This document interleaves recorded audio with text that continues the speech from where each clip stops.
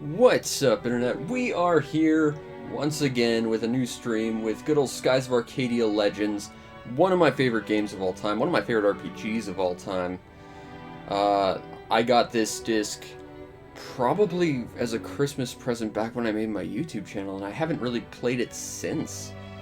So, like, I played the hell out of this back in the day, but I honestly have not had time to touch it because streaming is really the only time I get to do longer form stuff now because I'm too busy doing a million and one other things. So this is going to be exciting for me. You can't see it, but I'm actually grinning ear to ear to play this right now. The music on the title screen reminds me a lot of the songs from Mega Man Legends for some reason. Now, if you were here yesterday for like the 30 seconds we tried to stream, we had a lot of technical issues trying to show this. I'm not sure if I fixed them. I think the issue was that I was trying to render out a stream video, and I think that's just, it messed with my recording equipment somehow. But, you know, if we run into problems this time, I might just have to throw myself into the unyielding abyss below. But, this is Skies of Arcadia Legends. It follows the natural logic of games since Final Fantasy all having airships. Well, what happens if you have airships? Obviously, there's going to be air pirates, right? And that's what this game's about, and that makes it very, very cool. I'm very excited to play this. And you can't see, because I've got rumble enabled. I can actually feel the rumble of the engine of that ship passing by. I don't really like rumble feature all that much. I don't care for it. I don't think it really adds much, but, you know, some people like it. I could take it or leave it, really. But this seemed kind of reminiscent of the opening scenes of the first episode of Star Wars, you know. We've got one good guy being chased by bad guys, and these guys are clearly the bad guys because they're in a warship and the other one's like in a small passenger vessel.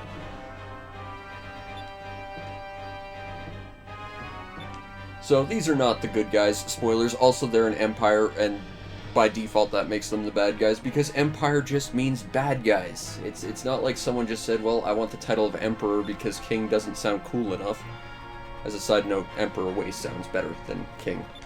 But this is Alfonso. He's a total jerk, but he does get style points, which is kind of nice, I guess.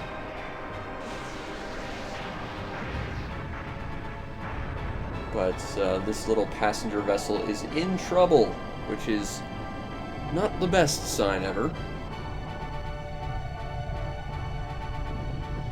And I particularly like this cutscene because it shows like the disparity of technology. Like, you've got this little passenger vessel basically being powered by sparkles, and then you've got like this huge warship being powered by like these huge, presumably like oil-powered engines and stuff.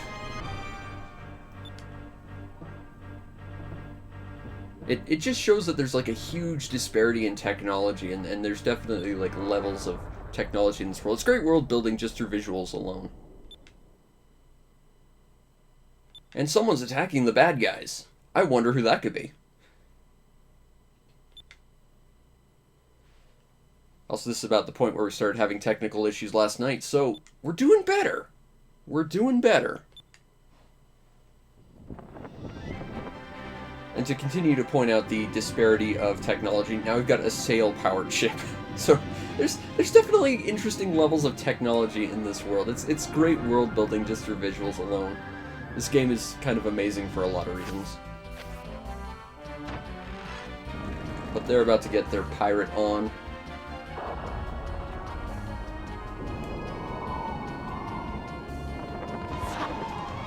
And this total badass right here is our protagonist, Vise. You might recognize him for showing up in Valkyria Chronicles. He's the reason I bought Valkyria Chronicles. He also showed up in the Valkyria Chronicles anime for about 30 seconds and then died, and I'm very angry at the Valkyria Chronicles anime for that. Also, fun story, I've never cosplayed in my life. If I were to ever do it, his outfit would be top of the list, because he just looks so damn cool. Also, his weapons are blue. Weapon color actually does affect things in this game. I don't think we're ever going to be using blue weapons. If we use blue weapons, something has gone horribly awry. Again, it's been about 15 years since I've played this game, but I'm pretty sure blue is like one of the two most useless element types. This is Aika. You might also recognize her from Arcadia Chronicles as being really awesome, and she's really awesome here. And she's robbing them. Alright, let's get our pirate on.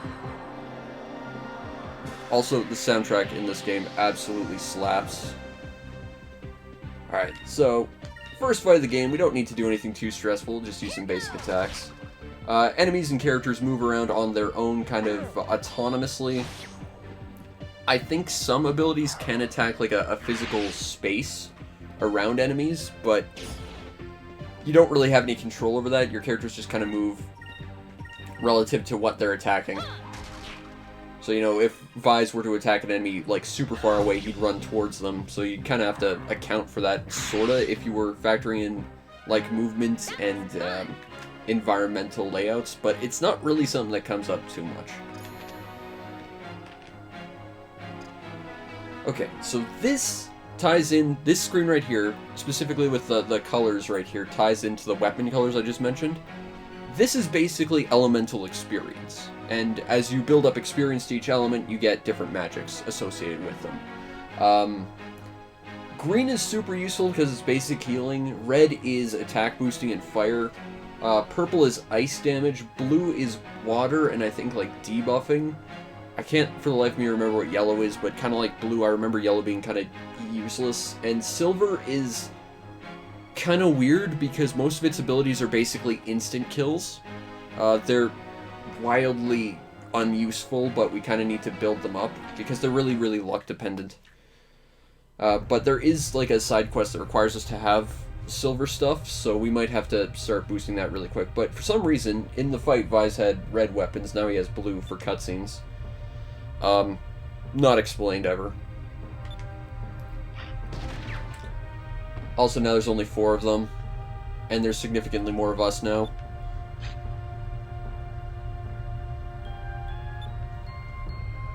I might tweak the audio ever so slightly. So the captain is our boy's father, which, you know, makes him want to follow in his footsteps and be a badass pirate too. Alright, so let's go, grab as much loot from this ship as we possibly can. Oh man, I'm just excited to play this. Unfortunately, I remember very little about this game, so that's a healing item, I believe. Take a look in the menu if we wanted to. Boop, boop, boop. It's been a while since I played this game. You'll have to, we might have to only take a look in. I don't think you can only look at items in fights, but again, I'm just getting used to the controls again. Oh man, has it really been like 15 years since I last played this through proper? That's really sad. I love this game. Okay, so now Alfonso's gonna show up. This jerk. Yes, he's a bigwig in the Empire Valua. And an Admiral of the Armada, which means he's definitely not our buddy. But credit where credit's due, he does wear that outfit well.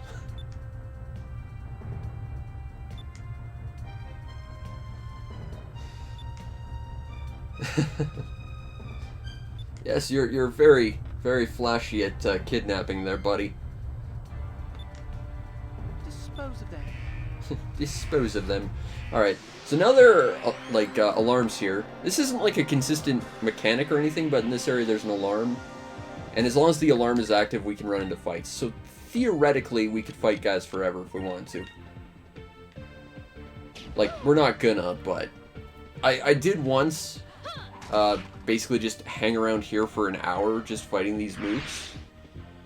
Because... And I'm not sure if it's these guys or every enemy in the game has just a set chance of dropping it, but these guys do drop a very useful item very, very rarely. I'm inclined to believe that every enemy in the game has like a 1% chance of dropping them, but you can get plenty of them as you play, so it's really just a nice bonus if you get them.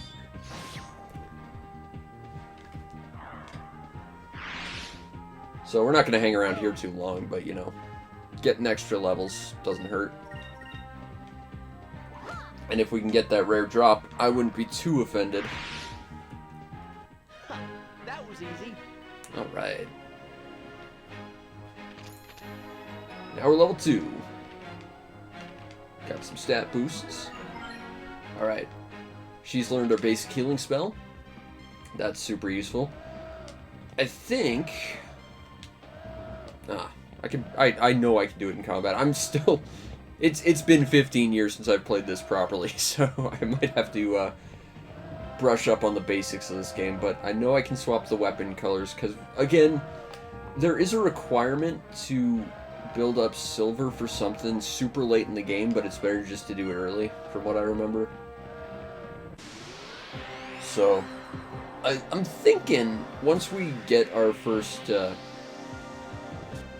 fire ability on Vise, I'm thinking I might swap over to silver just so we can start working on that.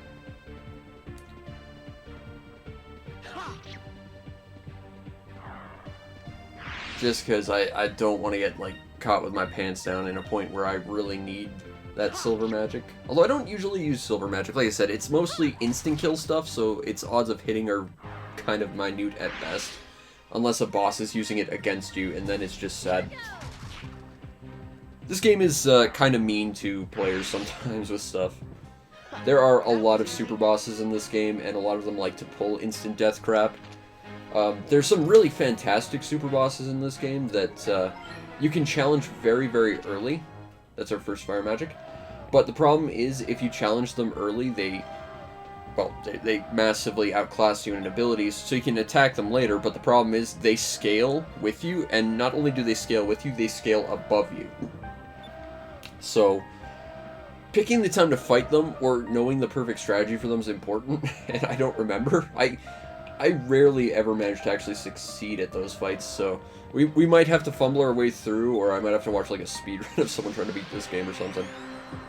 But you know that the game's gonna be pretty long when like the optimized speedrun for the game is over 10 hours. Like, this game is unbelievably huge. Alright.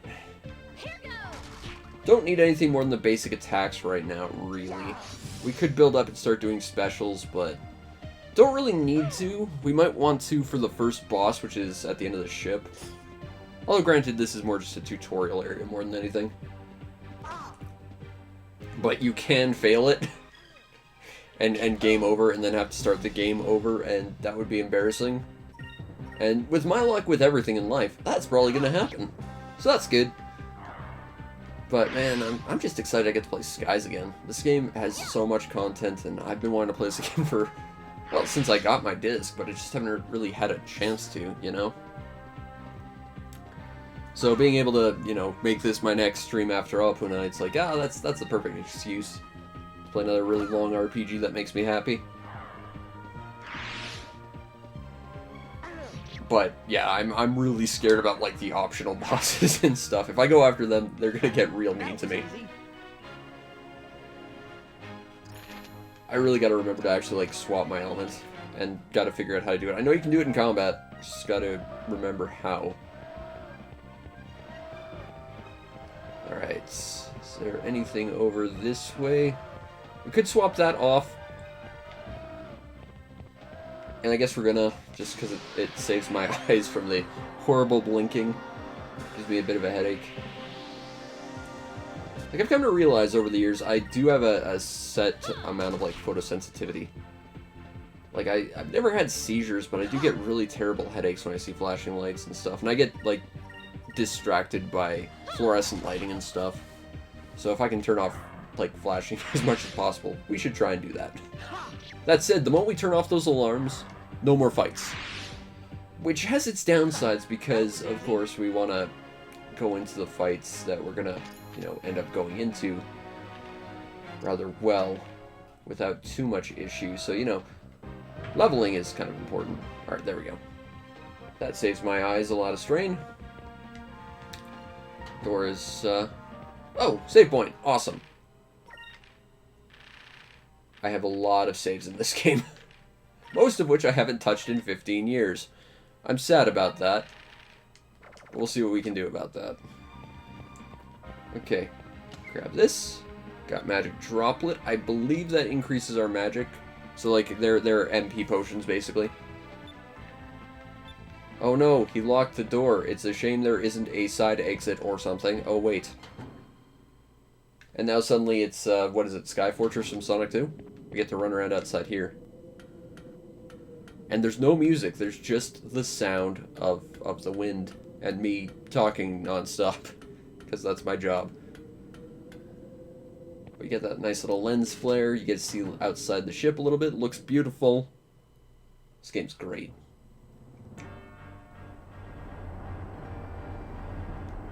And I believe we're about to go fight the first boss, which is where we're going to hopefully get our special move put into use.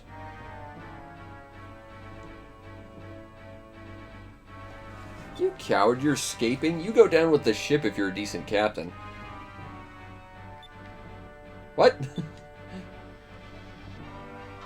Yeah, so, Alfonso's kind of a dick. And you're going to flee. Dude, you're a coward and kind of a jerk to your own staff. That's... Did I mention these are the bad guys? In case you haven't, like, noticed yet, these are kind of the bad guys. But he does wear that pink shirt well.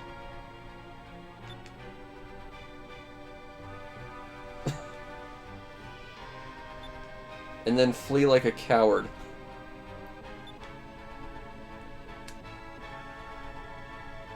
We're taking your hostage, obviously. I absolutely love that he uses one of his cutlasses like a tonfa. That's... This guy knows how to fight, clearly.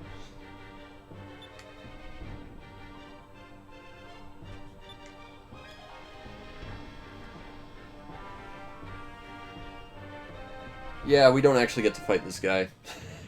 Instead, we get to fight his little minion while he flees like the coward he is.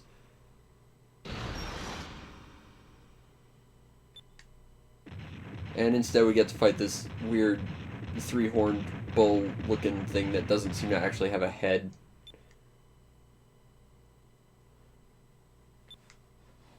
Boss number 1! This guy.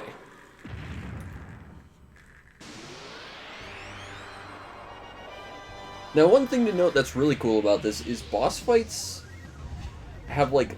Oh, he does have a head. It's that third horn. He's got little eyes. Interesting. The music in boss fights are super, super interesting. Let's see. There we go. We can swap there. So we can go green or red. Unfortunately, we don't have silver yet. I forgot that we have to earn the other colors. So we'll stick to... Well, actually, we'll go green just because we get a healing move.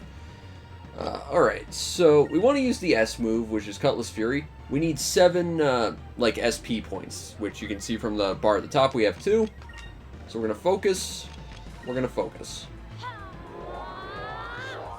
And that'll give us 3. That'll give us 4.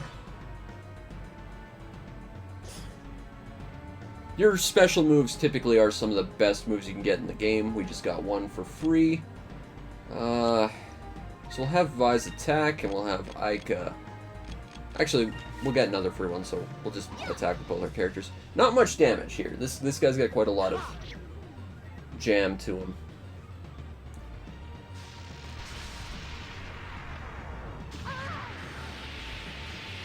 But the music in this fight will change depending on how it goes. So it starts off with some like neutral boss theme. And then when we take off about half the enemy's health, it'll like turn to really good music. And then if we get in really desperate situations, it'll turn to really like scary, desperate music. Which we might be hearing now. I've actually got my audio way too low. Unfortunately, we don't have enough for healing. So what we'll do is we'll attack and have Ica heal. I think you can swap the order in which you go through things too, which would have been helpful there had I done that, but what can you do? Alright, so that's magic. Magic's useful. It takes SP as well as MP, or whatever it's called in this game. No, it's MP. Okay. Alright, so now we've got full, so let's use our special, awesome super cutscene attack, and I can just regular attack. Nice crit there, Aika.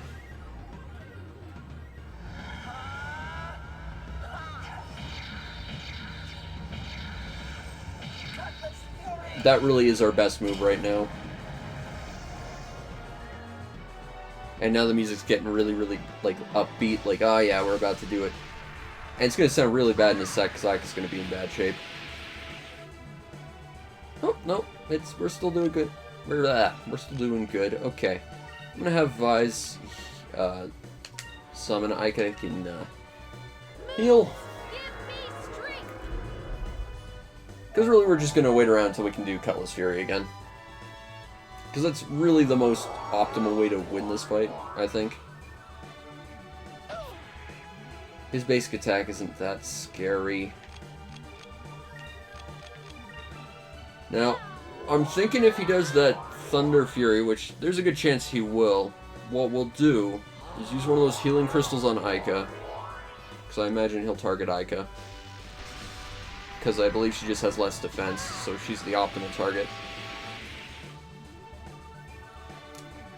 So we'll use Cutlass Fury. And then we don't have enough for Sakri, so we'll go through our inventory. Use a Sakri Crystal on Aika. Let's try this. Let's try this indeed. There's our health. So it's basically the equivalent of the magic spell. That's what crystals do. They basically are one-use equivalents of magic. So if you want to hold on to your SP, or you want to effectively, you know, not necessarily like have a character that has a magic, then they can use that and kind of approximate it. So we're going to do that. We'll have Aika use magic again.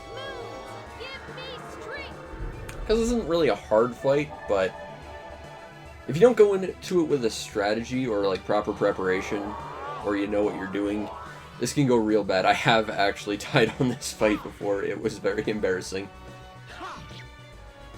I have no idea what triggers counterattacks. I just know sometimes it happens. I think it has to do with one of your stats, but I'm not sure what it is.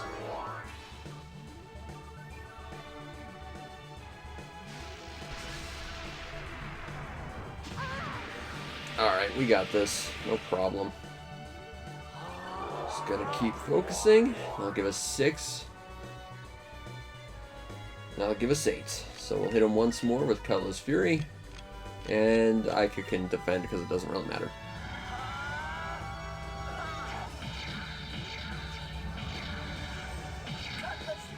And that should be it. Now, I'm surprised we haven't run into any major issues up to this point, with my luck. But at least the video seems to be holding out and the audio isn't staticking, which is nice. The weird thing about this game is there's 2 versions of this game. There's the original Dreamcast version, and then there's this version on the GameCube. And, okay, moonberries. Hold on to that thought. Moonberries are like the rare item that I'm pretty sure every enemy in the game has a chance to drop. These effectively allow us to unlock our character's custom personal abilities, like Vise's Cutlass Fury. Every character has a bunch of them. You start with 1. These get used more and more. So like the first move you unlock uses 1, then 2, and then so on and so forth. So you want to collect those because those are actually wildly useful and give you all sorts of tactical combat abilities. We will rue the day we stood against the Empire. But, I mean, we're pirates. It's kind of what we do.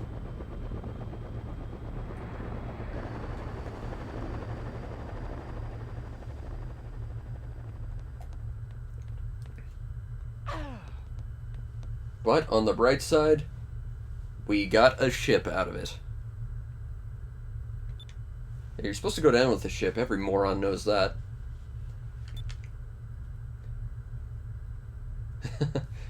Ours now. And this mysterious girl who's dressed very strangely. She'll be very plot important, and if you've ever played Arcadia Chronicles, you might recognize her too. Although she was not playable in that game. Oh man, I'm gonna have to play Valkyria Chronicles at some point. This is a very strange looking room with things that don't look of this world that we've seen so far. I'm sure this will have nothing to do with anything in the future.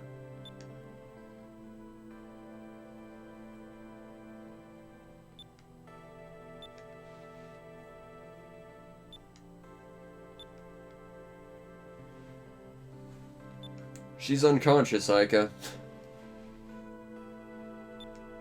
She was concussed by concussion rounds. They were very effective at what they did. And very true to their name.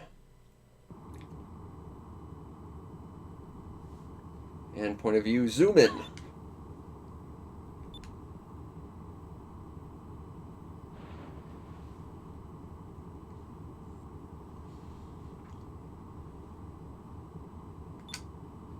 Alright. You're on the Albatross, our ship.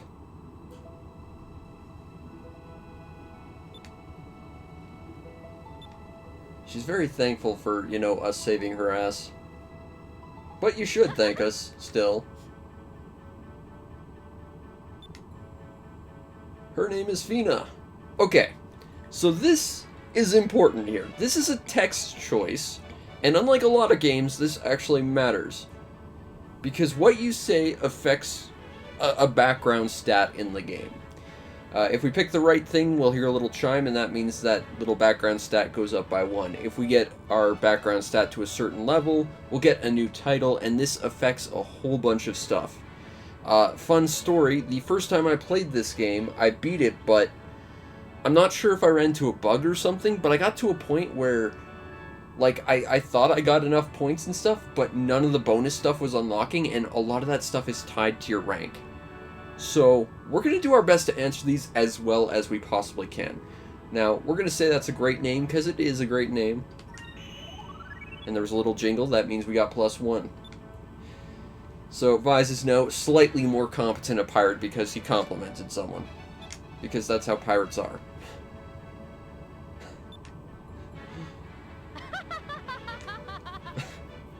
And being a pirate, evidently, because you are the lowest rank of pirate, Vise. We're working on that, damn it. What exactly is an air pirate?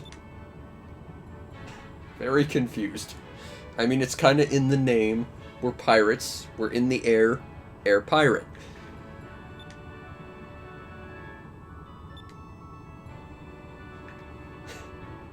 We're pirates in the air, obviously. It's in the name, Fina.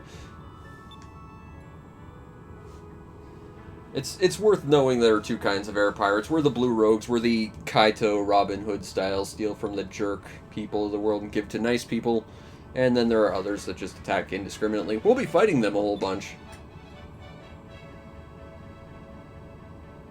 The Black Pirates didn't get a very fancy name. I don't know why those colors specifically. Like, what about the Blue Rogues makes them blue, aside from that's what Vise tends to wear? I'm not sure. Has nothing to do with, like, the weapon colors or anything. Like, there is story reasons as to why there are colors associated with weapons and elements and stuff, but nothing for naming convention. Alright, we helped you because we're not horrible people. We're, you know, like, the romantic, optimistic, ideological pirates, as opposed to, like, the sad, horrible, realistic kind of pirates. Those are the other kind of pirates. Ignore them. See ya, Fina.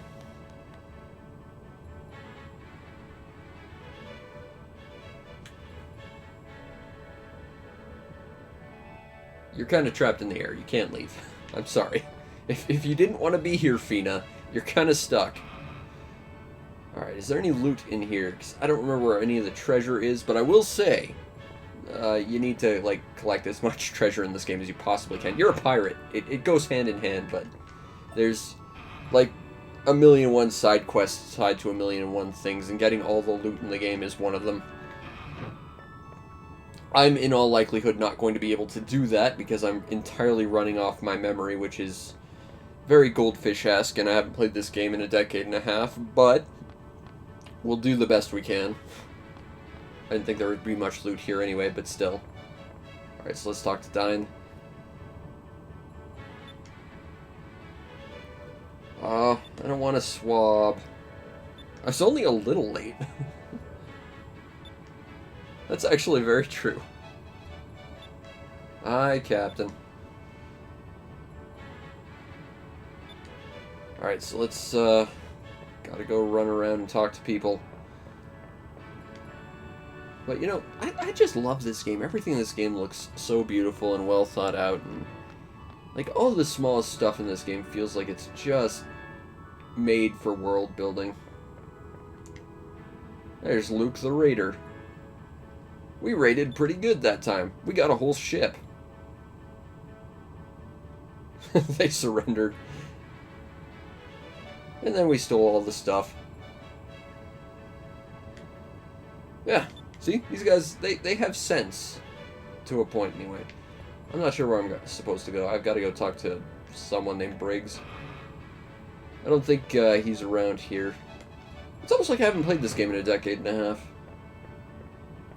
Oh wait, that's exactly what's happened. I know that we have to go outside onto the deck. I'm just trying to figure out where that is. It's probably around this stupid ladder. Nope. Nope. Nope. Maybe not. Also, the camera in this game is notoriously kind of not great. But yeah, I think I've managed to say this before, but kind of got cut off. You know, there's two versions of this game, but there's not really a definitive version, so to speak. Like, the Dreamcast version has less stuff than this. This version has a better encounter rate, although it still feels very, very high, especially in some really, really inconvenient areas. And it has all, like, the downloadable content to Dreamcast stuff, but it's also got some censorship stuff. So, ostensibly, there is no, like, ideal version of Skies of Arcadia out there. No, not really. I think I can figure it out. Full speed ahead. So this is the, ship section. And we're about to see something very, very cool right about here. You can see the little, compass spinning around. That means there's a secret thing.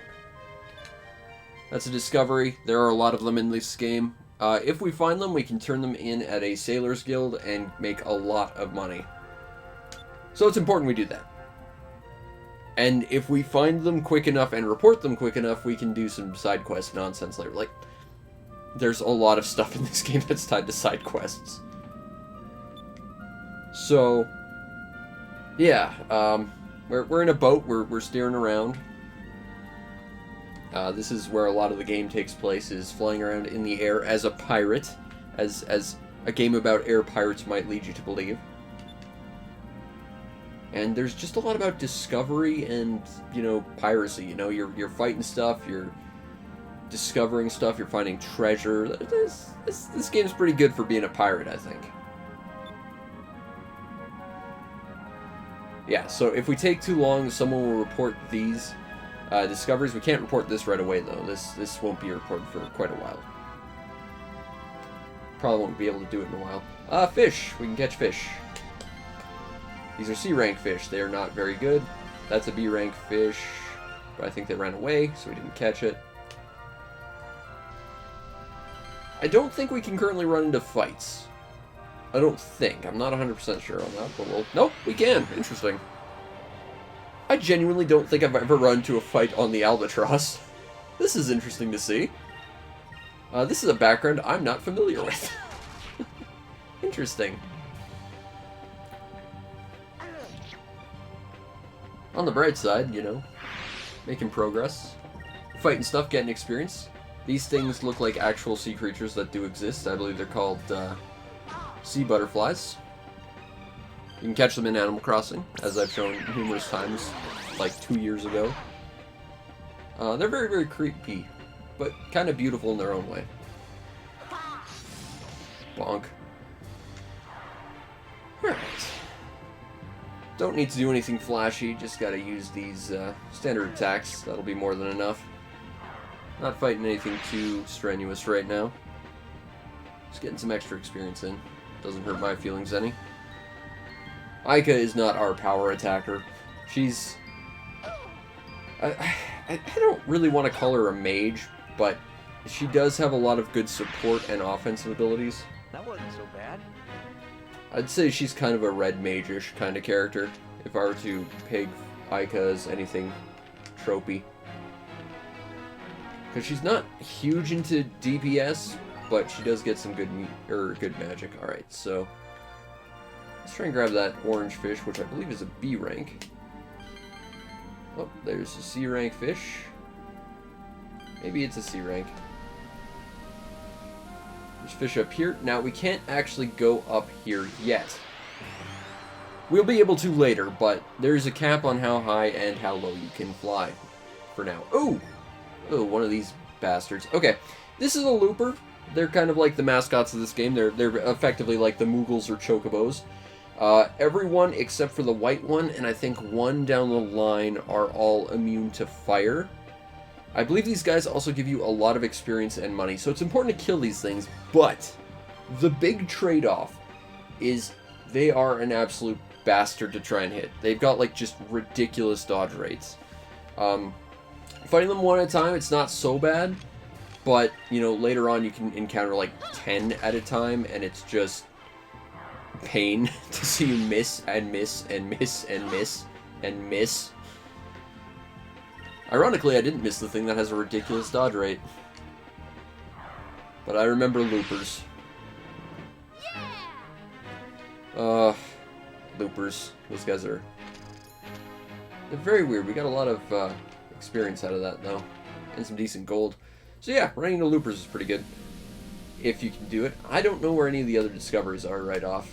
I just know there's one right on the way to our home, which is here. You might also notice there's like these giant like barriers made of very much clouds. Yeah, these prevent you from just going anywhere. Unfortunately, these kind of stop you from just going around, but they also double as keeping areas sort of level gated, because you can only go so far until you have to cross certain barriers.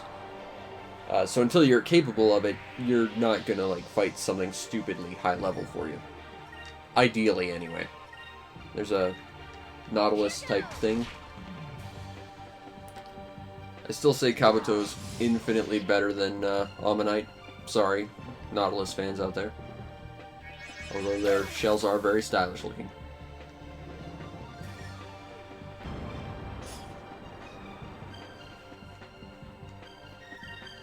Oh man, I'm still kind of beside myself that I'm actually getting to play this game again. It's been way too long, and I wish I remembered more about this game than I do. But I'm very excited to be able to play this game again.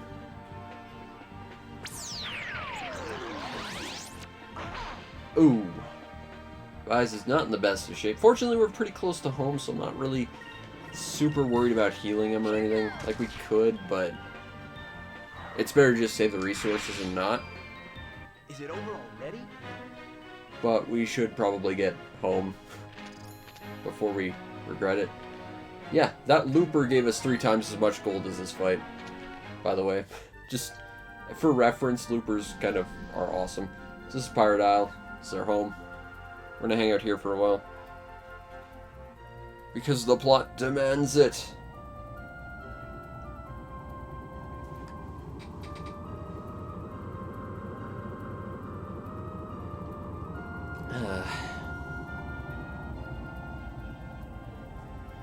This game is so cool looking.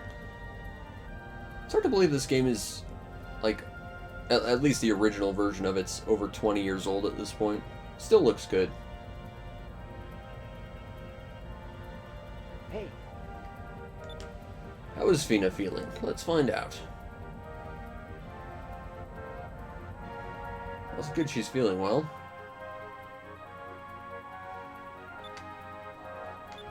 Well, yeah, there are land masses. People live on them. That's what islands are in this world. And in any world, really. Gravity is more of a suggestion in this world than anything, evidently. You don't need supports to just build ladders to places and have it work out. Don't worry about it so much. Physics are one of the few things you have to throw away when you're sky pirating, obviously.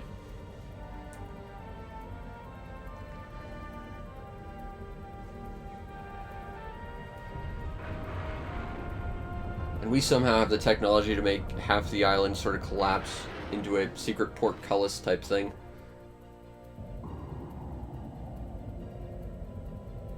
Just little bits of technology in this game really make you kind of understand how this world works a little bit more. And just how fantastical it really is.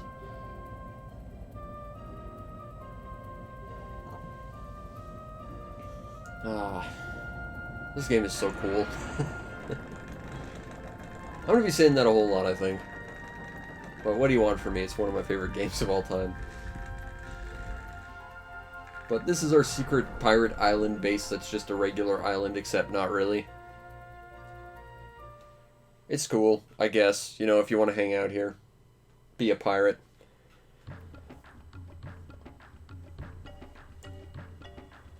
And here's all the loot we swiped. And all the armor that we took. It is a great catch. We did get some good loot. We need to celebrate.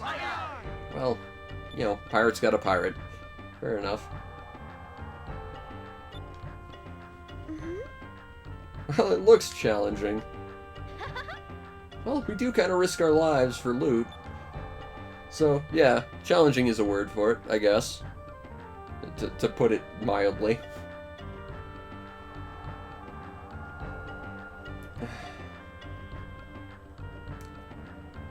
Alright.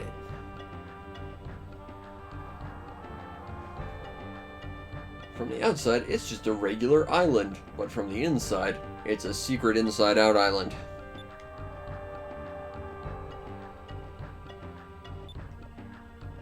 I'm pretty sure she's technically, you know, kind of a captive. She needs to be, you know, questioned and stuff. And bring the girl. She wants... If nothing else, he probably wants to know why they attacked her. I feel like that's obvious. That said, we're gonna wander around and see what we can see. Because maybe we can find... Ooh, save point. Yes, please. Don't want to have to go back through that fight.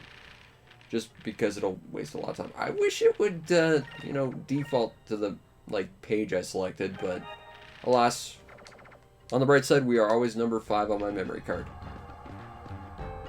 Oh, look at all the loot. Loot. Alright. We can climb this, actually. Yep. This goes all the way to the top. We'll be using that later. But we don't need to right now. Besides, I want to look around. See if there's anything interesting around here. Okay. I don't know how clear it's going to be, but there's like a little sparkle to the left. I'm having trouble seeing it on my TV because it's actually darker on my TV than it is on my recording. That's a thing that will be tied to a side quest later. Can't do anything about it now. But keep any sparkles you see in the back of your head because that's important. Look at this huge-ass cannon, man. He stole it from a pirate. It's awesome. I wonder if we'll ever get to use something cool like that. Or better. Because big cannons are very cool. Spoilers, we're totally going to get to use awesome big cannons later. Because pirates have big, awesome cannons. This is one of those things that got censored in the GameCube version because there's no alcohol. So now it's just Loqua, which is just berry juice, which, I mean, is still basically alcohol anyway, so sure.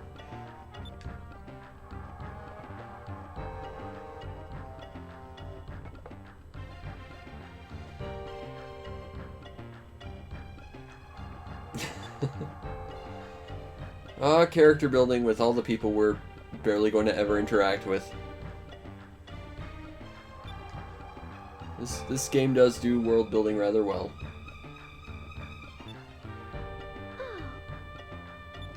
Well, in other versions of this game it would be liquor, but it's not.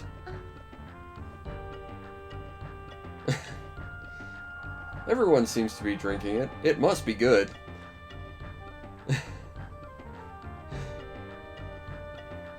Moonstones, you know, the thing we use to power everything and also give, you know, weapons their thing. We also just make alcohol with it. It's just a juice in this version, that's true. But in other versions, it's not. Not really. I'm just wandering around because I want to look at stuff. Because it's fun. We don't want to be too late. Although we're probably going to be very late. We should probably get going. And not hang out around here and look at stuff. But I like looking at stuff, Aika. Like this suit of armor. What's up with it? It's all doodled on. It looks better now.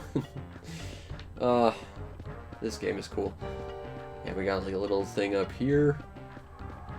And a green flag, and I'm stuck running into a wall for some reason. Interesting. Nothing up there, though. Alright.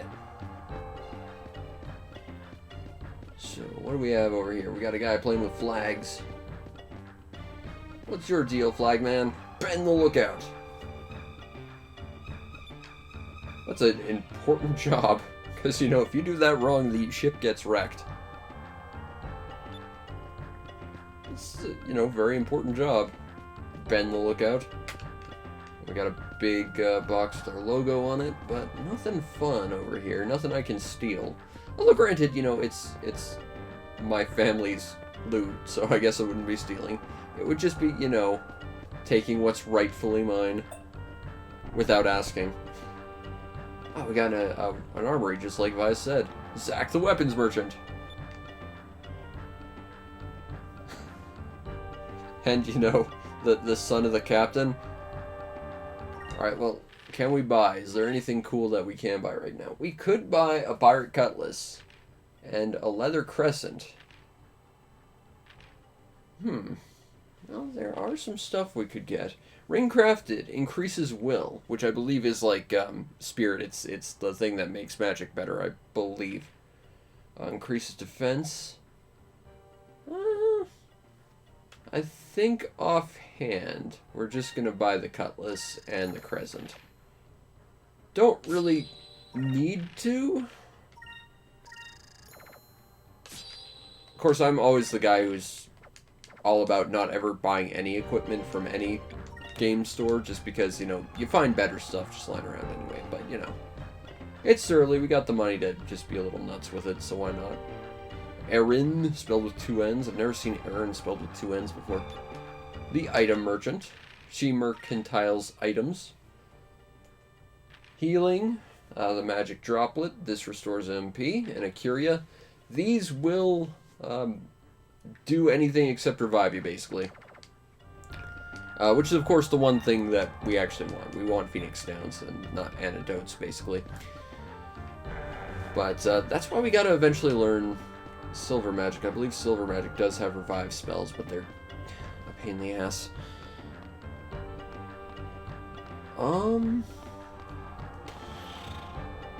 Do I want to use that Moonberry just yet? I feel like we don't need to use it right off. So maybe I won't. It's a talking tube. Because that's... I just wanted to look at the box next to it to see if I can loot it there, Vise. Evidently not. That's cool. It's not like I want loot. It's not like we're pirates or anything, and loot's important. We just spent the first, like, 40 minutes of this game trying to loot a ship. You know, no big deal. It's not like loot is, you know, kind of the name of the game or anything.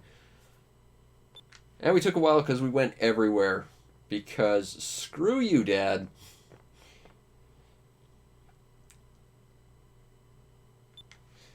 Alright.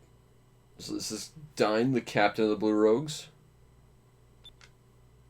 And he needs to question Fina because, of course, it was weird what happened there. And we kind of want to know what this whole thing's about. And she's very, very strange looking. So we get a choice. We can either defend Fina or sit quietly and listen. Now, defending Fina sounds like the right thing to do because it's gentlemanly. But really, these are reasonable questions, and they might help us better understand exactly what's going on. So let's listen, which is the right choice to make. I remember that. Very, very shortly, we're going to run into questions I don't remember the answers to. I just remember that one. But we're going to be slightly better pirates, hopefully.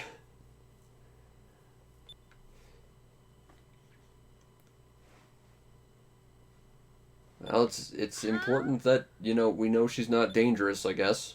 That's reasonable, I suppose. Come on, Fina. Ah, but she can't say. Well, that's not useful. You don't trust air pirates? How rude, especially after we saved your life. Let's fling her into the abyss. My attraction to Fina has run its course. We're done here.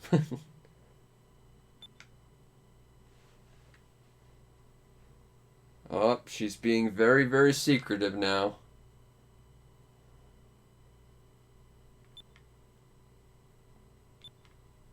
Okay. I feel like you could try and get some information from her at least. I mean, even if she can't tell you the nature of her mission or anything, I feel like at least getting some better understanding of what's going on would be useful.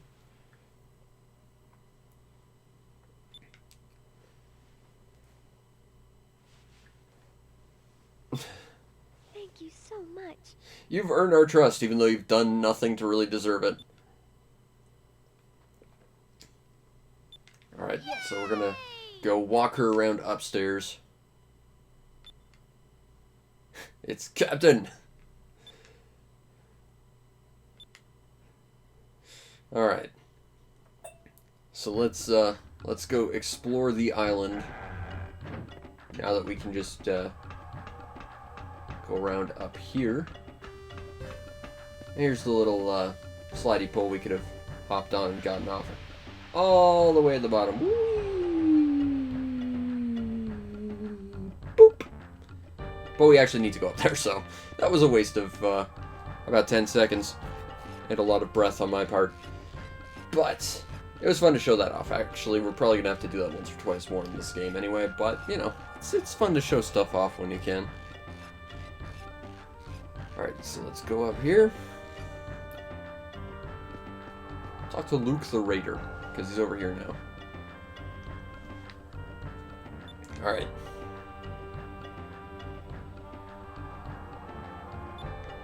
I see. Well, I guess we're doing this now. Hey, that ladder looks suspicious. Let's see what that's all about. Is there a door back here? Yes, there is. I haven't played this game in forever, still remember some stuff. Granted, that's just basic adventuring instincts. When you see something weird, you gotta go investigate. Obviously. You gotta. That's rule one of adventuring. Alright. So there's one. That gave us some gold. Ooh, we could buy more stuff if we want. Unfortunately, we can't just jump down. There's no jump button. There's no falling. Gotta go all the way up and around. And I want to find that other chest, so we're gonna go do that, I guess.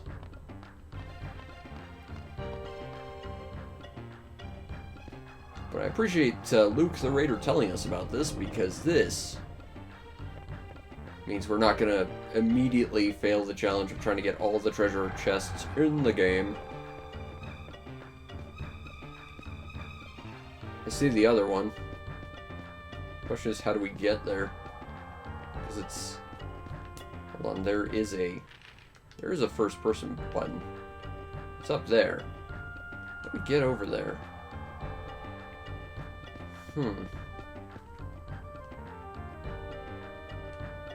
It looks like there's a pole that leads down, so that leads me to think it would be somewhere near that cannon. You know, I honestly don't think I've ever seen that chest. So I may have failed the all treasure chest challenge many times before without even realizing it. But I'm thinking there's probably like another hidden door or something. So let's see if we can find our way over there. I have a theory. It's probably around here.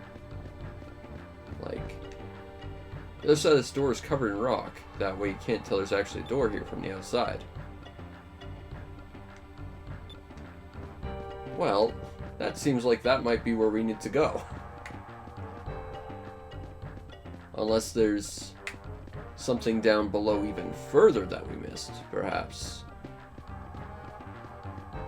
I mean, we're going to be back here, so it's not like I can't figure it out if we need to come back here to find it. We're going to have to be back here anyway, but, you know. Knowing that there's a thing just out of my grasp. Also, I can't understate just how dark this looks on my TV right now. I'm gonna have to, like, tweak the gamma or something. Yeah, it's right above. And there's very clearly a thing up there. Doesn't seem to be any, like...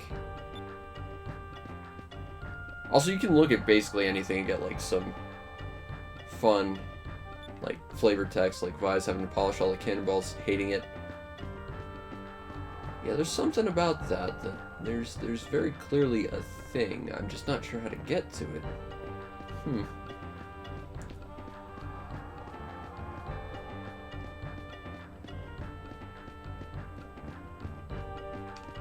Yeah, nothing over here. Oh well, I'll figure it out next time. It's probably gonna be like just minor stuff that isn't gonna help anyway. But again, you gotta try and get all the treasure. You're a pirate. It's you know, part of the job, really. I'm annoyed that that's there, and I can't figure it out. To be fair, if I played this game yesterday and knew how to do it, I probably wouldn't remember. Last time I played this game was like 15 years ago. That was half my life ago. Oh man, I'm old. Can I go up further? I just gotta check. No, I can't. I just hop off. Fair enough. Wanna give me some hints, Luke? Nope. I know where it is, I just can't figure out how to get it, Luke. Oh well. We'll figure it out next time. Alright. Gotta stop by the house. Just to freshen up. And I believe this actually has like a hidden scene. So we could see if we could do it. Also, there's a hidden door here. Maybe you have to access that chest from the outside. Okay, so Aika's house is one of these places. And I think if we go talk to Aika while she's freshening up, we get like a bonus scene.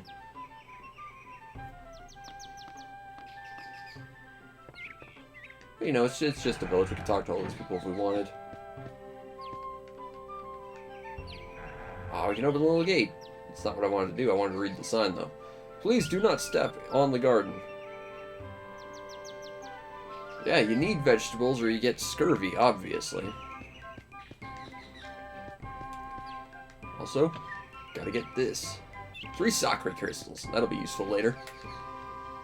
Also, seriously. Ah, see? It's easy to get scurvy when you're always out sailing. It's hard to get enough vegetables. I wouldn't think anything pickled would be helpful to combat scurvy, but I'm not a doctor, so I don't know how scurvy works. What's your deal, Granny?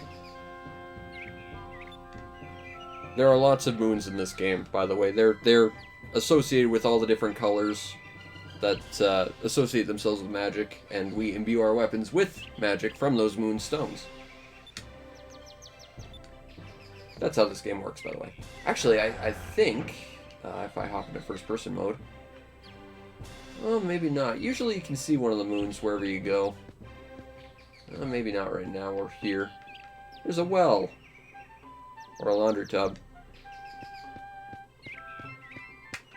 Let's see what we got here. We got a big door. Looks like a training hall. Boris the Gunner. Learn to use magic and super moves skillfully. Fights become a whole lot easier. Very, very true. It's important to get those moonberries to get those. Ask about super moves. Can you give me some moonberries so I can learn more about super moves myself?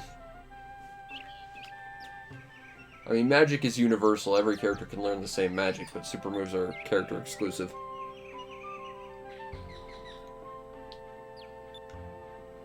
And basically, Boris is literally just paraphrasing exactly what I said, but with a lot more words, so he's not really paraphrasing at all. If you ever come across a moonberry, consider yourself lucky.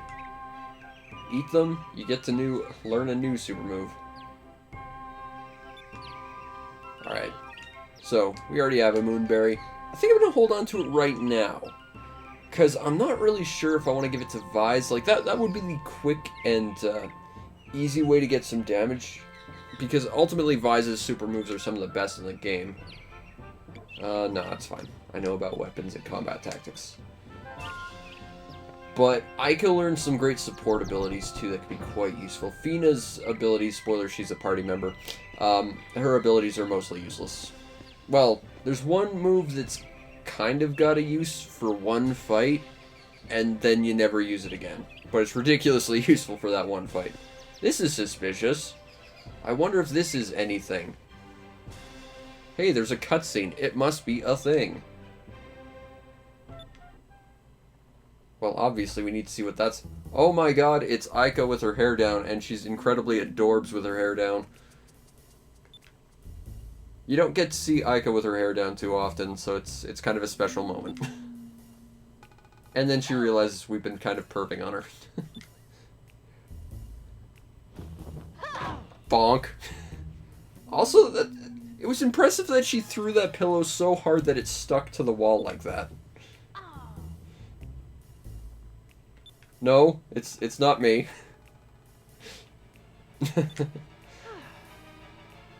It was very suspicious, Aika, and to be fair, when you have your hair down, it's super adorbs, and that should absolutely be, like, an option to have Aika with her hair down.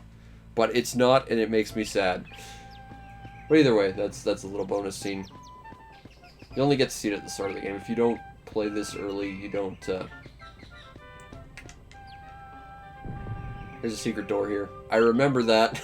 That might be how we get to that chest. I may have remembered a thing. Recovered memories. For my goldfish brain. Alright. There we go. Now we got 2 moonberries. Actually, let's... That's the start button. That's not useful at all. Okay, here's how we get to items. Okay. Can I look up super moves? Yes, I can. Okay. So... we got a bunch of options. We have to do them sequentially, of course. So, our next one will give Vise a defensive stance that'll counter enemy physical attacks. I don't recall ever needing that ability. It might be super useful, but I'm more of an offensive attacker, so defensive abilities don't do much. You know what? We're going to give Aika her first ability because her defensive abilities that come down the line are super useful, and giving her one super move will be pretty useful as well. So that'll be Alpha Storm. And I believe that attack actually gives her, like, a cone of damage directly in front of her. So like I said kind of at the start, this will be one of those things that actually affects sort of enemy placement. So if a bunch of enemies are in front of her, she'll attack more than just her target. It's a pretty useful ability early on. She gets better abilities, mostly her defensive one. Again, if you want more of an offensive attacker, Vise is really your character.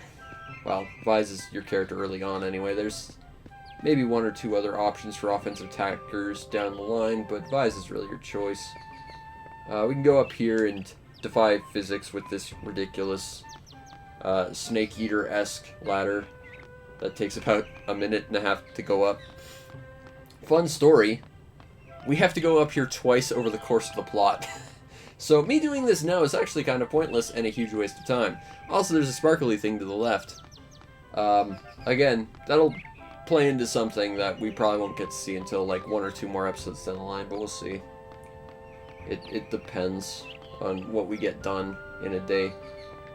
But that sparkly thing it's important, and I lost track. There it is. Right there. Also, there's a chest up here. We got some more Sakura crystals. That'll be useful. Otherwise, it's just a place where you can sit and watch the sky below you, and above you, and all around you, because you're in the sky. It's Skies of Arcadia. And now we get to, again, take the Snake Eater ladder down back to, I guess, solid land, although not really, because the nature of the world, and get on with our lives. Also, there's a dog down there. We should pet the dog. It's purple. It's a purple dog. More of a lavenderish color. I believe his name is Pow. Spoilers, he can kind of be a party member later. And it's awesome. Not like a full proper party member, but still. Pow's awesome. You better own this game, Vermilion. You've got way too many awesome games that if you didn't, I would be sad. But man, I've not played this game in 15 years, and it's one of my favorites, so I needed an excuse, and being able to finally, like, play longer form games in stream gave me that excuse, so I'm happy.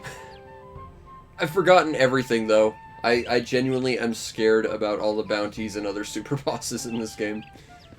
But fortunately, we don't have to deal with any of those for a while yet. Yes, this is Legends. This is the GameCube version with all the extra content, but the extra censorship. So whether or not that makes this a definitive version or not is kind of up for debate. I said earlier, there's not really 100% a definitive version of this game. But I would say if one is more definitive than the other, it would be the GameCube version. But this is the version I've played way back in the day. Rented it a whole bunch from Roger's Video. Had to travel halfway across town to rent it. Because my local video store had like no GameCube games. And I rented this so many goddamn times. Although the first time I played this game, it like bugged in the weirdest way. I mentioned it kind of earlier, but like the first time I played through this game, I got to a point where you get to like the end of the game and you get all like those side quest things you can do for bonus stuff, and like I couldn't do any of them. I couldn't even do like the bonus quest that lets you boost your title back to where it was after events. It was really weird. Oh, you got Super Paper Mario, nice. I played that once, and I kind of want to try it again, but I remember disliking it because I really like the RPGs. But the sad thing is I don't own any of them, and it makes me sad. But, man, Super Paper Mario, I remember that having a couple of really fun levels, and then, like, the rest of it were just ignoring everything involving the game. Because the rest of the game was just kind of bad, and then there was, like, one or two levels that were, like, horror, and then there was, like, a level where you had to earn all this money for no reason, and it kind of became, like, a bank heist level. That was a fun level. Everything else about that game I don't care about, though.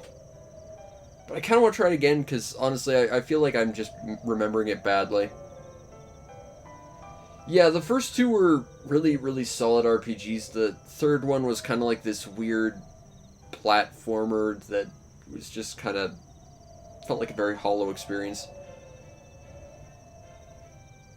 Yeah, like you said, but way better than what happened after. I never played Sticker Star, but man, I played Color Splash, and that game was bad. And I've played the Switch one. That game makes me just upset. You know, and I'm not going to say I'm going to be fine with them not being RPGs, because I liked them being RPGs. RPGs are my favorite genre, but you could have Paper Mario not be an RPG and still be fun. But yeah, just like you said about Sticker Star, like those other ones, Origami King or whatever, they're all just really boring, and they make me sad. If they were engaging and difficult and interesting, they might be fun, but they're just not. And they don't have the character of the previous games. They're just sort of there. Aika, why won't you let your hair down more often? You're so much prettier. Hey! A thing! That was a moonstone. A stone, this will shock you, from the moon. Used to power weapons and other things and make alcohol, except not alcohol because it got censored in this version. Also, we're looking through his eye patch, which is clear, so we should be able to see around it, too. Also, I like that he can see through his eye patch. It's not like he wears it because, you know, his eye is messed up and he needs to keep it protected or anything. No, it's just a goggle. It kind of has a like, magnifying function to it, which is kind of cool, but otherwise it's not very functional as an object. It's more for style points than anything.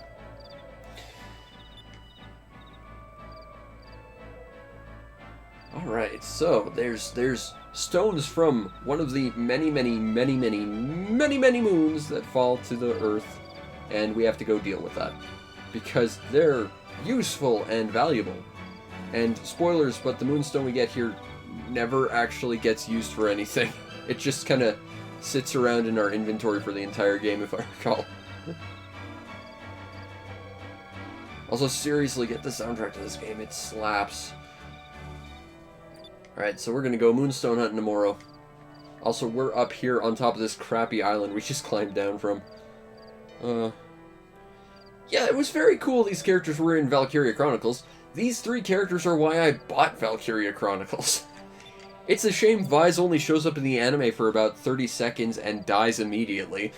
That kind of hurts. And it sucks that Fina wasn't playable in Valk, and that none of these characters were in any of the other ones. But it was a nice cameo. It made me care about those games. Because otherwise, I honestly wouldn't care that much. Like, yeah, it's anime XCOM, which is fun, but honestly, I just cared because Skies of Arcadia. But this is also one of my favorite games of all time, so you know.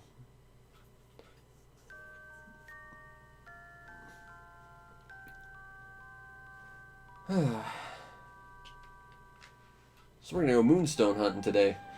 That'll be fun. I don't think I ever really got that far in Valkyria Chronicles 1, honestly. Like, I don't remember going very far. And I remember having a lot of trouble finding Valkyria Chronicles, too. Like, I think I got it about half a year after I got my PS3, and I spent a long time looking for it. Again, just for the Skies of Arcadia cameos, more than anything. But I genuinely just could not find a copy. And when I found it, I was so excited. And then I played it, and it was fun. But I certainly never actually finished it. You know, I think I got to, like, the second chapter of the game. Like the second proper, like, stage of the plot. Alright, we got share of loot. Ah, we got a purple moonstone. Now, purple moonstones, I think I mentioned this before, they give you the power of ice. And I think ice magic is useful, but... yeah, see, now, every time we fight, we get experience towards the color of the magic we use. Yeah, I don't think Valkyria Chronicles sold super well, but it did sell well enough, at least in Japan, to get several sequels. One of which we never got over here, from what I remember. Alright, so we got a purple moonstone. They're kind of useful, but again, what we're really looking for right now is silver, and that's just a shortcut at quest later on. Yeah, I've got the first Valkyria Chronicles, and I've got the second one on the PSP, and that's it. I've never played the third one. I've never played Revolution, which I hear is like a completely different style game. I hear it's sort of Dynasty Warriors-ish, which makes me sad for a lot of reasons.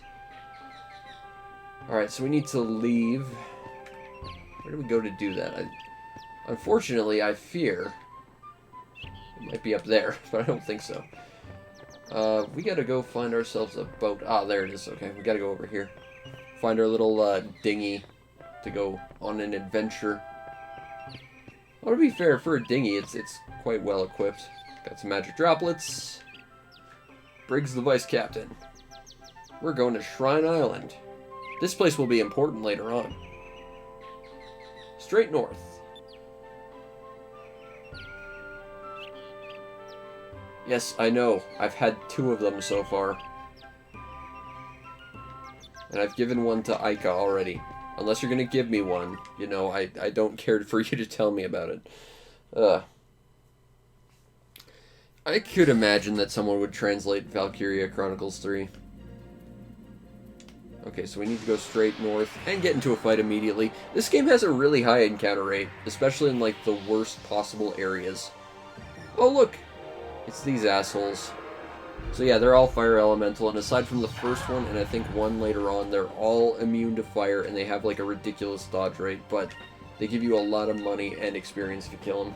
So we want to try and do that. Specifically, we want to kill these guys, if nothing else. And there was a good counter. Is it over already? Yeah, I think we're going to stick with green magic for now. At least until we get... silver. Because green at least keeps us alive. Okay, said to sail directly north. I'm not seeing anything yet. Oh, there's a giant rock reef. That'll be important later. I think we've overshot it. Ah, there it is. Okay. This place will be really important later on, but for now it's only just the place we need to go. But that's fine. You know, knowing where you need to go is the first step on progressing. Also, that moonstone created a giant hole in the side of the building. That's going to be important in about 10 seconds. Water's flowing in. Yep, that's going to be a problem.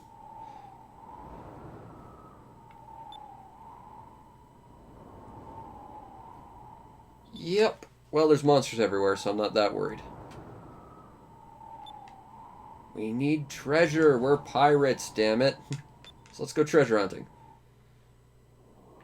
God damn, Vise is cool. Okay, fun story. But in addition to Vise being like the one cosplay I'd ever want to do, he's also like one of two, what is it, what are they called? Hold on, I know what they're called. Where are they? First four figures, yeah. They made a figure of Vise, and it's one of the few figures I've ever wanted.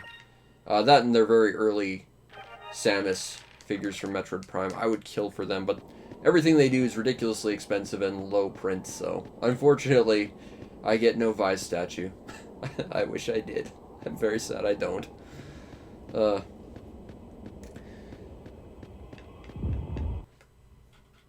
was very, very interested when they announced it, though. It's like, oh, I think it was like $400, and of course I don't make any money, so, you know. Alas, no Vise figure for me. Alright, so the entire place is underwater, and that big sparkly thing, spoilers, is what we're here for, so... Also, there's some random junk sort of in the top of that puddle over there.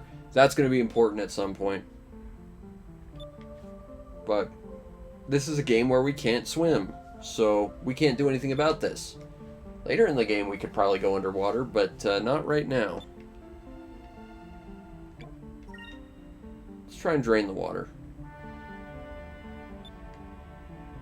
Because Aika can't swim. To be fair, we're living in a world that doesn't have oceans, and we're on secluded floating islands. It's a miracle if anyone knows how to swim. Yeah, I'm playing this on a Wii right now.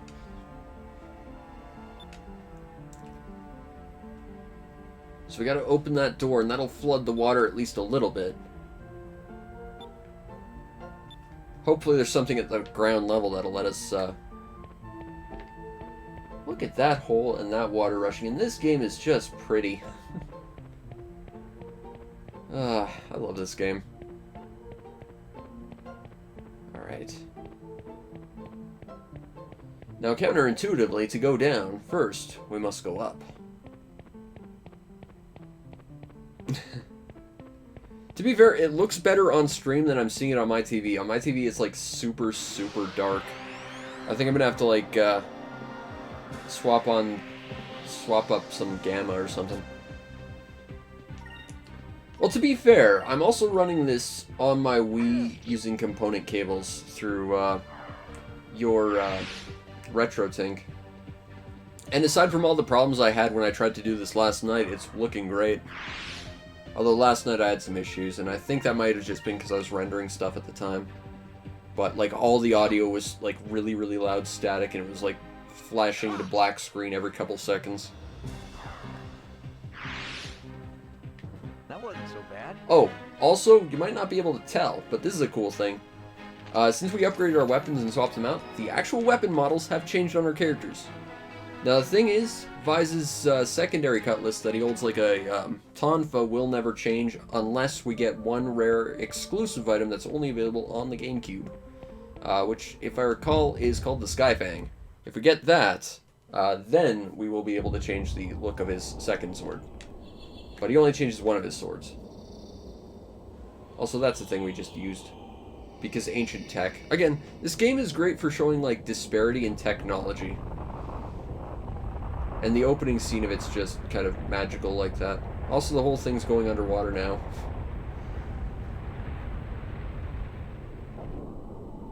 Because counterintuitively, to go up, we have to go down. But to go down, we have to go up. And now it's even more down. Also, this is a big chest. Better have a big fancy thing. Only 2 Sacred Crystals. Not worth the big fancy gold chest. You know, I was expecting some, like, end game weapon. But no. No, we just got some Sacred Crystals. You know, if you have a big gold chest, that sets expectations, is all I'm saying. Alright. Also, the music is really loud on my TV right now, but I know the theme to this is super pretty. And it's just like being strummed on, I believe, a harp. Also, now these little torches work, and they're very, very stylish looking because technology. Alright, so we gotta hopefully not run into too many fights, but if we do, we're gonna get experience, which is a big plus. What are we fighting? Oh, good. We're fighting robots. Okay, robots suck, by the way. They have a lot of defense. I think ideally you use, like, magic to take them out quickly, but seeing as, you know, MP is a limited resource, we don't want to use them if we don't have to. So we'll just sit here and pound away with them. Also, robots will come back into play super late in the game, but early on, they're just sort of anachronistically here. It's important, though.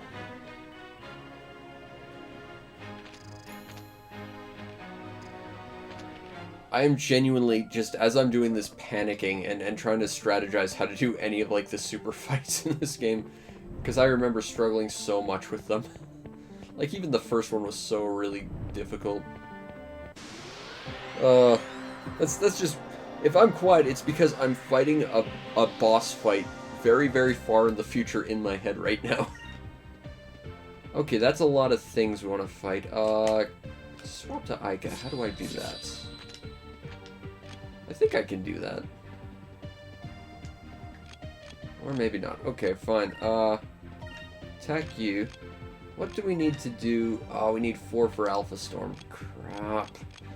So the problem is, knowing that Ica's attack is like an area of effect thing, the fact that they're all crammed together right now is super useful. Except we can't use her move. So we're just gonna sit here and charge, I guess. For the moment. Alright, we got 7. We could use Cutlass Fury. We're not going to. We'll take this guy because he's kind of out at a distance. And we'll use Alpha Storm over here. Is there a direct on tomorrow? Oh, cool. I'm sure someone will tell me about it on the Discord. I don't ever watch them. Right now, I'm trying to think about stuff to do for a stream tomorrow, because with basically less than 24 hours from now being what it is, I want to do like a special big stream, but I'm just trying to think of stuff to do for it. But I'm sure someone will tell me about it on the Discord about the Direct. That's how I learned about a game I just got recently, after sitting in shipping in the Netherlands for about 2 months, because shipping is exactly what it is right now. Alright, what is defense right now? So Vyse's defense is currently 53, Ica's is 51. Improves hit protection. We'll give it to Vyse then, I guess. I just wait for people to tell me about it, honestly, because The thing about it is anyone who announces games typically does it several years in advance, and that pisses me off because, at the risk of being morbid, in several years I could be dead. I could be well and truly in the ground before any of those games come out. And personally, I think it should be against the rules to announce any game more than 6 months out. Because the fact is, games get pushed further and further back. They take forever. I mean, how long did Anthem take to, you know, sit there from first announcement to coming out? And you know, any number of really big games, you know, like, they take years and years now, and they usually never make their actual date. Cyberpunk took forever to come out, and was terrible. It should be against the rules to announce a game more than 6 months out. Maybe a year. But if it takes longer than that, you shouldn't be able to announce your game. Because it's, at that point, basically a theoretical that it'll even be finished. You know, announce it when it's, like, almost ready to go out. Yeah, a year, I think, would be acceptable. You know, I'm impatient, I'd say 6 months at most, but, you know, I'll take a year. Also, we're damaged pretty badly, so we got new animations. I should really heal up.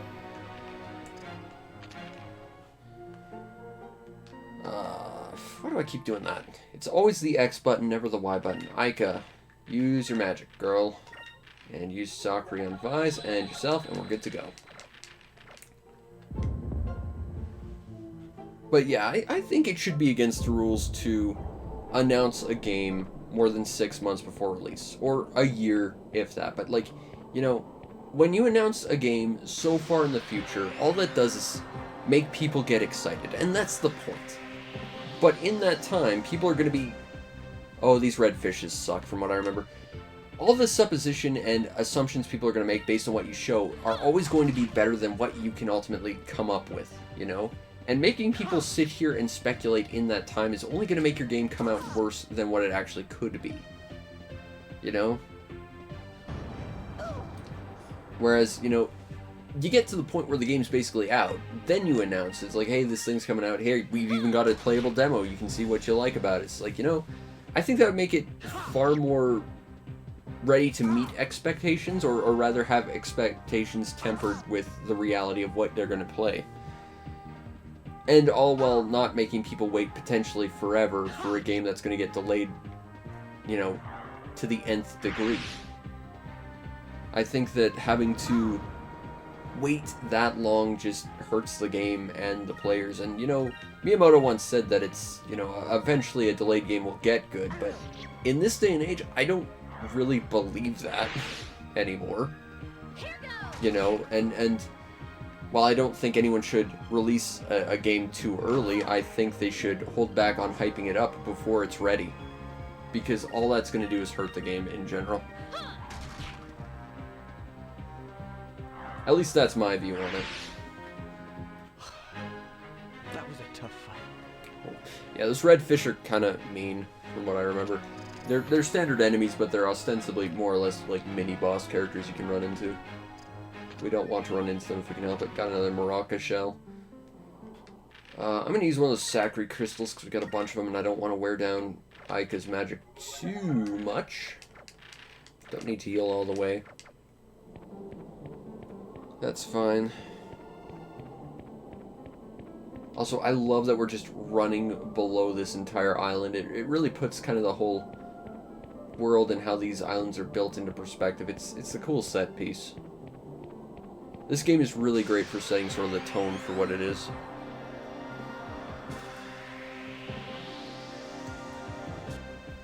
Oh, good, loopers. So we're going to kill them first. I think they're also capable of running. Not a lot of enemies are. But, you know, given the advantage of what you get if you can kill them, it's better to focus on them. Now, I think if their name is purple, that means they're defending. So that person was actually defending when we attacked them, but they're dead, so it doesn't matter. And that's another fight. Now, if you think the encounter rate in this game is a little bit high, The Dreamcast version, it's about double this. And there are some areas in this game that just get ridiculously high encounter rates. So as much as I want to try the Dreamcast version, I kind of don't want to. Even though it would probably be my favorite Dreamcast game of all time. Alright, so let's go around here. Glad I don't get vertigo, except I'm absolutely terrified. Also, the moment you open this, that's gonna happen, so you're lucky you didn't get completely knocked off the island and sent to your doom. That was quick reflexes there, Vise. Respect.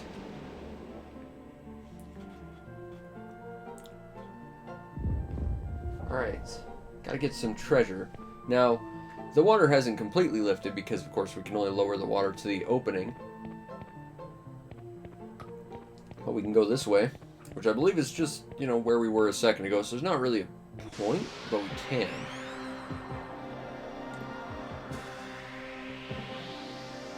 And as annoying as it is to run to more fights, the advantage of that is more experience and more magic experience for us. So I'm not terribly offended about having to do it. You know, it's funny because RPGs are my favorite genre, and, you know, when I was a kid it was absolutely not the case because I hated grinding, and I hated how everything was number-based, and nothing was skill-based. Because I just didn't want to sit around and actually fight things because it took forever. I just wanted to advance the plot, because as a kid I just loved the really brilliant storytelling, but couldn't stand the, like, slow plotting nature of all this stuff. And now it's my favorite genre. Although I think I still prefer action RPGs overall. Just because, you know, it doesn't entirely have to be about... Actually, I think the purple means that our element is actually superior to theirs, so they are actually getting like a weakness to it, I think is what that is. I think. This is me trying to work off context. Okay, actually we don't need Vise, we need Ica to use the Sacred Crystal, we got a ton of them. That'll be fine, don't need to heal up all the way or anything. We're good for a while yet. I think this is the way we came, although it might be not. No, this is a different area. Okay, cool. Cool. Let's go down here. And I think this leads to a treasure chest, which is good, because we're trying to collect those. And, you know, maybe we'll get some equipment. That would be nice. I want to light all these torches just for style. And again, gold chest, but it's only a healing crystal. Although, granted, that's a Sacrez crystal, not a Sacri crystal, which is a better healing spell. One we currently do not have access to. So, I think that is... well, we can actually take a look at our items. I think... yeah, okay. Restores 1,000 HP, as opposed to the Sacri, which is 500. So, it's effectively double what our healing abilities are currently. So that's not bad. That's actually pretty useful this early on. It might be wise to actually hold on to them and sell them, because they're probably worth a fair bit this early on. Whereas later on, something like that would be a fairly easy to find commodity. That was fun. That said, I don't feel any immediate need to sell them either. They'll probably just sit in my inventory forever. You know, it's better to have something and not need it than need it and not have it, as they say.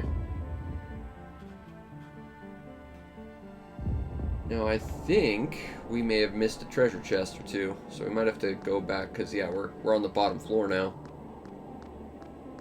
So, yeah, we're going to have to go back and check some stuff. Is there anything around here? No. Yeah, there's a save point, so we actually are not where we need to be right now.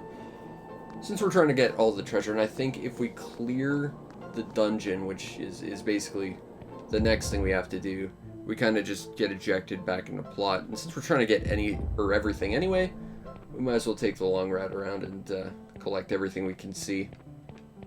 And then just double back. Plus, you know, more experience for us. So it's fine. It's not ideal as an impatient person, but it's fine. hop off here. Oh, this game is pretty. I love this game so much. Even if I find it frustrating at points, even if I have a lot of trouble with the super bosses that I'm still in my head trying to run my way around, trying to figure out how to fight properly. I want all these torches must be lit. I don't think it actually does anything, but it makes me feel better as an OCD nartbar. Oh, 2 loopers. Right on. Oh, I can't Alpha Storm, but... yeah, alright. That's 1 down. Ah, the first of the... I assure you many times we're going to miss loopers in fights. But we can Alpha Storm now, so this will make me feel better about things. It's going to miss. Oh, does 0 damage. Again, I think that's fire damage, so yeah, it wouldn't do anything to him. Because loopers... innate fire resistance makes them annoying. Can't remember too many other enemies having a huge amount of resistance to a single element. Also, the background is loopers because we ran into loopers. They get their own, like, completely custom background. There. That one up there is not lit. That one. Oh. I'm gonna have to go light that. But we have to go back that way anyway, so that's fine. The others better be lit. Oh, there's another looper. Well, obviously he's the first thing we target. Because if nothing else, we can Alpha Storm the rest of them, and yeah, I figured that would be kind of the case. Come on, please die. There we go. Right on.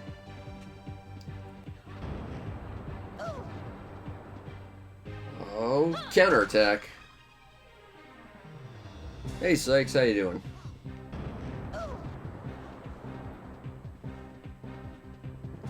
Alright, we can Alpha Storm, and that'll take out all 3 of these guys, I imagine. Let's take this Maroka out. Alpha Storm this guy, and hopefully we'll hit all 3. Well, we're pretty close to the end of what I'll probably be doing today anyway. It's almost 6 a.m. But I'll be streaming again tomorrow. I've got plans for something big, hopefully, if everything works out. So, you can look forward to that. And of course, there's always VODs and stuff. Okay, we're gonna get that torch lit. But, first, gotta go get treasure. Because treasure... it makes the pirating world go round. Hooray! Moonberries! Nice. What do I don't want to do with that right now? Because we could give Vise's counter stance. What is Aika's next ability? Ooh. Ooh. Delta Shield. Okay. This is one of the most useful abilities in the game. Basically... It makes your team immune to magic, which later on is one of the most important abilities you get. So I'm more than happy to give that to Aika. I think after that we don't need to give Aika like any moonberries, because Delta Shield's like the big fancy move we can get for her, but we probably will anyway. But Vise will probably be our focus for moonberries. Just because his abilities get very attack focused, which makes them very useful. Can I light this torch? I better be able to. I can't. Can I? I better be able to. It's gonna bug me. Doesn't even do anything, but man, I want it. I want it. Alright, hit the looper. Because we need that experience / money. I'm not sure for what immediately. The next immediate thing I think we need to buy is something we need for a boss fight very far down the way. But it never hurts to stock up on funds. Okay, Vise, you do that. Aika, use Alpha Storm on these guys.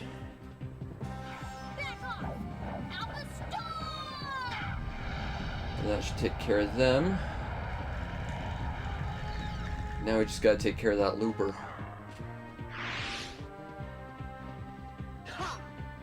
Or not. And it ran. Oh. Now see, that was the one thing I didn't want to happen, because that means we don't get half as much money.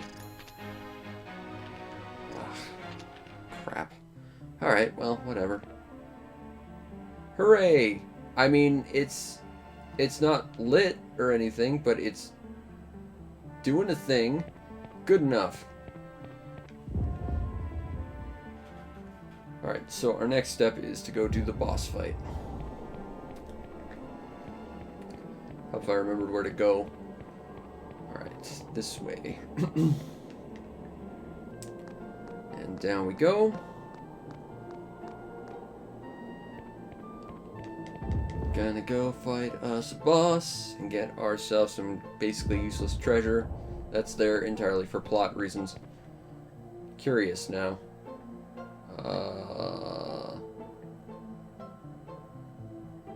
Huh. It's not floating anymore. That's the one we're looking for. So you can activate it, but it doesn't stay activated and it doesn't get particle effects. That's annoying.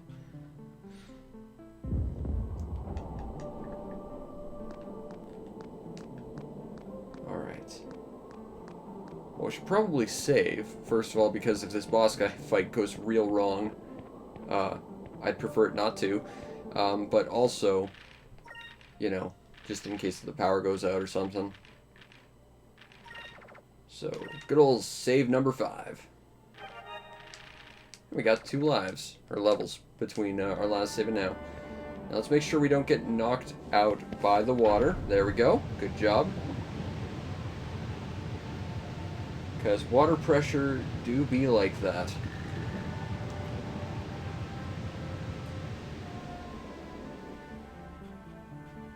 Alright. Glad I saved beforehand and didn't think I'll open the door, then save, then go in. It wasn't too bad, but we're about to run into a bigger issue. Yeah, well, the adventure's not over just yet, guys. Because, yeah. Robots. This is the second boss of the game. Also, spoilers, but this will be a regular enemy later on. Pretty sure it becomes a regular enemy later on, anyway. Alright, so... It's nice that the Moonstone is actually part of, like, the actual environment you fight in. Like, I'm under no illusion that this is, like, the actual, like, same map we were just standing in the cutscene. This is, like, a custom thing for this fight, but still, it's nice that that's there. Okay, so the Sentinel, I believe, is sort of like the tutorial fight that teaches you to block. So the idea is basically fight until he uses a special move, then block, and then use Cutlass Fury. That's the basic gist of it from what I remember. Okay, yeah, so he's searching for a target. And now is when we want to defend. Ooh, Vise is not doing so good, but we got a counterattack off anyway. Okay, well, we're going to use Cutlass Fury, and then good old Ica will use a Sacre Crystal on Vise. That sounds good.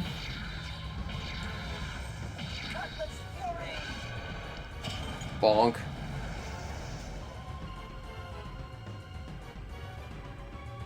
Let's try this. I think this enemy only has like 3 actual attacks. Like they can scan, they can do a regular attack, and then they can do an attack based on the scan. Bonk. That wasn't that bad. Call that a crit. Alright, attack and attack.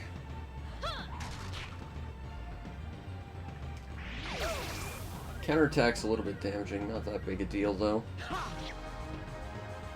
And of course, since we just knocked him down to half health, we got some like big, adventurous music because we're doing so good. Use Cutlass Fury, and another attack. And next turn we're going to want to defend, I believe. I don't think he has to, like, follow up that target search, but I think he needs to do it before he uses his third ability. If I remember correctly. So we're going to want to guard this turn. Yeah, this is the move we didn't want to get hit by.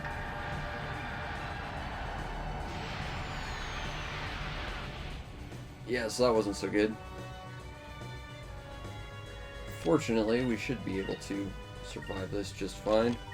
Use another Sakura Crystal. There, Aika. Let's try this. There we go.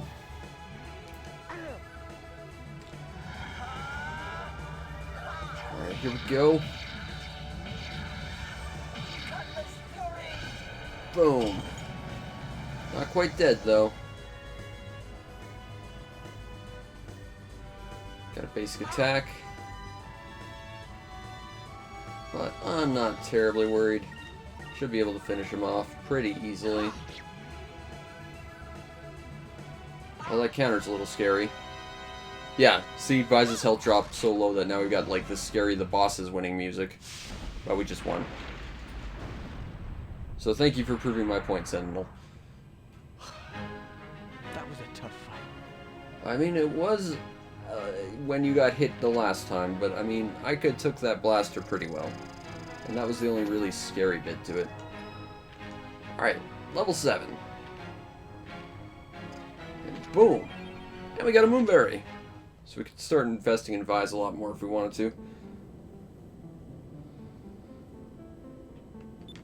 to. Ancient machine robot like the ones we've been fighting, except bigger. But seriously, let's get that loot. And also maybe kick that thing for good measure.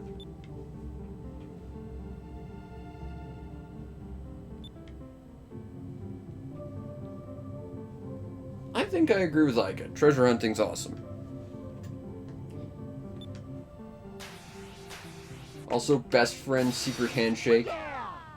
We only get to see that a couple times in the game, so it's fun that we got to.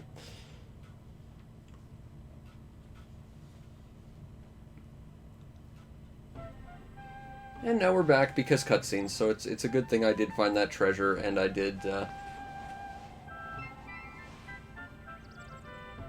But see, now the plot's actually gonna happen, because the plot hasn't actually started yet. Looks like it's gonna be a nice day. And I think you just jinxed it there, Ben. Ben the Lookout. Because now stuff's upside down. The whole world's gone...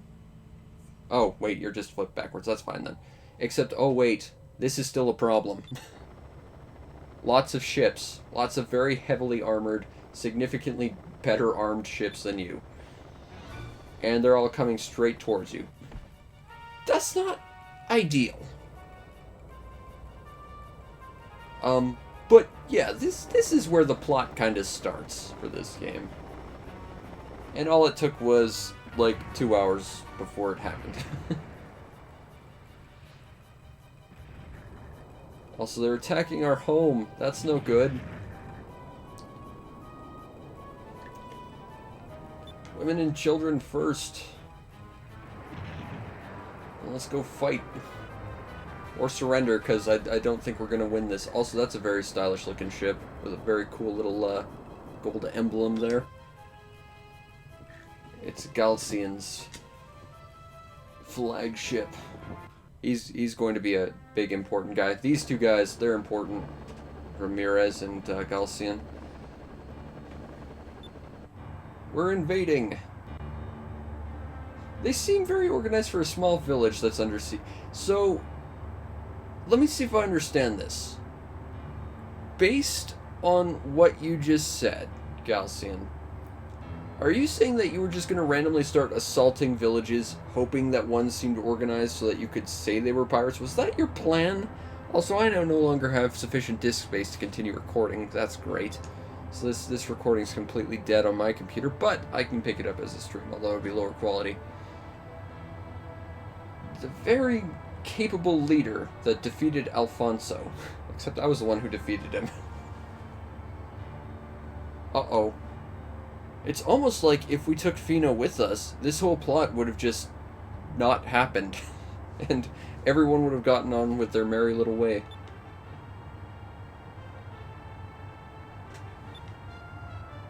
Well, if they do, kill everyone. Have I mentioned these are the bad guys yet? They're kind of the bad guys if you haven't picked up on it yet.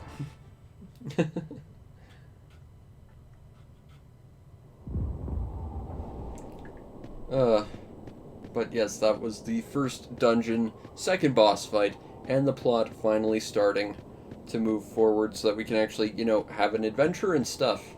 It's fun times. You know, except for the buildings and the people and everything that got kind of harangued because we didn't take Fina with us. If we took Fina... What's up, Internet? We are back in, I think it's called Fort Raven. It's been a little while. I have given ourselves a nice little custom license plate. It took me about 10 minutes to make that. I actually thought it was going to take me a lot longer. Anyway, we are back in Steambot Chronicles, and this is Fort Raven, I believe. We've been contracted to try and help this giant caravan to go do some stuff across the desert, and that's going to be the next big story thing. But there's actually a lot we need to do right here. Unfortunately, I think we're terribly underfunded right now, so we'll see. But let's park our Trotmobile and do some stuff around here, because while this little area is, you know, it's not as big as a town, it doesn't have all that many interesting features, there's actually a fair bit to do around here, provided we talk to everyone, which is, you know, it's important. But there are some things we definitely need to do and acquire, so we might actually have to do a bit of grinding. I'm not actually sure if we can leave this place right off, because we are now kind of on board with helping this caravan, but we'll see. It's going to take forever if you use a camel. There is value in swapping out our Trotmobile parts if we go across the desert. Like, the spider legs are really, really good for the desert, apparently. I never use them. Also, Jimmy has a big chicken on his license plate. Mine's much nicer. No, I don't think I need the things to ask you, Jimmy. I think, what's his name disappeared? Dudley. This guy. I believe this guy's the guy I want to talk to right now. He used to be a mechanic, but then his attitude started to change. So he created the bicycle. Now, about 10 years ago, when I first made my review of this, I mentioned that this was one of the things that I first learned was in this game after several dozen playthroughs. And, you can absolutely attack someone with a bicycle, by the way. Kazuma Kiryu has proven that time and time again. But we'll be nice to this guy. Let's see, because I know we can actually get a bicycle from this guy. Trotmobiles give people a sense of invulnerability. There we go.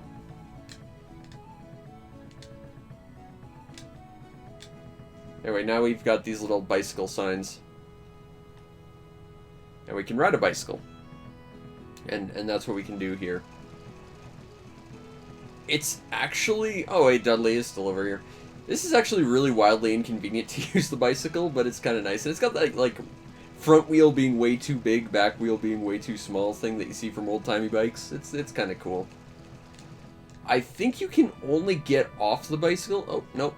You can only get on and off a bicycle at, like, these little sign things. I think when you get off, you drop one, though. Unfortunately, that makes it wildly inconvenient that you can't just get in and get off of one. But let's talk to the mechanics, because, again, we gotta fill out our album, our mechanics guild and stuff. Yeah, see, this guy tells us that, you know, the spider legs, they're good for sand, which is useful to know. And I think we abandoned Connie. That's fine. That's totally okay. Broken Trotmobile, gotta check these, because sometimes you find some interesting stuff with them. Not here, though. I think you get, like, a spare set of broken arms, which you actually need for a quest later on. This is the ruins, and if we are indeed stuck here, the ruins are probably how we're going to be earning money for what we need. But we should probably go check out the ruins. They're not terribly interesting. There's, like, 3 sets of ruins in the game that kind of remind me a little bit of the the ruins from Mega Man Legends a bit. But, you know, it's a good way to make some money, plus you get artifacts for the museum, so you want to do it anyway. Let's see, we can buy and sell stuff here, which is useful because start your own business. That could be useful. Some lipstick that I think you can give coriander and she'll wear. Turmeric. Ideally, you take this stuff and then you would go to another place and sell it. Like, that's what you do with a lot of this stuff, is you find the place where the commodity is the cheapest, and then you take it to where the commodity is the most expensive. Yeah, I don't want to rest, though. I want to go on adventures and stuff, but I'll talk to all of you to add you to my... Yeah, the desert sucks. I disagree. It's one of the worst areas in games, next to, like, tundra, which is basically just desert with ice. Yeah, you've got no weapons, that's why you need someone like me. The Desert Hornets. These are going to be like the next killer elephants, so to speak. They're the local malcontents we're going to have to deal with. And eventually we're probably going to be friends with them, but we're still going to have to fight them because they couldn't program the enemy's overworld to not be evil. So let's talk to everyone here.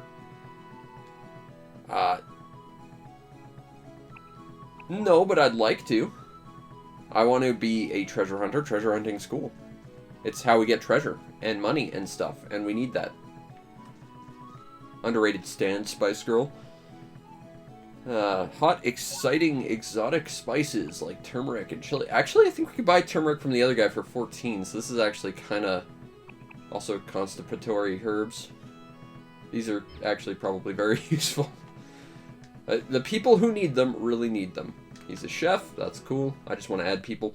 Oh no. Oh no. See, I reset my computer and all my equipment just so it wouldn't do this.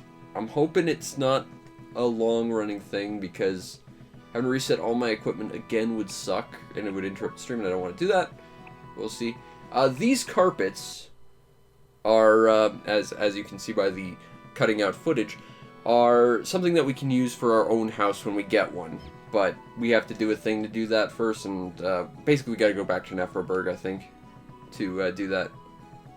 Oh, it's the carpet mill guy. Ooh, interesting. Acting as a broker selling carpets.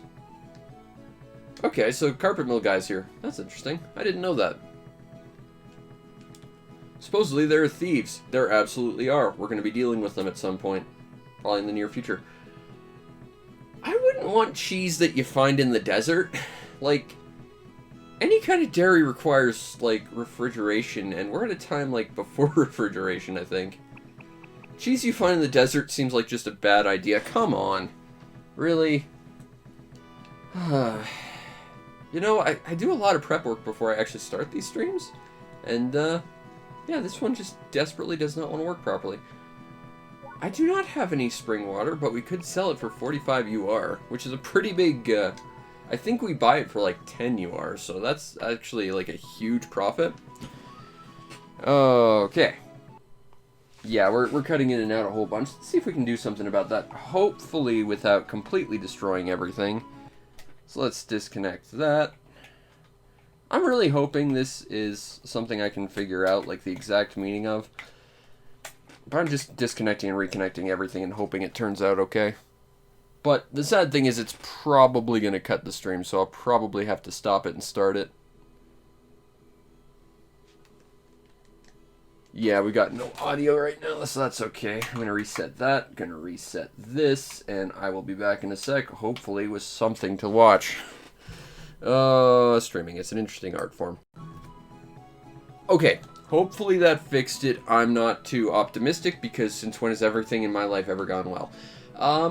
Anyway, we gotta talk to all these people. I think we can get some food if we talk to the people around the spit, but I might be wrong about that. But, yeah, so ideally, at the very least, we're going to delve into the ruins, get some money. Right settings for Trotmobile is very useful. Talk to this guy, Traveling Man. There are Trotmobile parts we're absolutely going to need here. Theodore, the adventurous art dealer. Yeah, I just dropped him off. He's amazing. Unfortunately, I can't buy any of this stuff, and that's probably because I've already bought all of Pablo's stuff. But that's okay.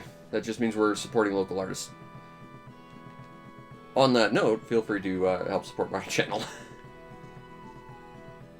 Also, speaking of my other streams, this becomes relevant soon. Anyway, we got a guy with a snake. Eerie snake, charming too. Can I talk to the snake? Can I get bit by the snake? It's probably reacting to the vibration of sound in the air more than it's listening to music. Snakes are kind of weird like that, though. I think they smell using, like, their tongues and sense, like, vibration and heat and stuff. Oh, we can buy fruit here. Actually, this is pretty cheap. Again, I don't think we have any money right now. But if it comes up and we actually have some, we might want to buy some lemons and stuff just to sell later. He's nuts for fruit. Fruit and nuts. Antiques are priceless. This guy we can, I guess, buy or sell antiques from. You have stuff we can't find anywhere else, like a cheap set of drawers, and a cheap bed, and a cheap chair. Also, I had a cheap bed. I threw it away. I gave it to some kids. Desert crafts. This could actually be interesting. But no, we don't need any extra furniture. Like, I want to get rid of all this stuff. Because I don't have a house yet. But we are looking for some specific things. Like right here, like if we could get the Desert Garb female and the swimming trunks. Not necessarily the Desert Garb male or the turban, although if we have extra money, we might. But we definitely want the Desert Garb female and the swimming trunks, because this will play into like a little thing later that otherwise we kind of skip. And you don't lose out on anything, because by the end of the game, you get it automatically added to your album if you miss it. It's still cool to see. So, you know, I'd like to invest in all the stuff we could. But first and foremost, I want Trotmobile parts, because there are some really important ones here, if I remember. Just gotta find the Trot Merchant, which is probably the guy, you know, who's at the garage, and I just ignored him because I'm a genius. Desert bread, you say? 14.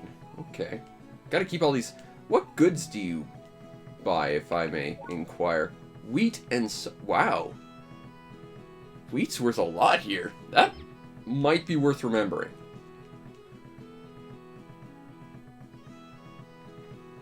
Okay, well, either way, we definitely need some trot parts, and if we can get that clothing, that would be good. Preservable foods, you say? Lots of jerkies. I haven't had jerky in, like, forever.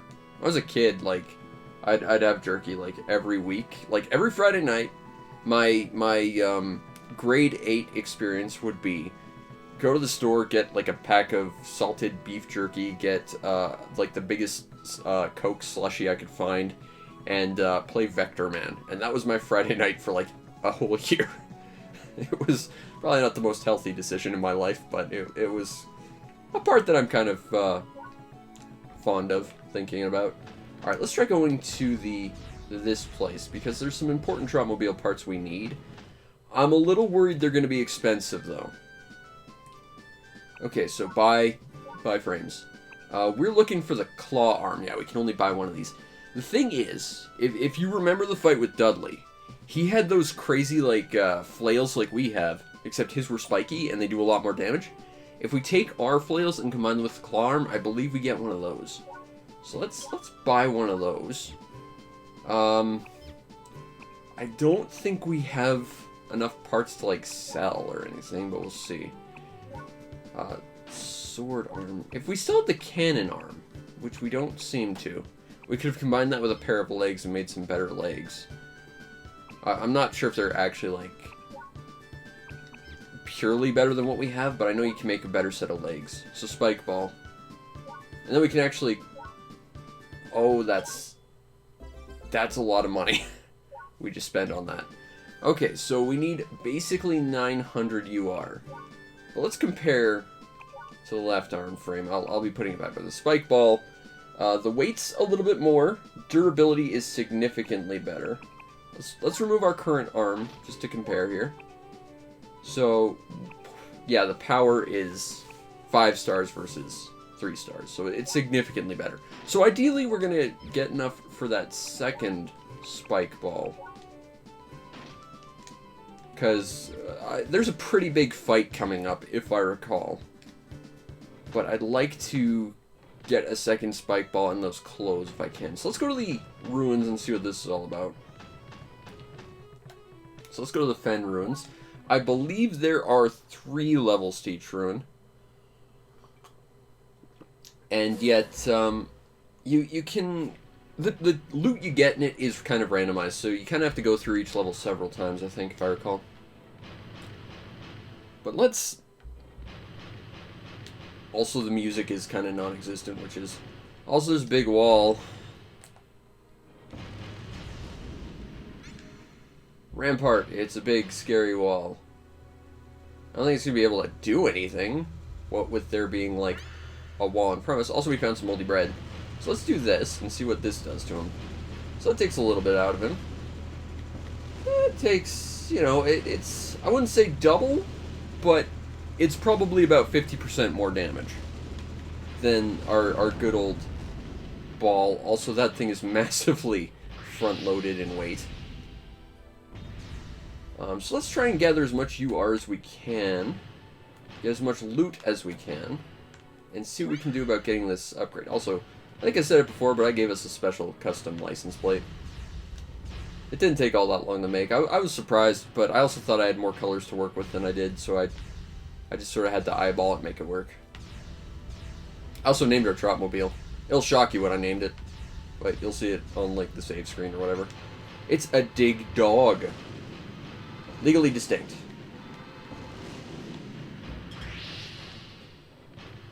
Alright.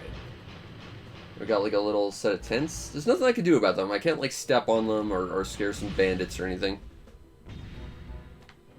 And there really needs to be more music around here, but, you know, it's a neat little thing. The problem is, if I remember correctly, between a certain subquest and another ruin we'll be going into later, like 80% of the time I play this game, I get like not quite soft locked, but almost locked out of like something very, very cool later on. Just because it requires you to like kind of prep beforehand if you want to do it well. And unfortunately, that's a very tough thing to do if you're not prepared. It's tough if you're prepared. If you're not prepared, you're basically screwed. Alright, got some more UR. Huh. I'd like to break through this wall and take a look at those, like, pots behind the wall, but I guess that's just a filigree type of thing. Alright, we got some aquamarine. I don't know much about gemstones, I'm afraid. I'm not the person to talk to about this. I have to refer to my girlfriend quite a lot for that sort of stuff.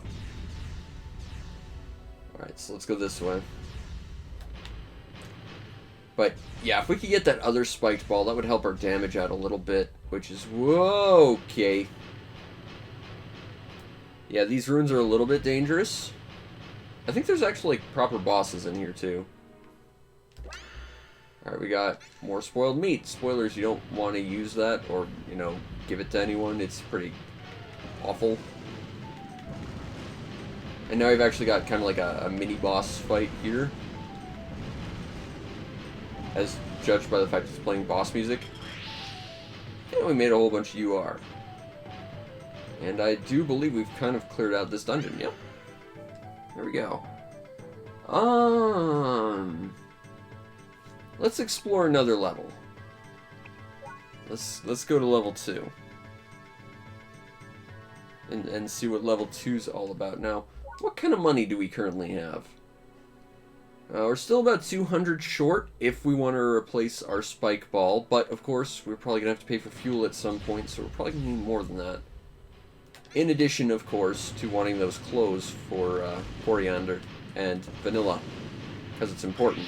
Not just for the album, there's actual other reasons for it, but the album is, of course, a part of it. It's really hard to tell which way these guys kind of pop up. It's... the way they're placed is, like, sort of random, more or less. Alright, so we got some amethyst as my birthstone. That much I know. That's about the extent of precious gems I actually understand. That, and I think it has like the same chemical properties as rubies, as do sapphires. For some reason, it's just like the color's the only difference between them. They're structurally all identical. Shogun's dice. Those are a thing we give to the museum, I believe. Which means we might make some money off it. Moldy bread. Not too exciting.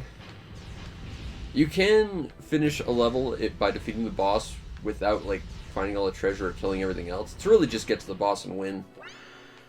But, of course, if you kill everything, you're gonna have a lot more resources at the end.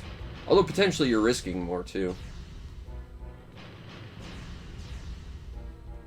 Nothing around here.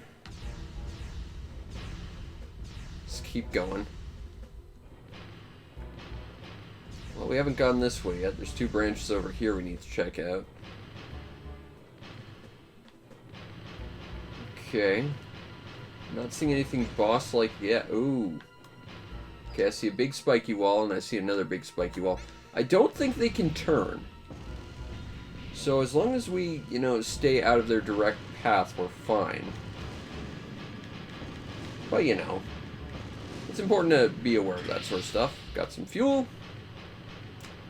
No money, though, and our spike ball is not in the best shape. And boom. Okay. Made a little bit more money. What's our money situation looking like? 862. We almost have enough to get ourselves that other spiked ball. But our current equipment is in pretty rough shape. So we're going to have to be careful. Who would design something like this? Like, I want to point out, it's bigger than any of the pathways used to get here, so it would have to be assembled on-site in this room.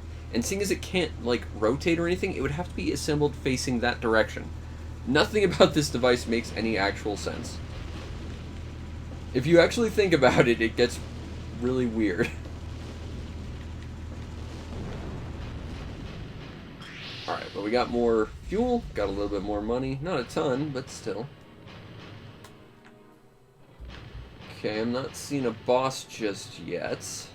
No chests. Now, the nice thing is the dungeons are randomized, so once you go through and clear it out, you can go back and still get more. So if we... Hero's Dictionary. I think that's something you give to the museum, but I'm not sure. Let's take a look real quick. Valuable. Okay, so this is... That's if you want to put it in your room the size, but I think that's a thing you can just... looks like it's missing a page. Alas. Maybe that page was used to inspire some hero or something. Alright, got some more UR. Oh, we got a dig dog. Whoa, I picked the wrong way to come out after him. It's alright. Pop. There we go. Okay, got more loot. Still haven't found the boss yet, though. More spoiled meat. But where's the boss of this area, exactly?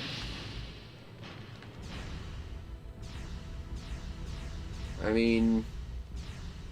We did just cover this entire area, didn't we? Or did I miss something?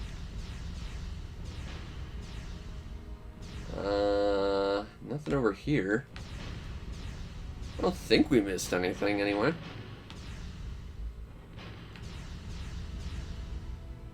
Nope, and that's a dead end, so it has to be the other way. Okay, well, let's go back and see what we can do about this. Guys, we gotta make our way to the next area. I don't think it's a situation where a boss simply won't spawn. I think one's mandatory. So let's just take a look and see where we're going. Unfortunately, this is a huge waste of fuel. Although I could have just stopped at the mechanic and repaired, because there's a mechanic every floor as well. Alright, let's try going this way. Aha! I think I missed. Ah, yep, I did. Okay. Bat mech. Just be careful about where we go. Don't want to take any unnecessary damage if we can help it. Boop. I'll take all that money.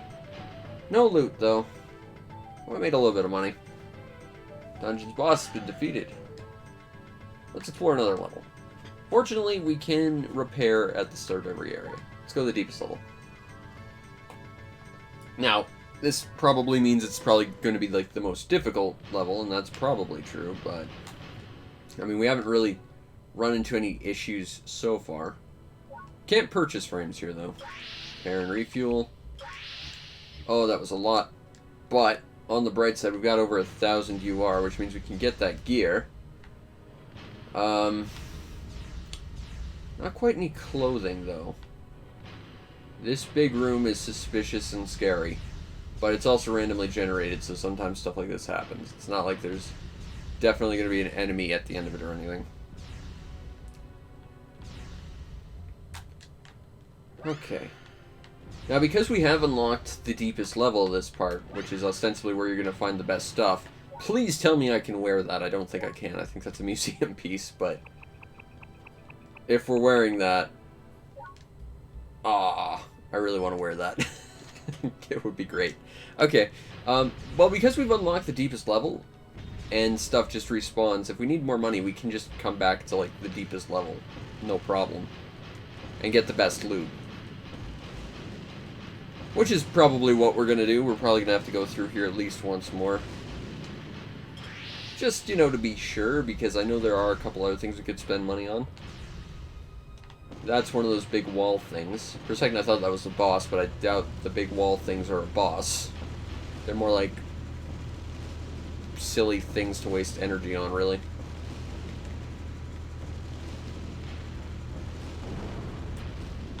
That is so front heavy. Okay. Okay, well, I'm seeing something weird and blue over there. I'm betting that's the boss. Is there a proper map? Kinda. There's kind of a map. Let's use this. That way we know which way we've been, at least to a point.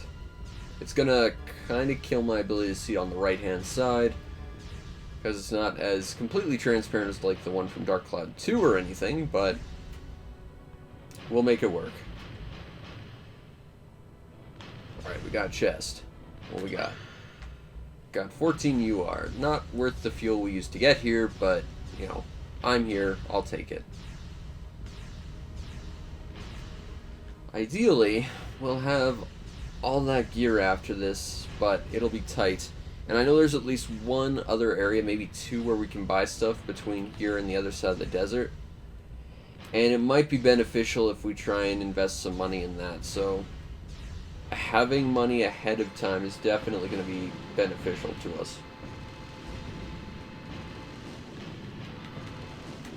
I'm just going to kill that because that's obnoxious. Alright. Not terribly dangerous enemies or anything. Yeah, I do believe that would be the boss of the area. So let's avoid him for now and keep exploring.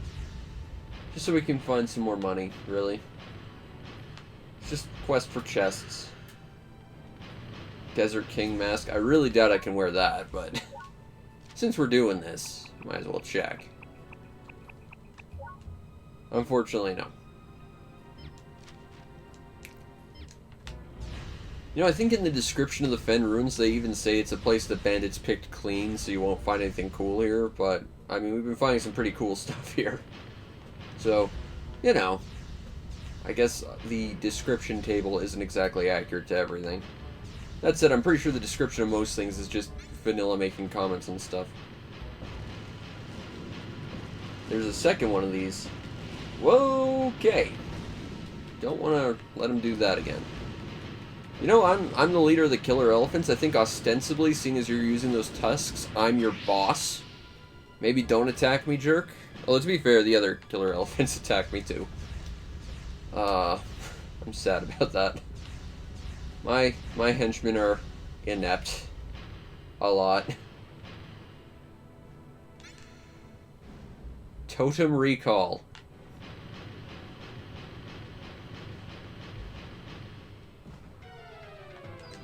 Judging by that music, I would say that's the boss of the area. So let's go back later.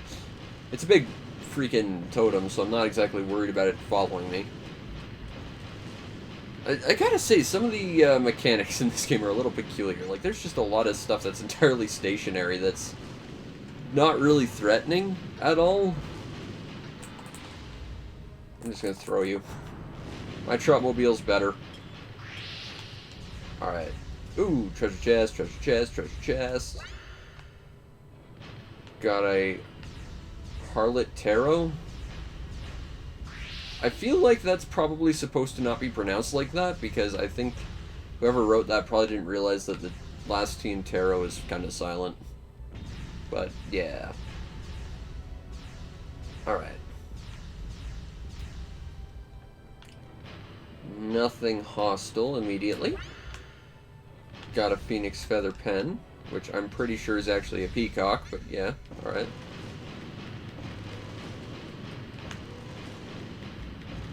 And since there's another boss, this guy no longer has the boss music area theme. Whoop! Because he's not the boss anymore, he's just a guy. Granted, his Trotmobile still has more health than everything, but still. Although I am genuinely scared about our current weapon health. That's one thing. We can pick up fuel, we can pick up UR, we can't pick up, like, wrenches that automatically repair stuff. That would be a little bit nice if the game had something like that. I don't think we have enough durability to currently go after the boss, but we'll give it a shot. Although we could just go back to the more spoiled meat. Little flies and stuff around it. Oh god! Ow. Okay, that did basically nothing, but I genuinely don't think I've ever actually been hit by that. Although the camera's not doing us any favors in this situation. Can I pick it up? Yes, I can. Size means nothing. And now you die. What do we have over here? Any fun loot? It's gonna be an empty room, isn't it? Yeah. Treasure hunting in Steambot, it be like that sometimes, you know? Sometimes you just get a room full of nothing, and you just forget all your life choices. Okay, so let's go fight the boss. Or rather, let's go past the boss, because there's a room behind him, and once we clear it, you know, the game's going to ask us, do we want to leave? And we could say no, but it'd be faster if we just could say yes. So let's pass by this guy if we can help it. Totem recall, because everything's got to be goofy and fun with this game. Woo! Okay, we're good. We're good. Can't do anything to us here. Spoiled meats. A dig dog.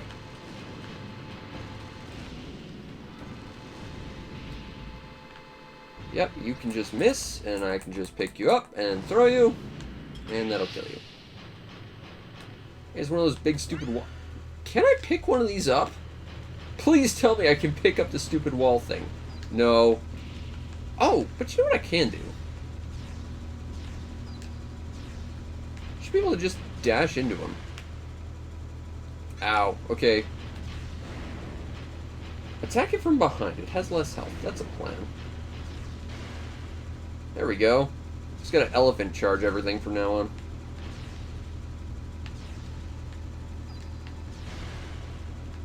I think if you lock on, it kind of like suspects that you're going in at an angle, so it won't let you elephant dash at stuff. And that sucks, because elephant dashing's fun. As leader of the killer elephants, it's my signature. Hey, we got some garnet. Nice. Alright. What's our current money look like? Oh, we've got some money. Not a ton. I'd still like to go through one more time. Because I'd like to at least have like 2,000 UR, if I could. I think that would be sort of my comfortable money level, but we at least have enough for the parts and that armor. Or armor, that random clothing nonsense.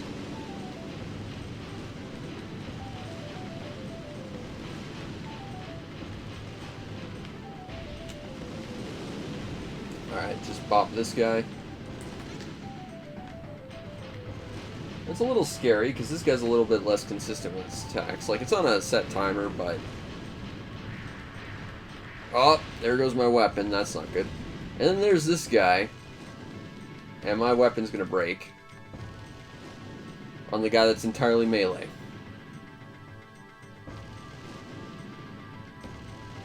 And he's getting faster. Whoop, yep, there it goes. Okay, new plan. Ow. That's fine.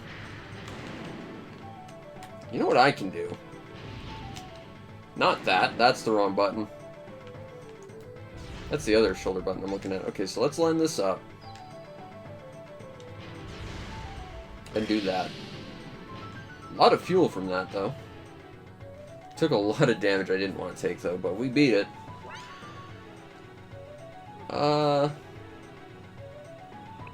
Let's leave the dungeon and get repaired. And maybe get that other claw arm so we can get the better flail. And see what we can do about this. Because our... Oh god, our weapons are really, really messed up. Okay. So how much is this going to cost to repair? I'm terrified to see. Actually, can I just remove it and get that repaired for free? Like, if I remove this, swap it for the normal arm for just a sec. Buy the claw arm. And then develop the spike ball. Does that gain all of its stuff back? Let's find out. So I want to replace frames. The right arm? Nope, we want the left arm. Yes, yes it does. Okay, so that actually saved us some money on the long end. Now we gotta repair some stuff. Oops. No, I need to... Actually, it's fine. If we're gonna go back in the dungeon, we can just do that in the first area. But now we got 2 spiked balls, so... we'll be a little bit better equipped. They'll do more damage. They've got more durability.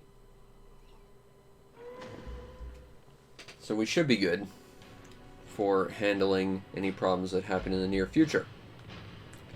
Hopefully. But I would like a little bit more money. So, before we do anything, I'd like to repair and refuel. Okay. So let's see what we can do about this place now.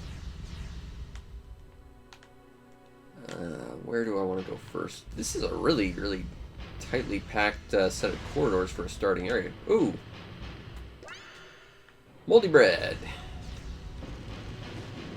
I think you can give that to someone specifically and you get, like, called out for it. Because it's like, you just gave someone moldy bread, what's wrong with you? They're gonna get horribly sick if you do that.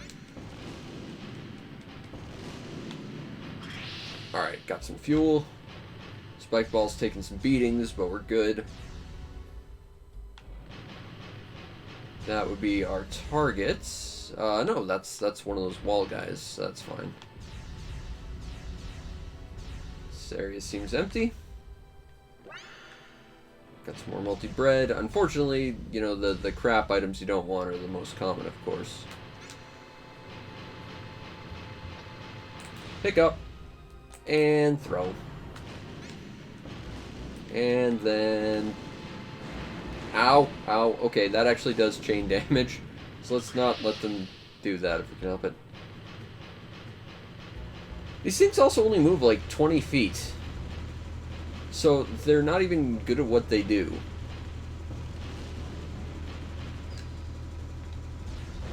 Really probably is best just to freaking elephant charge into them. I do like that the back side of them is a lot more vulnerable than the front side, like it just has less health. I don't think it's like it takes more damage or anything, it just has less health.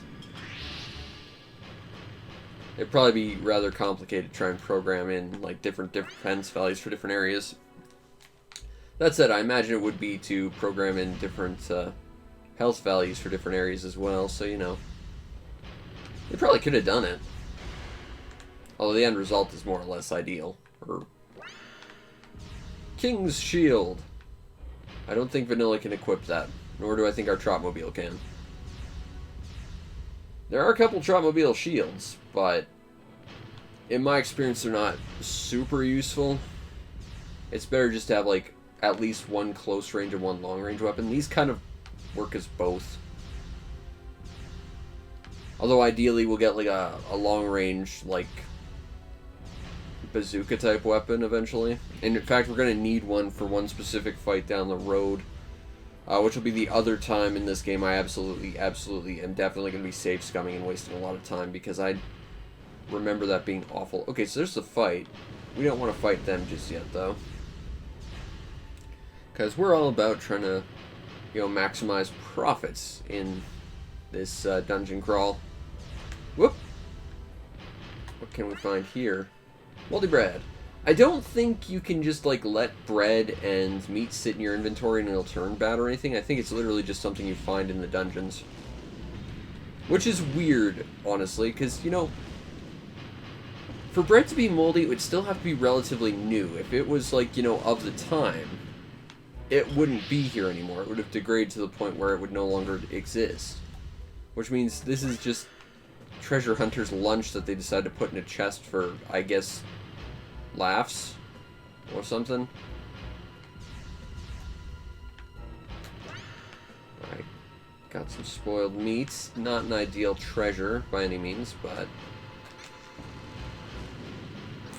pick up the dig dog, throw it, and grab some more fuel. Alright. There's still some areas here we haven't seen yet. So let's backtrack a little, because ideally we'll get everything here and we'll find some stuff of real value. More moldy bread, that's no good. But yeah, this is our second time going through this area, and we've already been down here. We picked it clean, but we're already finding treasures like that King's Shield that we haven't seen before. Emperor's Shoe, not a gift for Coriander, I'm sure. Got two enemies to our right, which is in another room, evidently. Doesn't look like there's anything around here. But we've got a bunch of enemies ahead, so this is going to be a bit tricky. Okay, so we got one of those guys in the ceiling, one of those wander guys, and a dig dog. Okay, let's make this work. Pick up, pick up. Oh, there's another guy too. Okay, this... Fortunately, their detection range is pretty crap, but it's still a little scary. I would like to pick you up and throw you now, thank you. Pick up and throw. I will say picking up is more of an art than a science. Like, the point where games let you pick up and throw stuff, it's just a little unclear.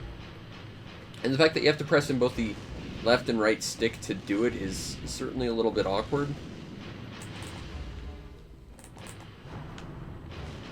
But there we go. Let's, okay, so there's kind of 2 or 3 areas we still haven't explored yet. Let's take care of this guy. We'll see about exploring some stuff. Can't exactly pick up this guy, can I? Or can I? Nope, nope, nope, nope, nope, nope, nope, can't do it. Also can't target him if I'm right below him. I don't think he can target me if I'm right below him either, so it's kind of a fair game type of situation. I'm fine with this, I guess. Boop. And now you're dead. What's our money look like so far? Still would like to have a lot more of it, but we're doing okay. Sort of. Doesn't appear to be anything in this corner. What about this little corridor over here? Because it looks like where the boss is a pretty sort of solitary area. And once we kind of get there, there's not really any chance we're going to lose anything. But there is one room over here we missed out on.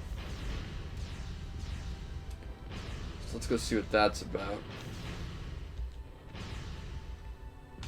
And hopefully we'll find some more awesome treasure that we can give to the museum or sell and buy some stuff with. If nothing else, there's an enemy we can go crush. And thanks to the power of the Killer Elephant Dash, I actually don't have to lose any weapon durability. Boom. Problem is, it does leave me vulnerable when it lands. Fortunately, my enemy is not that smart. I mean, he built a giant wall that can't do anything. Like, look. It's literally stuck. It's so weak that someone, bear in mind, not even a Trotmobile, a human could probably do it, just stand behind the thing in its backup and it wouldn't be able to do it. It's that weak. But yeah, the music and like the ambience and like the visual style, all this reminds me of Mega Man Legends. It's just, I don't think it's trying to be creepy, but it still feels creepy, you know? That's kind of my take on all of Mega Man Legends.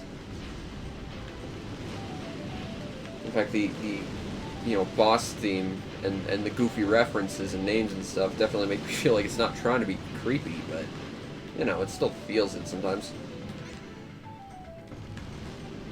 I like to not stand in front of the big gun of Totem Recall, but I'm not very worried about it.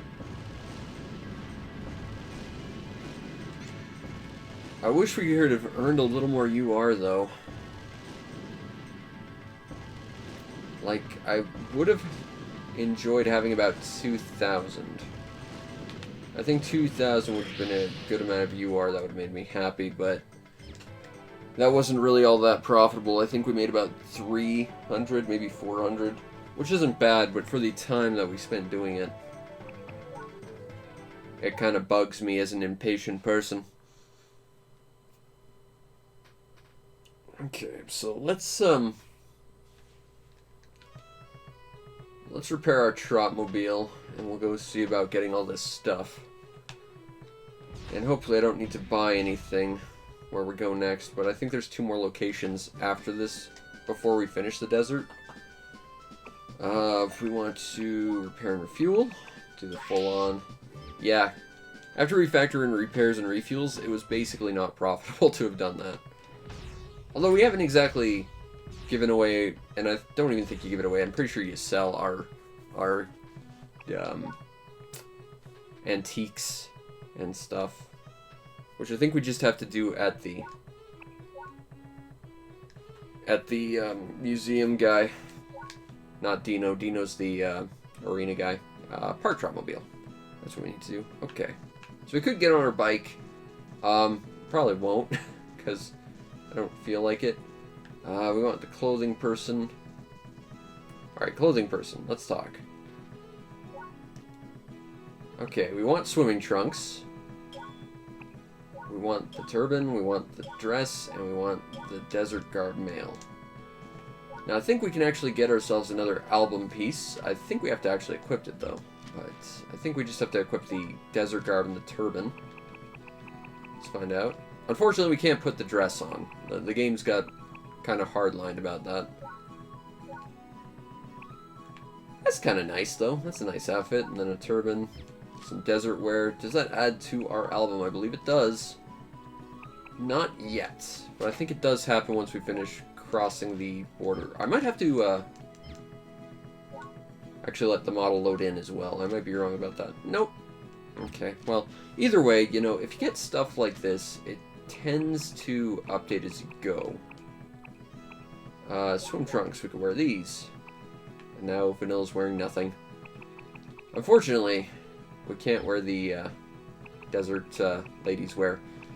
But we will be wearing our cowboy hat because obviously, and Vanilla's trusted, awesome outfit. We could use some more money, but we'll be okay for now, I think. Give her a gift. We're not giving her any of these precious gemstones. But we'll give her this. I got this desert garb female for you. And now as we cross the desert, she'll actually wear that stuff, if I recall. Which is kind of a neat little feature. We could... No, I don't want desert bread. No, I'm looking for fruit? Ah, that'd be this stall. Which I think technically gets considered a good that you can sell later. So, I know egret potatoes are. Like, the further you take them from Egret Brook, the more valuable they get. But if we buy a bunch of lemons and oranges, we might be able to sell them later for something of value. I'm hoping I didn't just dump all my money in the toilet. Wouldn't be the first time. I have no impulse control, so, you know, I spend my money pretty badly. Alright, see, that's water.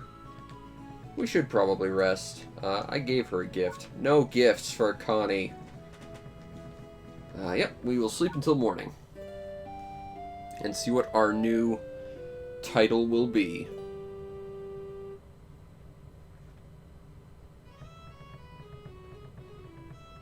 People have started referring to Vanilla as the gigantic elephant. That's about right. Okay, we're probably hungry at this point. We're snacking. But it's better to slam down some French bread. Don't have as much money as I'd like, but we'll see what we can do about this.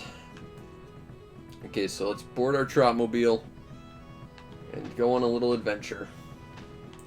Where's the, this guy? Oh, you know I made this... It took me like 10 minutes. Why do I need to wear your crappy license plate? I've got one that's better, because it's mine. Customize colors, change plate. Their license plate is just a bag of gold. It's, well, they're upfront about their intentions, I suppose, if nothing else. Alright, let's go. Nope, let's go, we're good. Let's get moving. I could really have removed that back part. Actually, ideally what you want to do is to get a water barrel, and you can carry water across the desert, because it's the desert, water's worth a lot, if I recall. But, you know. Doing things sensibly has not exactly ever been my MO, in case you can't tell.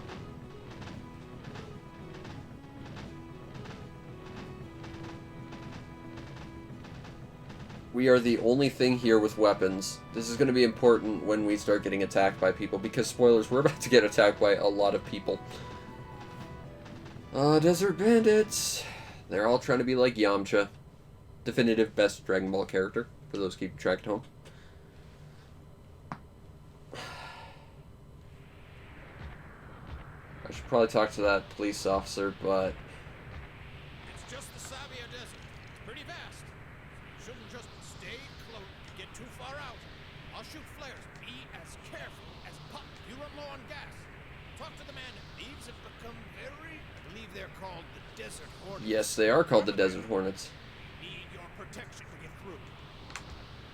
Okay, hold on. I got people I need to talk to. I need to work on my album. Fort Raven Guard. Okay, this guy.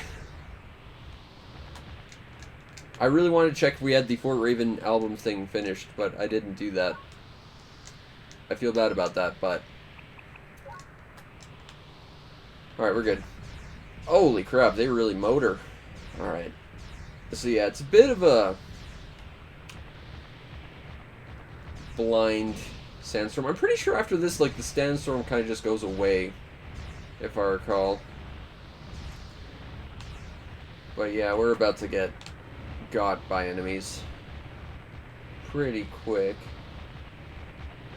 So we just kind of have to hang out near them. Unfortunately, it gets pretty bad, and, like, each one of these things has its own health bar, so we gotta defend them all, or we get paid significantly less. So it kinda sucks, but I'm not seeing anything right off. And typically we get like the little radar indicator that tells us stuff's gonna happen. The desert hornets are coming! And these guys might just tell us where are they coming? Where are they coming from? Come on, where are they? I'm not seeing any. Oh god, that's a lot of guys. Okay.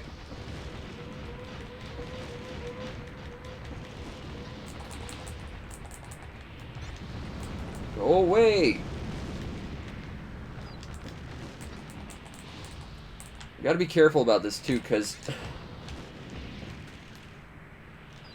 the thing is, they're not all going to actively attack them, but they're going to come in such a vast force of them that it's going to be really obnoxious to try and protect them all. So ideally, we're just going to... They don't have arms, though, which is nice. Sorry. Okay. Let's keep going. Yeah, it seems like our guys are okay. I'd prefer them to... Oh god, stop doing things. Please stop doing things. I'd prefer if you stopped doing things right now, if you could help it. So I'd rather not lose any of these guys. Like, I don't think we get paid a ton from, like, actually rescuing any of these guys either. But we get paid significantly less the less of them there are. But fortunately, I think we've been enough of a distraction. We don't have to worry about them taking more damage.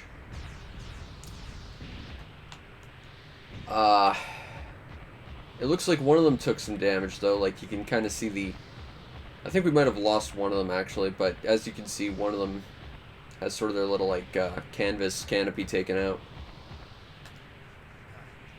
We roll out in the morning. So, I don't think we did terrible, but we didn't do great either. But alright, let's park our Trotmobile. This is the halfway point of the desert.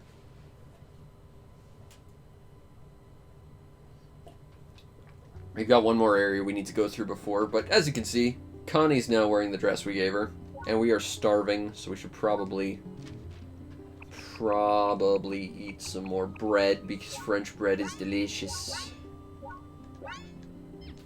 Okay, we're good. Let's see if Connie says anything because we gave her that dress. I mean, we gave her a gift. She's wearing it. I think she's liking it. Alright, so let's... They're all asleep and tired.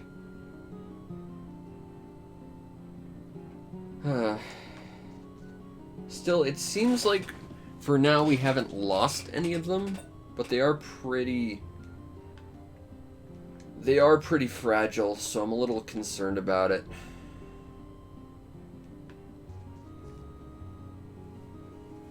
Alright. Yeah, facing backwards and moving, that's a good recipe for motion sickness. I'm prone to motion sickness a lot, so like whenever I ride in a car I have to just sort of close my eyes the entire time. Do some like meditative stuff, or else I just start feeling really sick. Now if I recall, there was something around here. I'm not sure if I can even do it right now, especially because we did buy the swim trunks, but you can get like an extra set of clothes here. You can get yourself like a set of like leaves to make like a faux swim trunks. I don't know if we can actually get them now though. We might be able to, but I'm not sure. Also, water's looking really nice. Water in this game looks really, really good.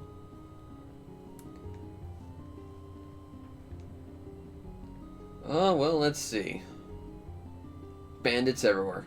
It's all desert. I like that that's in caps, just to talk about how incredibly bleak it is.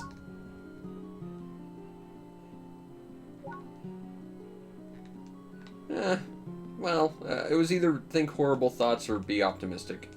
Take some leaves. Yes, let's take a couple leaves. There we go. We got palm leaves. And I think Connie will say something if we wear those. There's a nice little place we can live. or live in. This is one of the old men, I think. There's a bunch of wise old men in the game, and if you go to like several specific ones, they give you a recipe for like the ultimate arm, sort of, and that's part of the reason why we still have the scrap arm.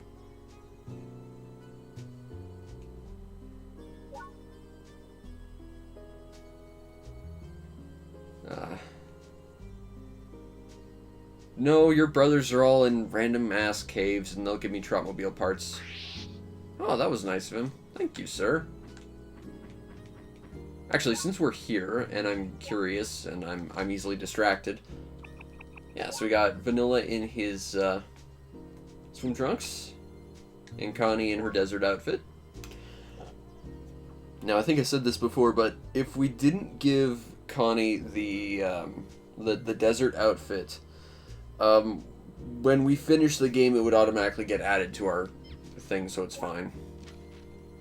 But there's a couple of areas like that where, and instances where you can run into a thing and just miss it. But let's see. I want to see if we got the Oasis done right. Yes, we, yeah, the workers of Fort Raven. So, bread merchant, the meat merchant, desert guard entrance, the guard, strong-willed man, spice merchant, snake charmer, rug merchant. I noticed that the snake isn't a character in here, which is a bit disappointing. Cheese merchant. Why would you sell cheese in the desert? I feel like that's just a bad idea. Fruit merchant, ruins guard, water merchant, lots of merchants. He claims his shoddy merchandise is rare and collectible. So he's basically everybody on eBay. She shouts with enthusiasm while dancing in her alluring outfit. Well, at least we get a window into Vanilla's mind when we get to read the album. Oh, since we can do it, let's do it. Because I want to add this to the thing too. Wham! Actually, Vanilla's pretty muscular. He's got abs. Let's see if this is added to the album. Yup, it is. There isn't really anything that, unfortunately, the description for Vanilla never really changes too much. Like, you can look it up here, but then it changes back, so it's a little lame. But I feel like everyone's staring at me while I wear this. And since we're wearing swim trunks, Connie will be as well. Although I think she's off at the entrance still. Also, it's fishing pond. So let's see if we can talk to Connie and see what happens in our awesome leave trousers. Which I think is the first time in my life I've ever used the term trouser. But yeah, now Connie, since we're in swim trunks, she's in her bathing suit. And that gets added to the album as well. Let's see if she says anything. Good thing I brought my swimsuit. Why are you wearing leaves? Were you too poor to buy swim trunks? What's your excuse, Vanilla? Let's just wear the normal ones, I guess. Although they're really just cut off jeans, aren't they? Nope. We can also go swimming. So let's do that. I think there's treasure if we go looking too. So let's go splashing.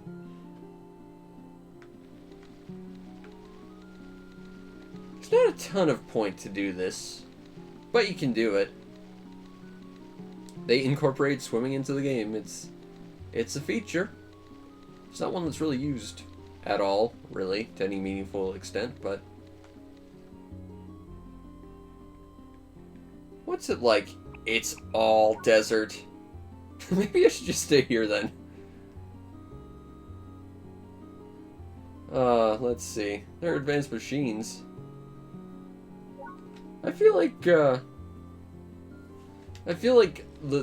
bleak sorrow and misery line feels incorrect, but peace and harmony doesn't feel accurate either. Oh, there's treasure here. I remember there being a treasure chest here.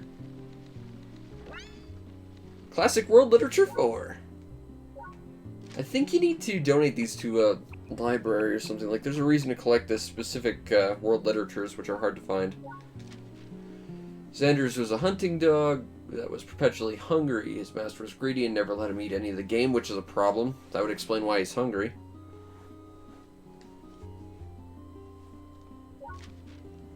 And while the master prey in his mouth, he ran and ran until he reached a river. Thirsty from running, he looked down the water. Seeing a dog with an even bigger prey, it must be my lucky day. He tried to get that, but of course the prey enters the water. From the depths below, a goddess appeared. I feel like we're combining stories here. We're talking about, like, you know, the guy who looks at the reflection and tries to grab it in the water and then loses it forever. But now we're also combining the goddess in the pond, where it's like, did you drop a gold axe or a silver axe? And then he says, I just dropped a regular one, so, like, you're honest, so you get both. And then someone else tries and says, I dropped the big fancy one. He's like, you're a liar, so you get nothing. And you're cursed forever, or however that story goes.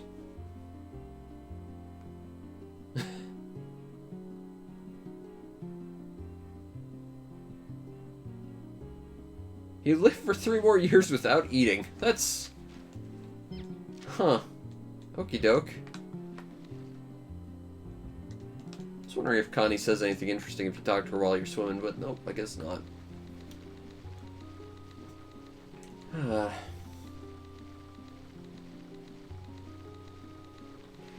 so let's get back to what is going to be the bed areas. And we'll... I'm not pruny enough yet. I love the writing in this game. The writing in this game is just so good. Alright, and time changed. So it's about time we get back dressed. Put our vanilla superhero outfit on. We go talk to Connie as I starve to death.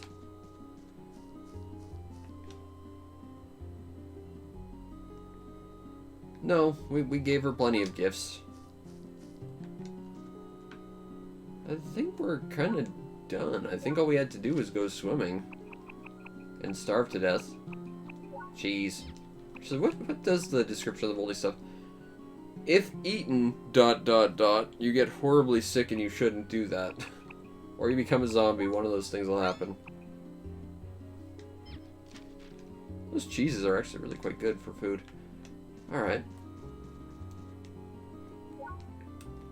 Board the Trotmobile. Oh, I can't just leave. I probably should not do that. I feel like people say bad things by just abandoning Connie out in the middle of the desert.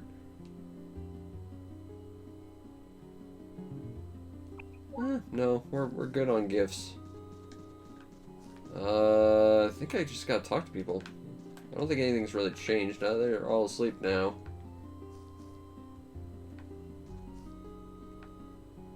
No, you can't ride in the front this time. Alright, well, let's go wander around.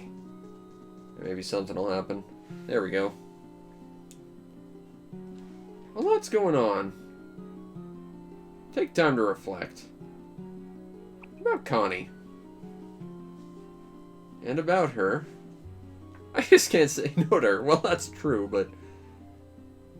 I might hate her guts. Can't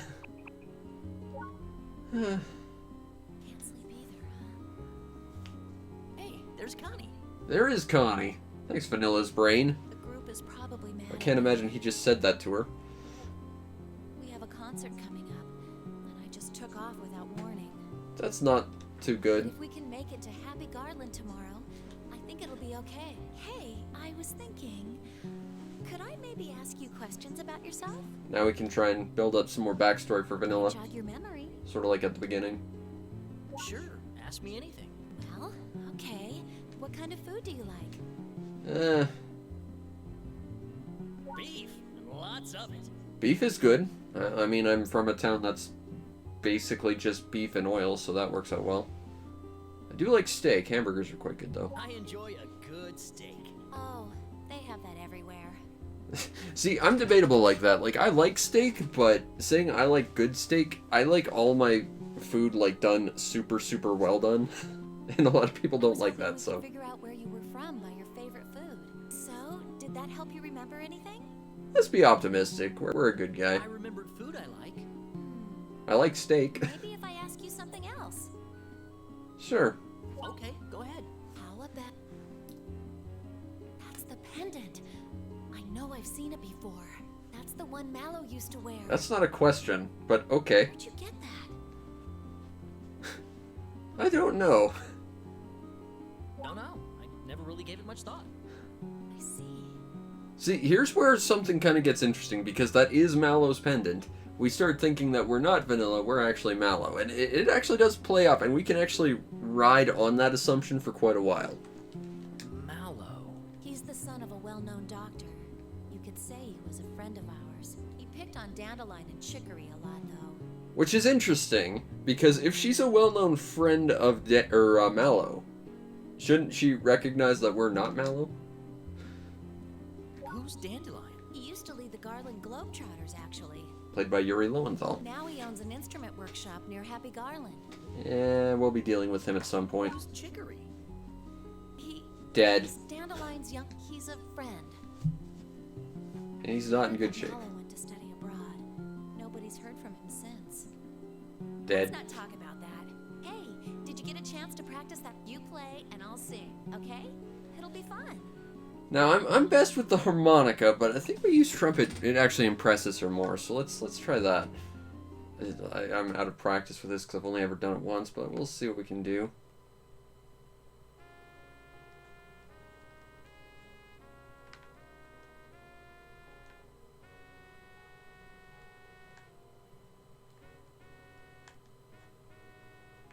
When you're sad and blue, look into the blue sky, and your blueness might be soaked into the sky. When you feel like nobody, just look at the stars and remember they are twinkling for you. In your eyes I see a pond of trouble. You've been hiding from us all the time, but you can't keep it all in forever. Can't you see we are all right here for you? Now let me tell you one thing. We're all right here for you and only you. We will always sing for you. So why not sing along with us? Let go of all your troubles. Be free of your mind and let it go. It's funny how things turn around just by singing out loud. I am not used to that at all. I think the harmonica is probably my best song, or best instrument. And that's not saying much. Did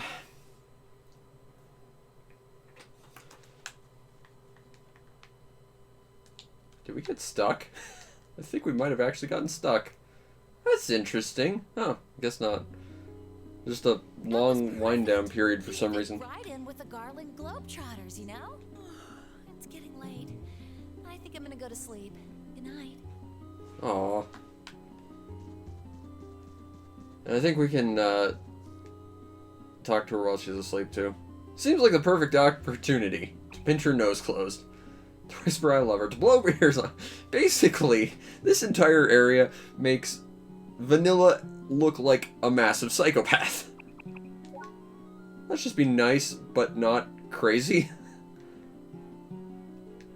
Looks like she's having a nightmare. We should have pinched her nose closed. Alright, let's sleep till morning.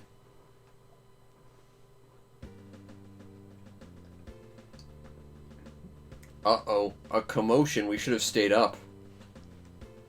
Because things don't exactly go quite the way we thought, because suddenly they kidnapped Coriander. She'll be at our stronghold. And yet decided not to steal my bitchin' Trotmobiles, so, you know, priorities. After her? Chicken out. I eat thieves for breakfast. Of course. I'm the leader of a band of them. I'm fine. I've done business at their hideout before. Because he's actually one of them. Spoilers. Alright, let's board the Trotmobile.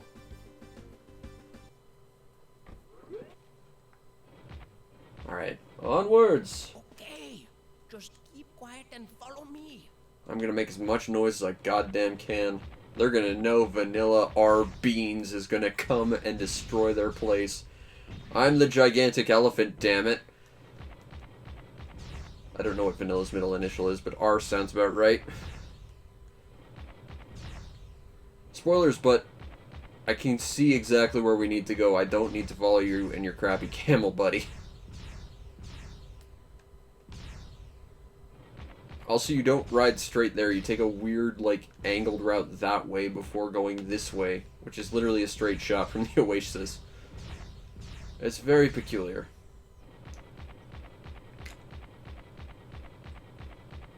I'm Vanilla Beans. I don't have time for this shenanigans. Get out of my way. Also, there might be a fight coming. I can't remember. So I kind of want to save as much weapon and health as I possibly can. Okay, we're here. It turns out it was a massive trap so they could steal my Trotmobile, because he was working with them all along.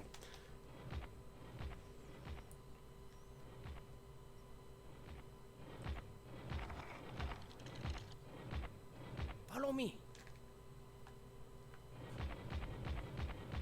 I do kind of like their Hornets. They're cool designs, but they don't have arms. Also, there's a bunch of places we could just, you know, buy stuff from.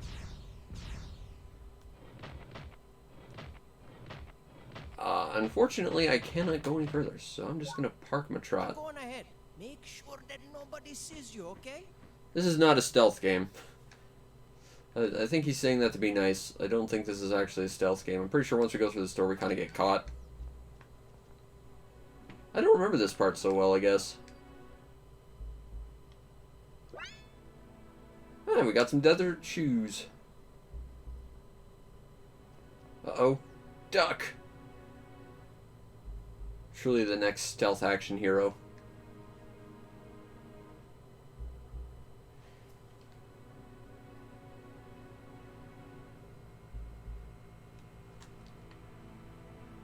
What was that noise?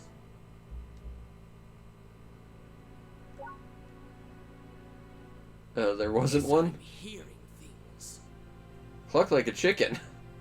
That's definitely gonna just sneak up behind him and slit his throat, and we'll be good. We're gonna skip that chest, because I think that's actually a massive trap. I think if you go for the chest, like he hears it, so just ignore it and then you can pick up the chest. I got a Desert Hood female. That would have been useful to give to Connie before all this nonsense. Alright. Engage Snake Eater music. Okay, so yeah. Camera's not gonna let us go this way, so we just gotta go this way. Not like there's really any stealth here. There really isn't. This is not a stealth game. It's a mech game, but it's nice that they tried. I appreciate you, A Irem. lot of guts trying to sneak in here. It was very easy to do so. I had a giant robot and no one stopped me. You aren't at all what I imagined you'd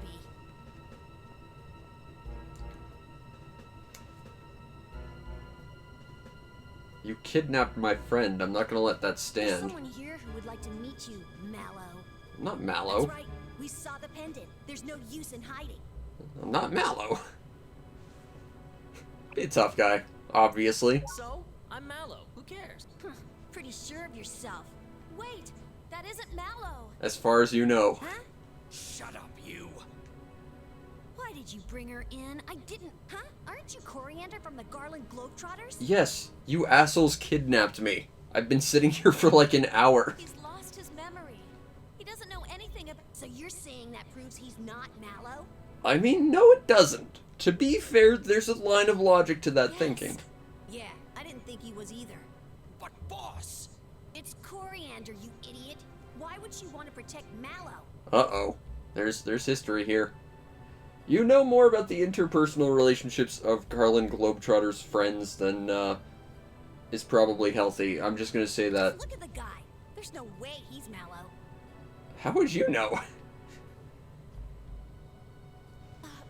Thank you very much. We're the ones that should apologize. We kidnapped you.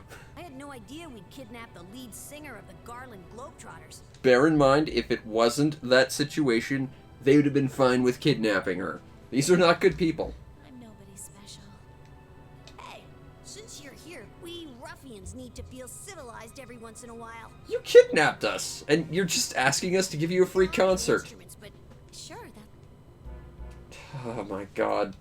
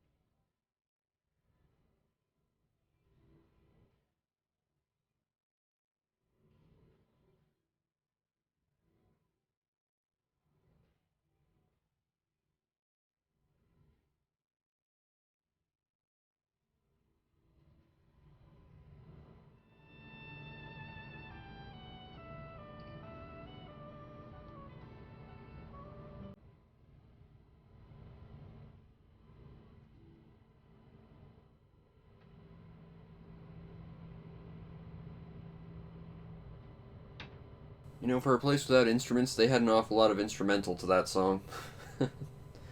Also, that's the next song we get to play. A lot of their songs get really depressing after, like, the first one. you're free to go now. I challenge you to a Trotmobile fight. For several generations. If we see you in the desert, it's all business. If you understand me. Yeah, basically they didn't want to program friendliness into the game, ever. Once you walk through those gates, you're our guest. And you, not Mallow. Well, obviously, I'm pissed at you for being evil, but I am a gentleman. And we have Vanilla's whole reputation to uphold. You! yeah. Yes, boss. Oh, you're Delson's assistant. Hurry. He's also a desert hornet. Our guests are leaving. Take them back. Yes. Well, before we do that, we gotta talk to literally everyone here and steal everything. Obviously. Considering they kidnapped us, I think it's only fair we steal everything of theirs and make sure they get added to our album, because, as we have learned from ancient ritual healers, when a camera takes your picture, it steals your soul. So that's really what we're doing with all this. We're stealing the souls of everyone here. And to be fair, these guys kidnapped us. Well, Connie, and I had to go rescue her, so, you know. I remember having to fight the leader of the Hornets. I guess not. Taking orders from shady guys. That doesn't sound right. Well, obviously I'm gonna try. Alas. the 7th boss. I've got a few of those.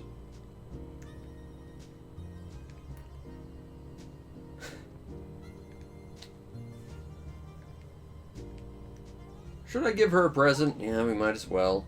What would she like? Rare gemstones, obviously.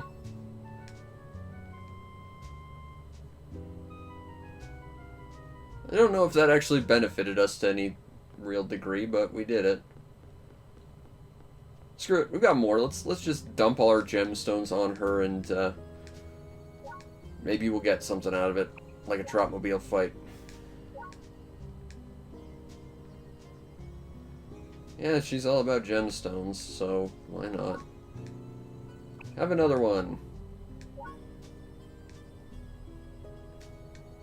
Well, there we go. We made her happy. I want to sneak into her room now and see what kind of magic Trotmobile devices she has. I think there was a guy over there we didn't talk to. We should talk to all these guys. I think I talked to these guys already, but you know. Yeah, she's crazy about jewels. She gets upset when you say she's beautiful. You gotta admit, their logo isn't half bad. What's your deal? First guard? Okay, well, you know, just gotta add everyone to the album. That's just how I am. I'm terrified about trying to do that to the actual cities, because I know we certainly haven't done that for Nephroburg yet. And Happy Garland's a much bigger town. Actually, we have that hood, so we could give it to her now, I guess. There, now you won't get sunburned. It would be great when things are hot outside. Also, I'm now inside your camel. I think that might be a problem. Can I talk to this Trotmobile, or is it empty? It's empty, but I want to talk to this guy. Give me your Trotmobile. It's quite cool looking. Yeah, but mine's bigger and fancier. Now, there is a store down here where we can buy other stuff, and I think there are some, like, exclusive Trotmobile parts as well, so it might be worth taking a look. I don't think I got a ton of money on me, but we could see if there's anything worth buying here. The Yellow Wasp? The fact that it's yellow makes it, you know, harder to spot, so that makes sense. Sell water, sell salt. Sell sharks. We can do that. I mean, it's the desert. Here's where water is probably the most effective. What do you got? You have lots of jerky, some Gouda. Nothing I'm terribly interested in. What about here? Some other clothes. Own it. Already gave it away. Own this, own this. Yeah, nothing here I need. Although I could buy another desert dress. Technically, I'm going to need to for something else later. Some people think just a bunch of hicks. Well, I think you've got some pretty cool Trotmobiles. Give me some parts. I'll test them out for you, buddy. I don't know if I can talk to those people. Let's see if there's anyone else around here that's worth talking to. Yeah, I really remember having to fight the boss of the Hornets, like, just down in this little pit area. I guess not.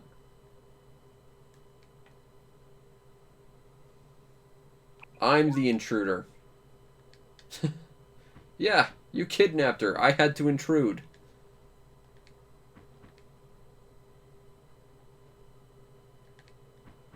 Alright, let's talk to, I will tell Miss Connie, but next time I have to traverse the desert, I fear she will not be with me. So, you guys might be out of luck. Alright, what do we got over here?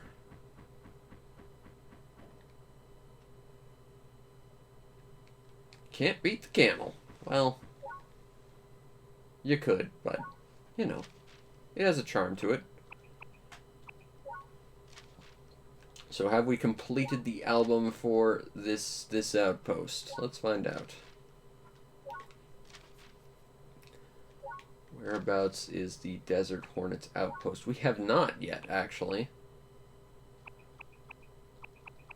There's quite a few of them, though.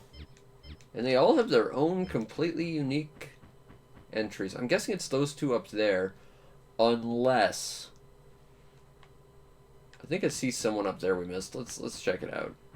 Unless it's those two on that roof over there. Like, I've got a couple of theories.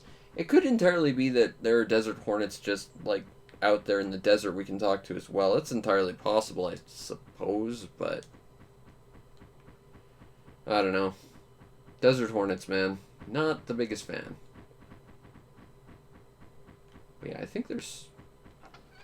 Is there another... Like, there do seem to be, like, two balconies.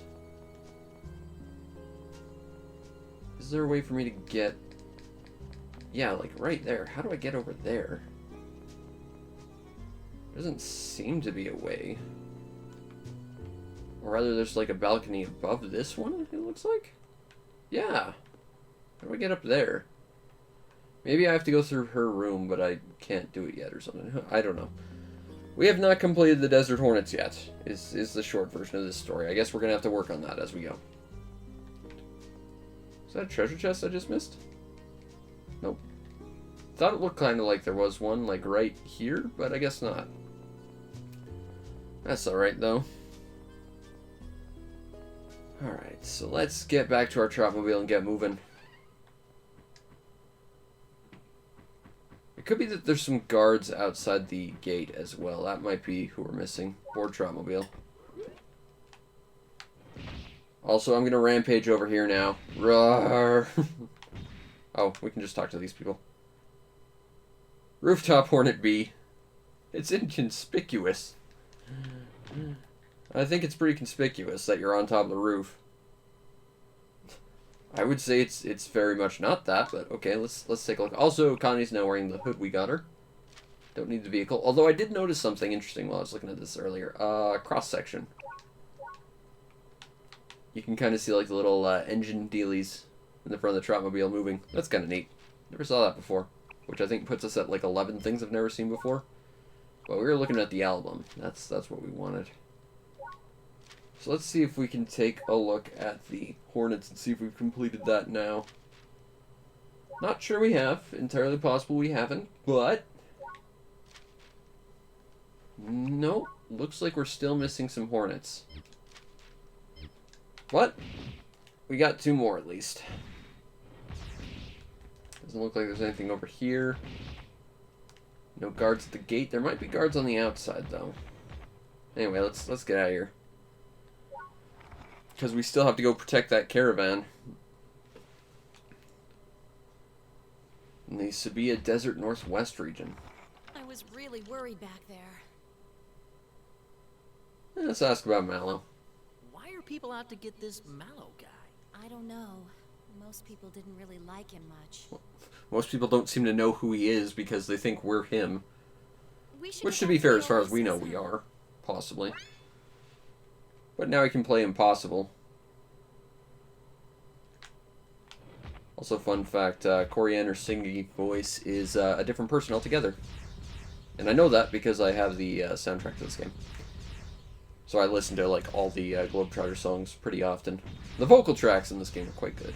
And I want to say, back when you could actually go to like the official IRM website for this game, you used to be able to like download the entire soundtrack for free.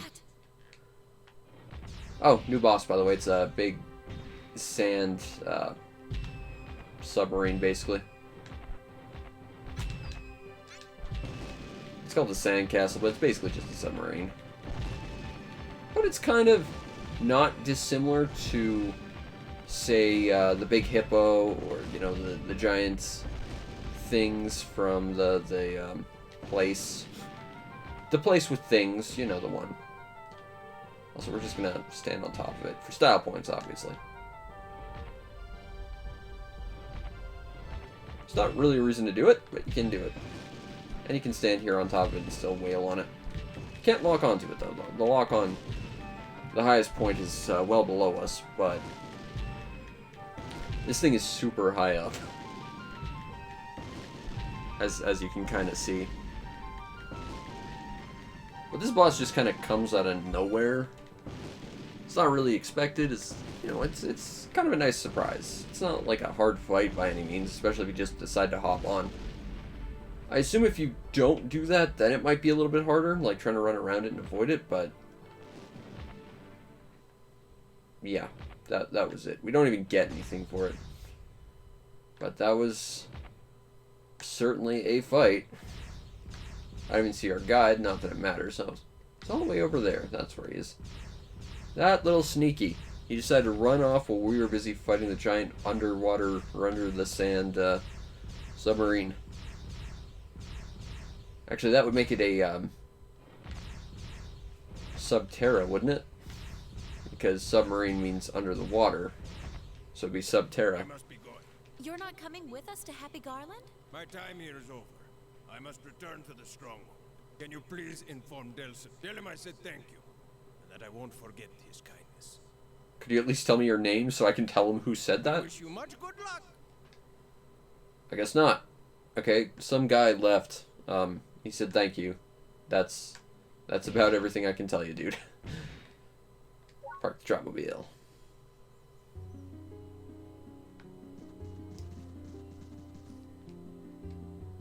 Alright, sleep till morning, because we've done everything else. We slept till morning, but it turned out that we went to bed at like 5:59 a.m. So it was literally like a minute.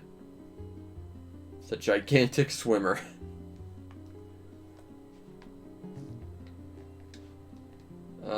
I've given her all the gifts right now. Alright, so let's slam some cheese. That cheese is very, very good for hunger. Alright. Board Dropmobile.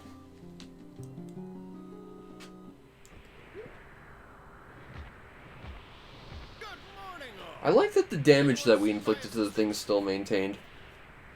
I haven't seen him all morning. You heard anything? Reveal his hidden identity. I will just tell the truth, I guess. He told us to thank you and that he wouldn't forget your kindness. Then he rode out into the desert alone.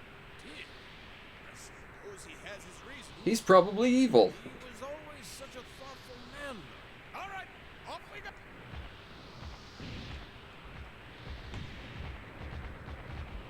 Where's the back guy? Because I need some fuel. Thank you. You want to refuel me a little more, buddy? Nope. Nope, I can't get more fuel than that. Okay. That's great. That's fine. That's perfect, in fact. I didn't want more fuel. You wanted more fuel, in fact. It was foolish of him to offer so much fuel when I didn't need it, is what we're saying. Also, I didn't need a guide to get there. I can see it from the oasis. And there wasn't a huge sandstorm at the time, so... Also, enemies are approaching. You'd think they'd kind of come from that direction. They sort of do. Kind of. I'd like to pick this guy up. Mostly because he's the big scary boss one.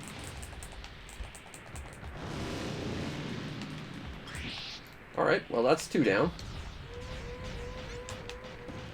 Alright. Now we just gotta deal with these last 2. Oh, and they're running away. Cowards. They knew they were dealing with me, the gigantic swimmer. That's all that matters. It doesn't look like we've lost a single caravaner.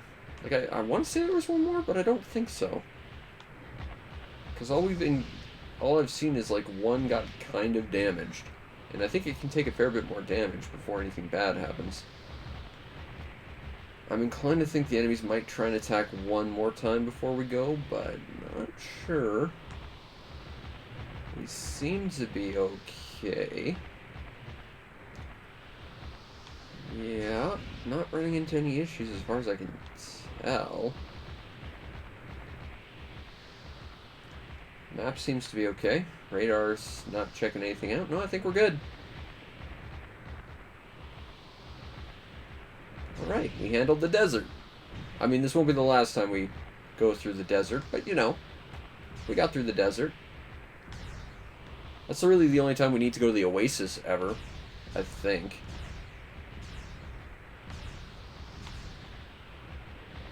We're pretty much done. Oh, I should probably go talk to this guy and add him to the album before I forget. I wonder if I had to do that at every floor of the ruins. Probably, and I'm going to regret not doing that. And here we are. Let's head inside. We'll be able to talk after that. Is it just me, or does his robot look like a chicken? Like, it's got, like, a long neck with, like, a little chicken head? Like, I think it's supposed to look like the whole thing's supposed to look like a multi-humped camel or something. Like, each one of these is supposed to be like a hump on a camel, but that head looks more like a chicken to me. No, I need to talk to the guy at the game. Seriously, game, I need to talk to the guy at the gate. I'm gonna have to leave to do that now. We're here at last. You've Yes, done we a are. good- I'll cut to the chase and start calculating your reward. Give me all the reward now. We decided on 100 UR per trotmobile, yes? I'll have to subtract damage, of course. Thanks. 100, 200, 300. This one's pretty badly beaten up, though. That's not too bad. I'll take that. I'll take it. Total to. We weren't going to voice this because there's too many variables. Here you go. Thanks to you, we made it without many casualties. You made it without any casualties. If I need any more help, I'll let you know. You won't let me know, but, thanks anyway. I gotta go talk to that guy. You were just in the desert. Don't go back out. You made it so I can't go talk to that guy. Damn it. That's gonna bug me. What's up, Internet? We are back with more Road Trip. Hopefully with no problems this time. Hopefully. I don't know why this thing sometimes just decides to flash into a black screen. But we made it to the super duper blizzard land. But we did miss some stuff because there's apparently like a stamp for going to all the places in the mushroom place. And we didn't do that. So I'm going to go back and explore there a little bit. I have a theory about it, but I'm not sure how true it is. I'm thinking it might include some like photo places that actually aren't on the route we took. And actually are on like an alternate sort of exterior area to this place that I guess is counted. That's my theory anyway, but we're not getting there from here. But we're going to explore some of the sort of rivery area that we missed out on before we go back to the proper icy area. Whoa, physics. Gotta love the physics in this game. Alright, so we're at the Mushroom Woods. We've missed something because apparently there's like a, you know, you visited every place on the place. So I'm gonna explore this little gorge area. I think we went one way down here, but I'm not sure which way. Okay, we've already been up there. So we're actually going backwards really quickly, but I want to see, you know, what goes where. Ooh, Q coin. Alright, more Q coins for us. We're gonna have to collect all of them. I fear we're going to have to collect all of them. Get out of the water just so we move a little bit faster. Gotta keep an eye on my map, see if we have anything. And those blinking green lights telling me I have an email are a bit annoying. But, you know, we'll be back to our city when we feel like it. If we feel like it. But we'll probably do it, because I think there's a bunch of side quests over there once you start building it up more than we've done so far. Riding on walls. I don't know if there's anything up here, but we're up here, so that's cool. Not seeing... Okay, we're definitely outside of the sort of area for this, so let's turn around and see where the path goes the other way. So, giant area we're probably not supposed to actually be playing in, but it's hard to tell because sometimes they do sneak like Q coins and stuff in these like really blatantly out of bounds areas. So I feel like they're at least somewhat aware of how weird their physics system is. Also, I can see a seam on the skybox right there. So, good skybox. Look, they're too busy programming this excellent physics system to care about skyboxes not having, like, horribly blatant seams. As much as I'm making fun of this game, I love this game. It's great. It's fun. I've been thinking, like, and it would be quite a while before we get there, I imagine. But, you know, if we finish this, maybe I could do the next Choro Q game, like the, European exclusive one. Because I have that one as well. And since I'm playing off a hard drive, region doesn't matter anymore. Oh, hey, it's one of the, jewels Indiana Jones asked us to get. Okay, well, we've checked here. It's gonna be like that. Is it game? Fine. I will fling myself off this cliff to get that stupid thing. So you better appreciate it, physics. Ah! Physics doesn't want to play fair this time. I wonder. I mean, I want to see if I can go up that waterfall now, thanks to the miraculous physics system in this game, but unfortunately, I think you have to go through there to get that jewel, I think is what you gotta do. Or we need, like, some kind of jumping system, because there is weird stuff, so I guess we'll just remember that that's there. So what I'm thinking, in order to get the other mushroom location stuff, I'm betting my initial thought of basically the other locations we missed, because I'm pretty sure we hit all of them, would be on that other external route that actually has no connection to the mushroom forest, so it's a little confusing. Fortunately, I have a vague remembrance of where that is, because that's actually how I got to the snowy mountain the first time I played this. Because I didn't actually go this way. I missed out on the canyon and the mushroom fairy forest. I just sort of glitched up a wall and got over here. And I have no idea what that orange indicator next to our heart meter is. Also, whoa, physics. Okay. I didn't want to be over here, but thanks. I don't know how racing in this is going to work for us, because I definitely don't think we have the tires for it. This is going to be interesting. We might have to go by a few places. Now, it's worth knowing that we've not actually done anything here. We just went to the factory and called it quits, so we're going to have to explore this place pretty thoroughly. And I know from my time messing around with this game before we did this, that there's something here if you come back at night, which looks like it's about to be.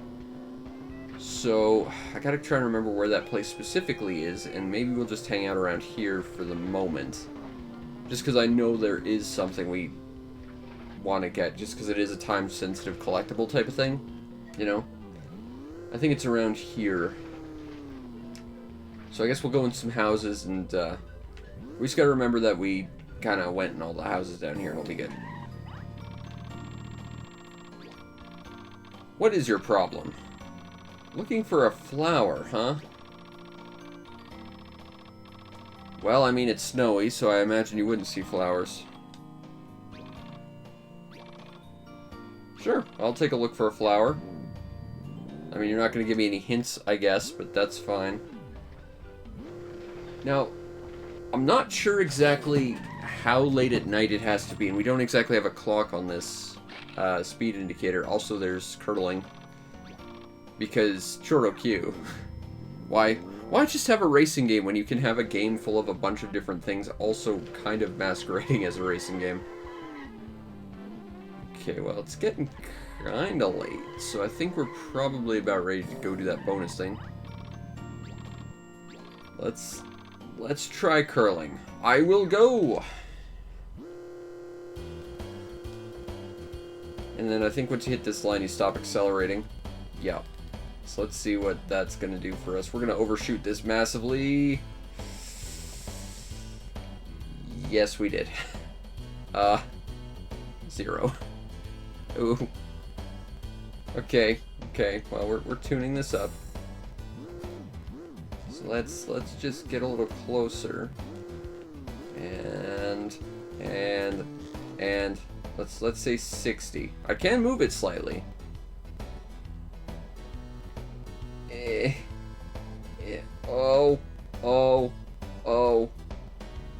Oh yeah. Okay, so 60 looks like the speed you kind of want to have. Alright, so let's be careful.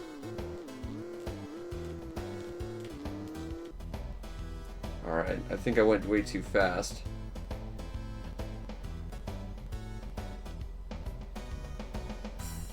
Oh, overshot it. Wow, that is really finicky.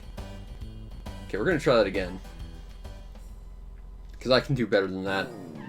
I can do better than that. No, don't let me go. I want to try again. I want to see if I can win a prize if I actually do well. Scored over 200 points. Holy crap. I think it's lighter out than it was when we entered this building. That's unfortunate. Okay, so we want kind of like a 60, 65 in our speed if we can... Oh, I think we went too spicy on that. Wiggle, wiggle, wiggle, wiggle, wiggle, wiggle, wiggle, wiggle, wiggle, wiggle, wiggle, wiggle, wiggle, wiggle, wiggle. Ah, too much. If it's specifically over 200, we kind of have to basically get 250s and 100.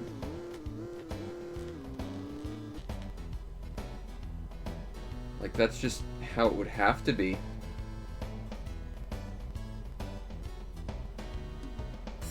Because, you know, I assume hitting the yellow target, which I thought I did, is probably worth like 100 right there. Can I retry? Or do I have to go through this? And I can retire, but I want to dial in this thing. Okay, the problem is, though, that we're not quite really going with speed so much as it is acceleration. So it's actually a little harder to judge than our simply just checking our speedometer. But we'll make this work. I'll try one or two more times. Fortunately, they don't kick us out this time, which is nice.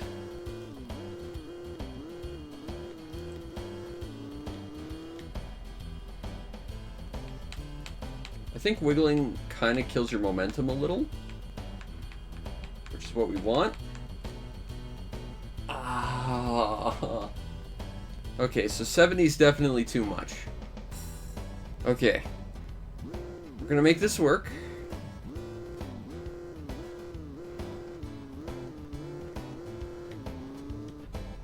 $60. Let's see what 60 can do.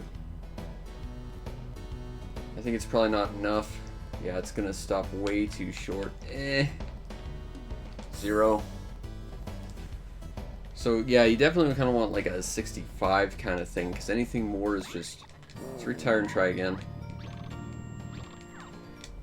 I wish I could just restart. Like, I feel like that's a basic quality of life thing that should just be in this. Okay, 68. How's that gonna work? Come on. Come on. Oh yeah. Okay, so 68 seems to be kind of what we want. Assuming that the speedometer can be trusted, it's not simply acceleration.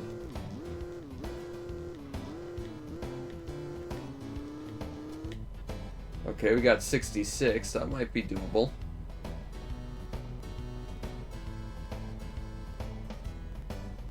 Oh, come on. 20. Okay, well, if we get on the button again... But yeah, like, that's 2 degrees. But again, it might be acceleration versus just raw speed. 70, that's way too fast.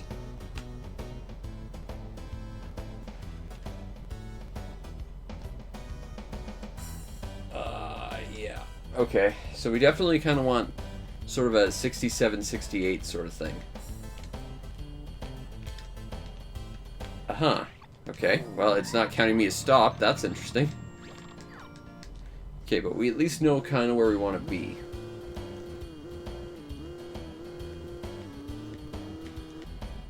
Okay, there's 67. This should ideally get us there, I'm hoping.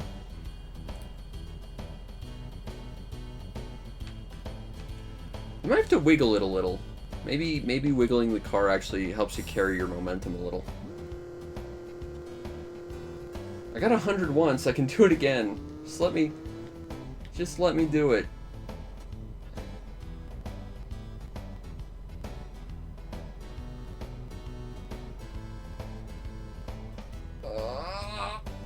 50? That's... Damn it. I know I can do this. I've clearly seen that I can. I've got the numbers dialed in. It's just a matter of executing it. And that's the problem.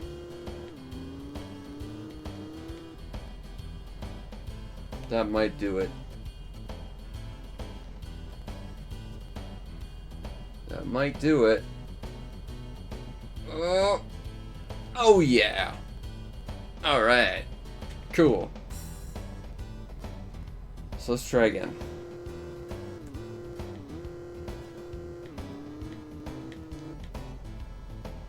$67.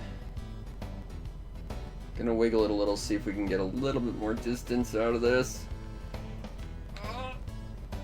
Not quite enough. Wow, that's... Also, the game still seems to think we're... Okay, so don't wiggle your car ever, because this is very fiddly. But yeah, 68, maybe 69. 68 definitely seems like a value that works. 71, we're definitely going to go over. By a lot.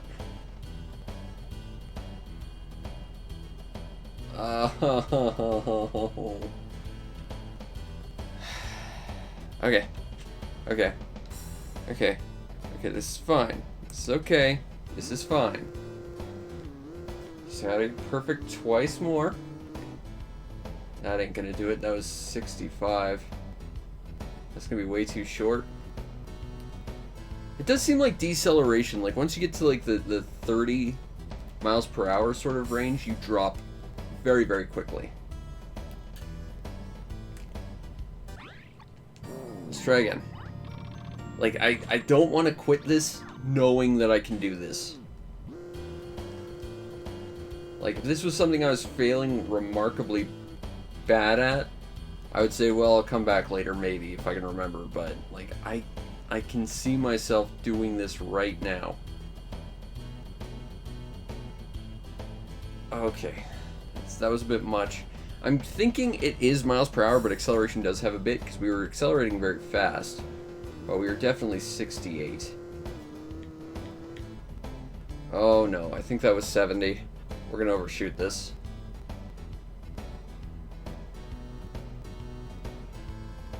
Oh, hate to see it happen. I want that stamp. And hopefully a prize that accompanies it. I think that was 68. Let's hope.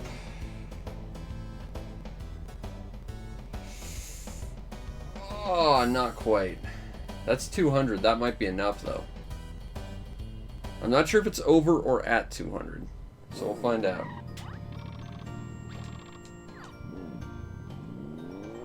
The fact that it's booting us out tells me that's it. Scored over 200. We did not. We scored exactly, but I will take it.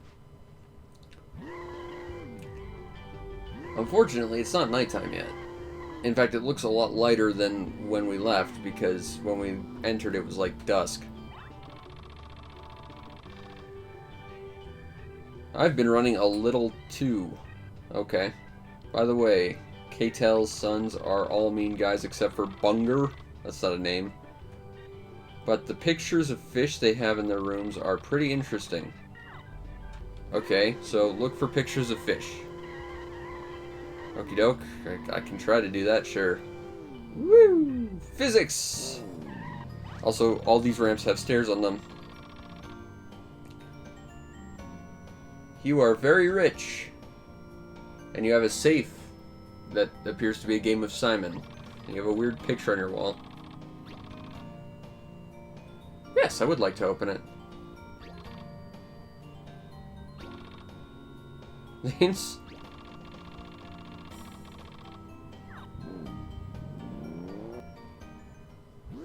RBMB. I feel like that's... Okay, well... Let's talk to him. Okay, so red. Ross is red, hence why there's an R. Okay. So red. Red, red, red, red, red, red, red.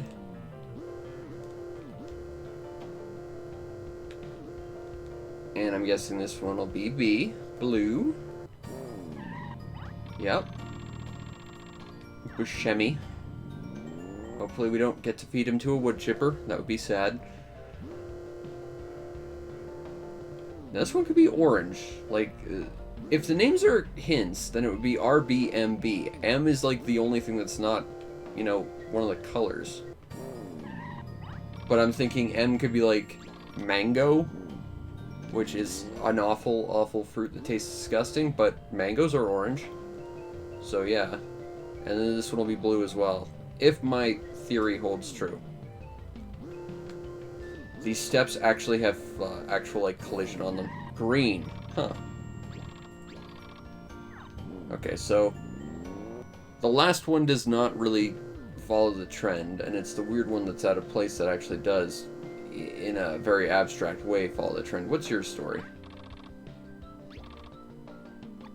No, Jack, I don't want you on my team. Yes, I know where those windmills are. That's how I got here the first time I played. We're gonna go explore there. What's your deal, blue car? Well, if you need a modern city, I got one, so go hang out there. Also, I see a Q coin, and I need it, and I missed it, and I need it. Get back your Q coin, I demand it. Collision on that's a little fiddly. Alright, there we go. Okay, so red, blue, mango, green. Even though green's character's name started with a B.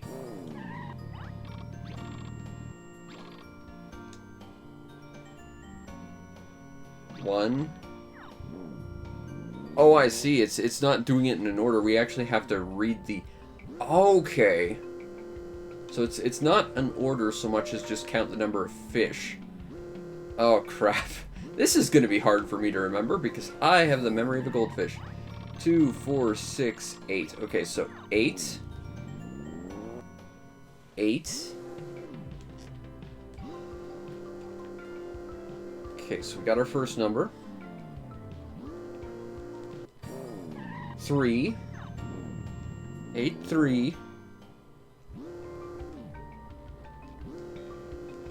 8,300.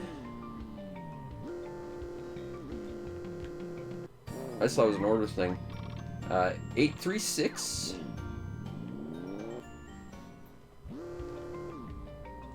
And what's the last combination? This makes it harder to guess, I suppose. 8361. Okay. Alright, let's go plop in this code. We better get something cool for this. Like a solid gold engine or something. That would actually probably run pretty terribly, I imagine. I don't know jack about cars. Hell, the only cars I know are the Ferrari Testarossa because that's the outrun car. The Torino because it's the initial D car. And the DeLorean because it's a time machine. Okay, it's 8361. And the more time I have trouble with this, the harder it's going to be for me to remember that. It's 8, 3, 6, 1. Now I get to steal what's inside. That's how we play by this game.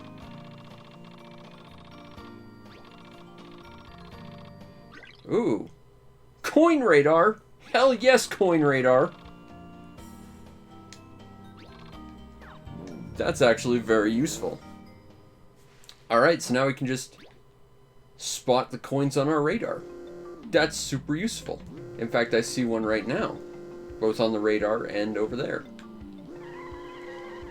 So when we, you know, go through the world once and have to, you know, loop back around to go explore, we can now find all the coins.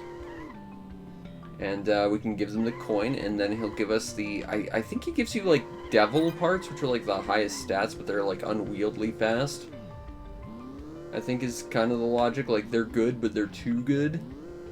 And we need to go up there later, so we'll come back later. We need to wait till nighttime, though.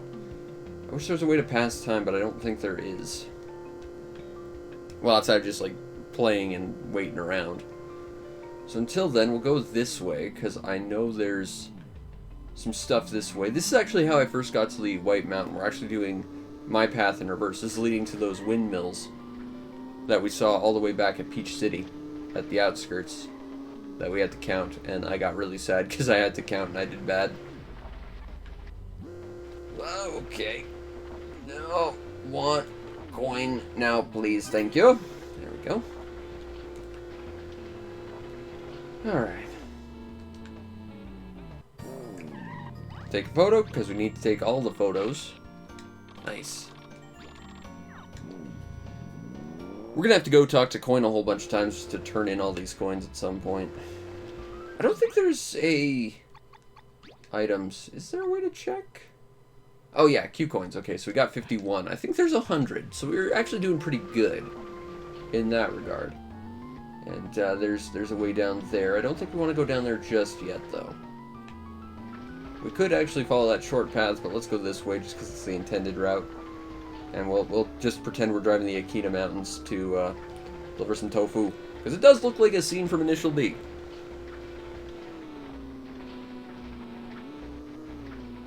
Alright. Actually, I was talking to my uncle recently, and apparently, like, someone down the block from where he lived had a Torino, which is pretty amazing.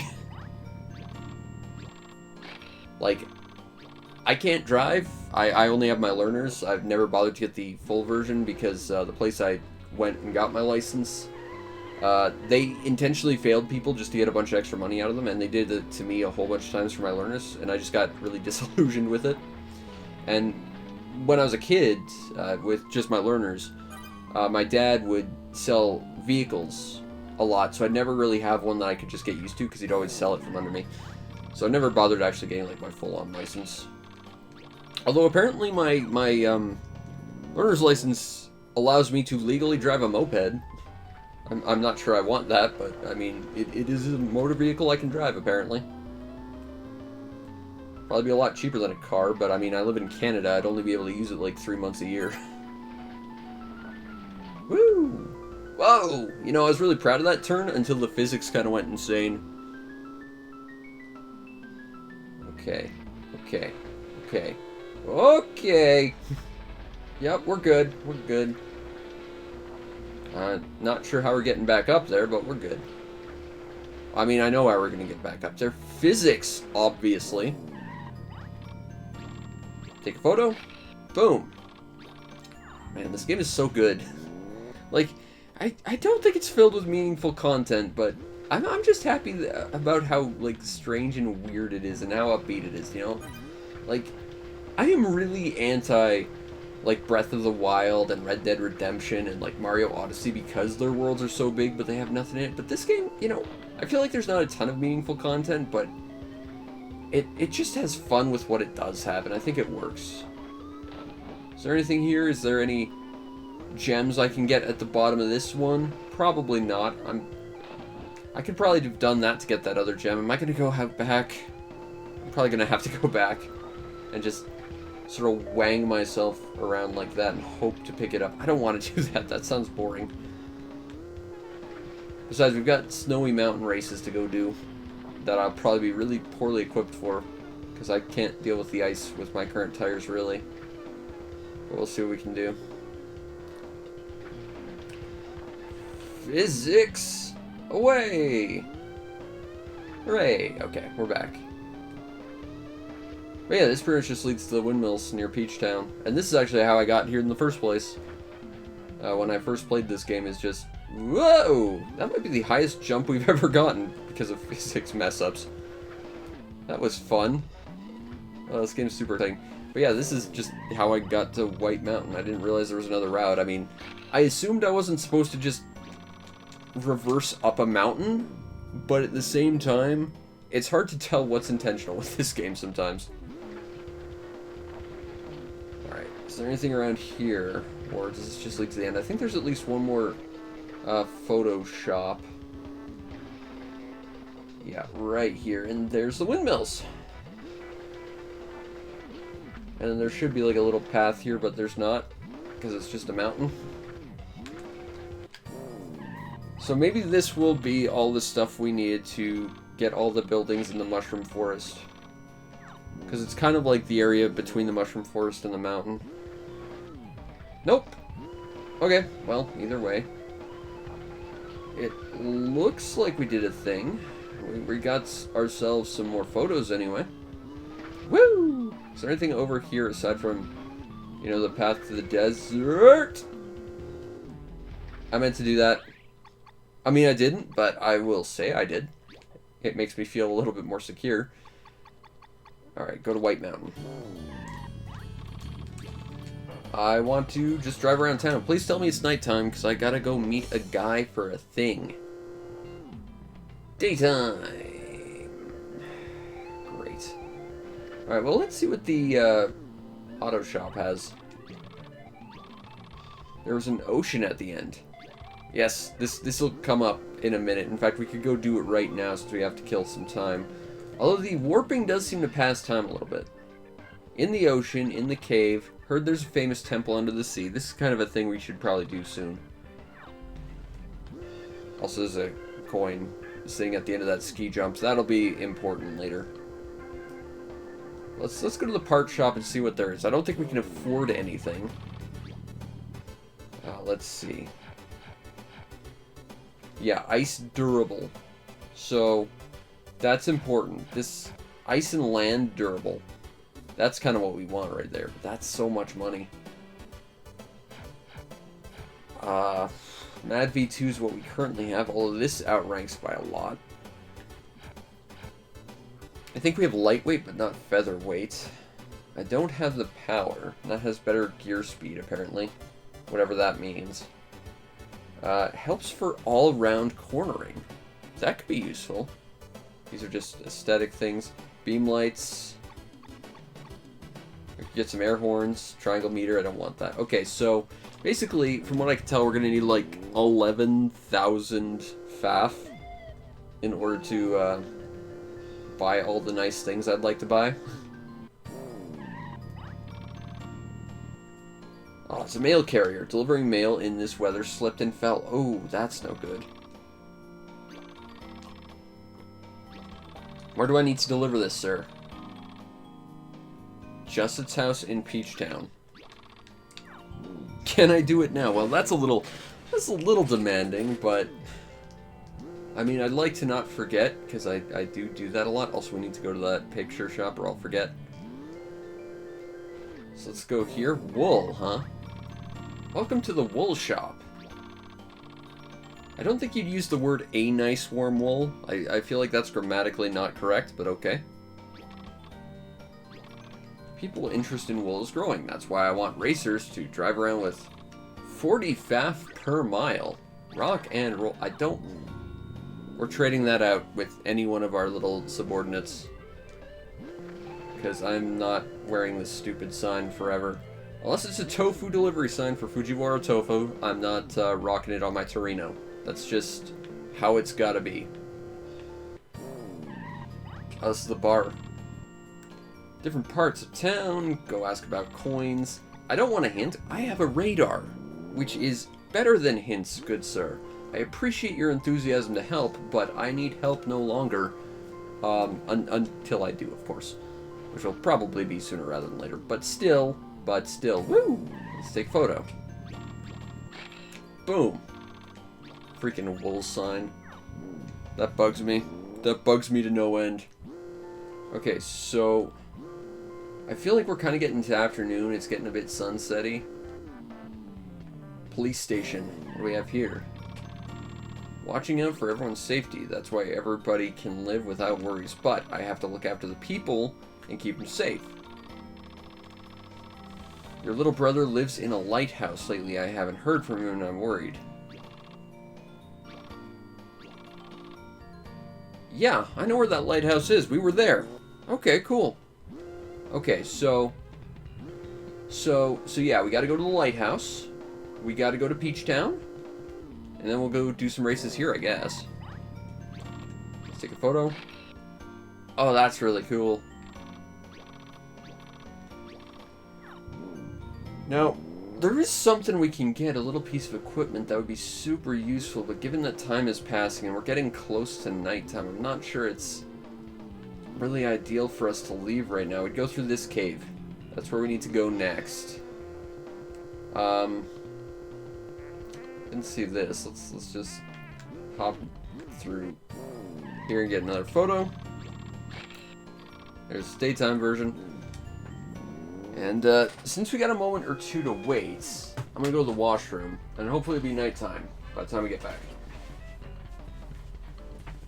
So I'm just gonna park it, and hopefully time passes.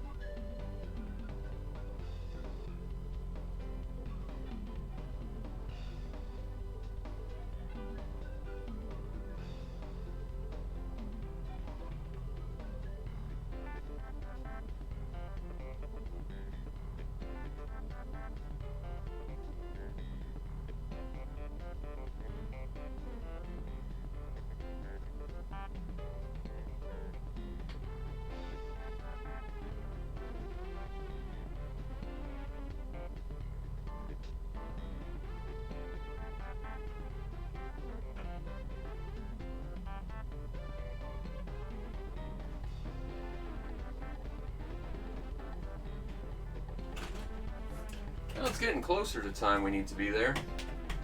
It would help if we actually like had a timer, like the regular one. That's the one problem with this little heart speedometer, but it's too amazing not to use.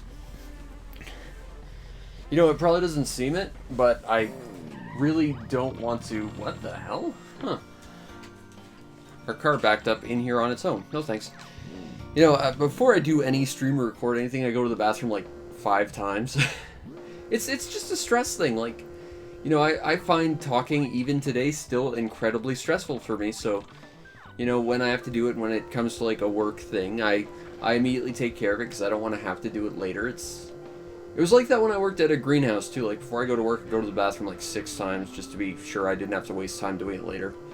And now that I'm doing like entertaining and stuff, I don't want to, you know, do it now. Okay, we might need to get an autograph from this person.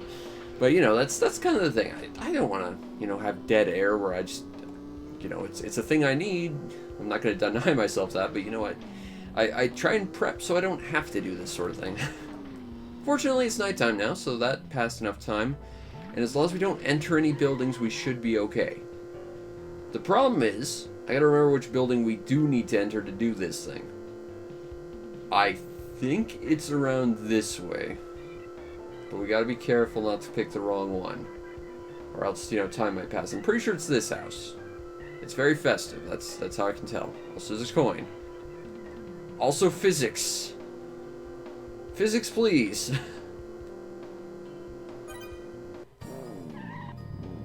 We're not there yet. This way it's gonna be like daytime. Let's try retreating back in. Maybe time's passed a little bit more. Nope, not yet. Okay, we'll wait a little bit longer.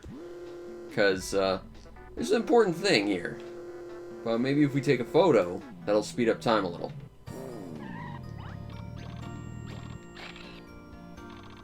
I hate that wolf sign. It bugs me. It's like, don't put it on my car. I don't want you to put that on my car. I will advertise for you. In the sense, I'll get my lackeys to wear it during races, but I don't want to wear it. You're ruining my aesthetic. Okay. Come on. Please be time. Not yet.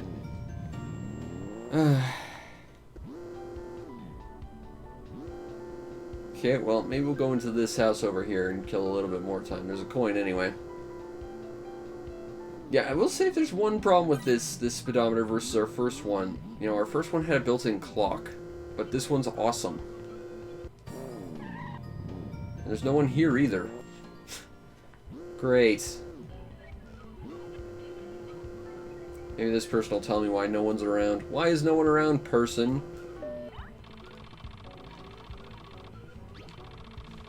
Spoilers, we're looking for Santa. In front of his house in White Mountain outskirts, just happened to walk by and he was there. Rumor has it, between noon and 5 p. I see. Noon and 5 p.m.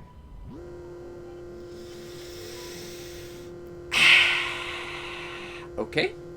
Okay, that's fine. That's fine. We can kill time. What's in this house?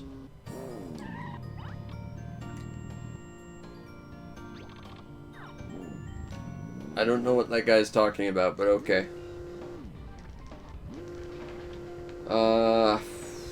Okay, well now I guess we can go to Peach Town, go to the lighthouse. Again, having an actual clock, now that we know the exact time, but I swear it was like after, like, midnight you had to go there and he'd be there. Well, either way. Woo! Oversteering.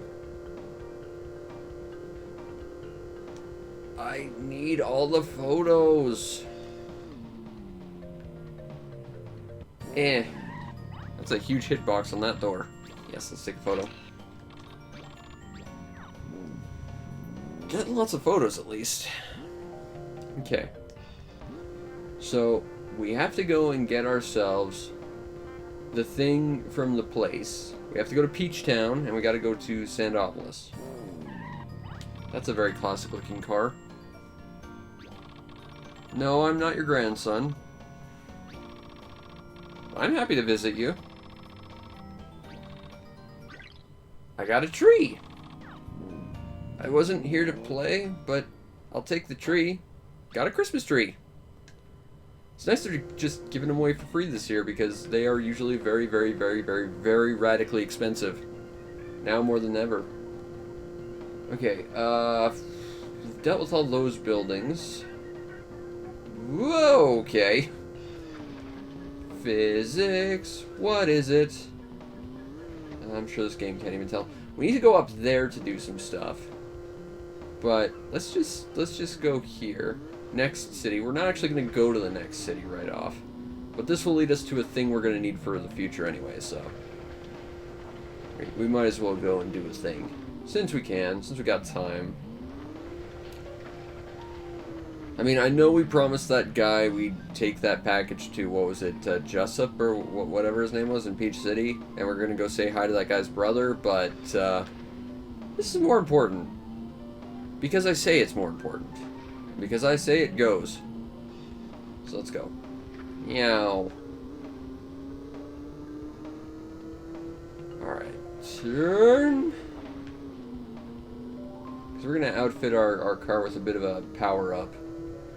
I think there was another NPC we actually needed to talk to before we did this, so we might have screwed this up just a tad. But we'll see. We got to go back to the White Mountain anyway, so it's not that big a deal. Let's stop and go to both these photo shops. They're just here. Take a photo. Spoilers, that's where we're going. Go across the way. Get another photo.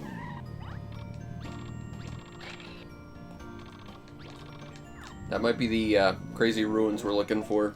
Also, I think one of Indy's jewels is hanging out there. We just sort of fling ourselves into the ocean. But we don't have aquatic car parts, right? Right? I know what you're thinking, but this guy might. I live here. It's been a long time. He might be some kind of god of the sea. Yeah, I don't have underwater car parts.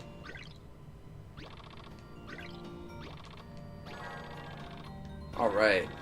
We got ourselves a freaking wing to make our tofu delivery Torino all the more kick-ass. Wing set allows you to change direction in the air or underwater. That's going to be useful. Furthermore, press L1 button to get more flying distance, L2 to reduce it. Yes. Drive underwater towards west and you'll reach a big island. That's That's the next island we're gonna have to go to. Also, those propellers look terrible, but the wing looks pretty cool. So if we go, let's see, it's L1, L2, I think they said. So we gotta like find a jump.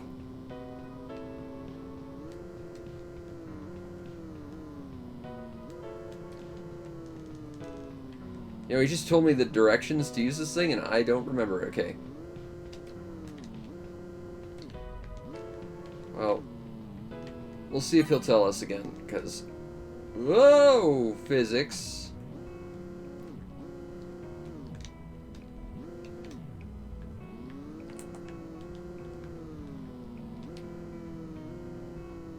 See if we can physics our way around a little bit.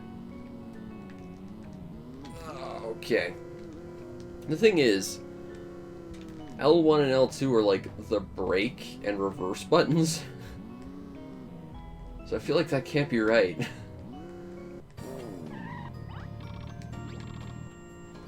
Yes, I would like to... Okay, let's explain again. Allows you to change direction in air or underwater. Press L1 to get flying distance. Press L2 to reduce it.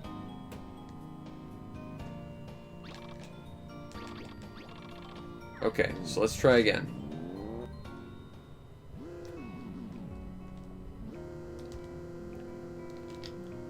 So, yeah, I guess we're just supposed to reverse.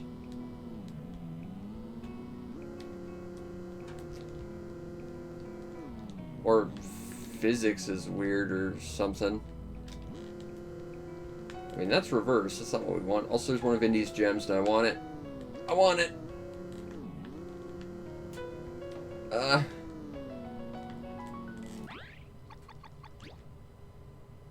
Let's see, Jetfire R2, reverse L1, gas pedal, wing down L2.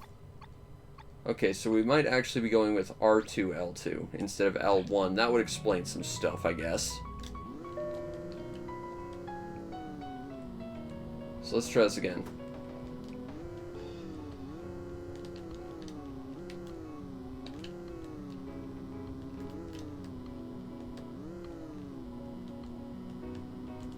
Let's try this again.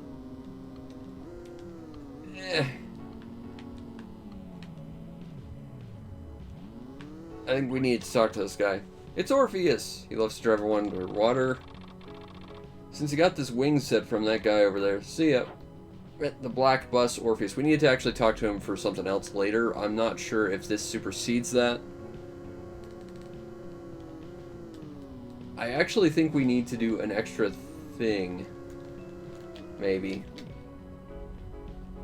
Or something to get this to work. Because I think there's another optional part we need to get for our thing. But we'll see. Okay, so we want to just scooch ourselves. Whoa! No, no, no, no, no! No! Physics! It's fine. It's fine. Our souped up underwater tofu delivery Torino will persevere. Okay, okay, okay, okay, okay, okay. So let's just nudge it along. Whoop! That's too much. That's too much. That's too much nudge, game. Too much nudge. Okay, there we go. Thanks, physics. There we go. Alright, now we could go to Papaya Island. We do need to go there, but let's start by going to Peach Town. And getting rid of this stupid sign for one thing. Change parts, obviously. Yeah, so we get a wing set, gliding longer while in air. And special parts of the propeller. Works with engine, drives underwater. Reverses also. That's kind of annoying. Okay. Now, we want to go to Princess... What's her name? And we want to give her the billboard for wool. Oh, nope, I don't want anything. We want Hazo to take the thing for... What was it? Peach Town, Fuji City, Sandopolis cake. That's what we want. Okay. I don't think those signs carry over to other people either. So, like, if I have to get myself another party member, it's going to be a whole thing. Now, I don't know which house we need to go to deliver this package, so we're just going to have to, like, spam houses until we find one. That's Kevin's mom. Don't care. Already dealt with you. I'm looking for someone else. Someone much more else. Jusette, that's who we gotta go to.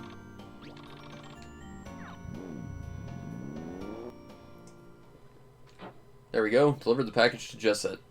I don't know if we have to go back and get like a reward from what's his name now, but we did that. Let's go to Sandopolis, which I think is now called Sandpolis, which I think is probably a typo in the menu, but what can you do? Alright, so I think it's west. Also, I see a coin on the map. We're definitely getting that. Gotta get all the coins. Do. Whoa, okay, it's somewhere in between this wall and another thing. Also, there's another coin on the map. Whoa, okay. That's fine. That's fine. Getting some air, that's all. Alright. Getting some more coins. So let's get around this. So there's apparently some stuff around. Have I even been here? I don't think I have. Suspicious car carrying tires on the west side of town. Might have to go talk to them about this, but first things first. We're gonna go check out all the other places, but only after I get this going. Okay, now let's check out all these other places, because I've never seen this little dude ranch place. I don't think. I don't remember it. Captain Rombo. There's a tire thief named Butch. Not Diamond, but Tire. I feel like that's probably like a carryover from like some weird Japanese wordplay pun that doesn't really translate to English. No, I'm not a police officer, but I know where he is. I can try and catch him if you want. I mean, this game's pretty non-violent about things, so I don't think I'm in any real danger.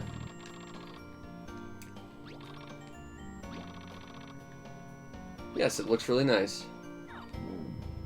Okay, let's go back and tell him no, and maybe we'll get a toy gun for our car. And suddenly we'll have a way to actually fight some stuff.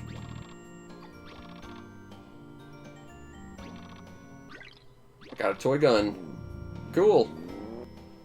Not really sure what I can... I have not impressed Lisa yet. Alas, the best JoJo character is not impressed with me just yet, but I will win her heart. Let's take a photo. Snap. Yeah, there it just says Sandopolis, so clearly it can't be Sandpolis. Alright. What we have here? Johnny the Drag Racer. Heck yeah. This is gonna go bad for me, I'm sure.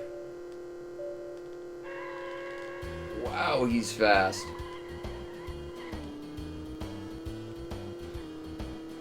Fortunately, I know some equipment we can get that'll make us a lot faster, but wow. He just completely showed us up.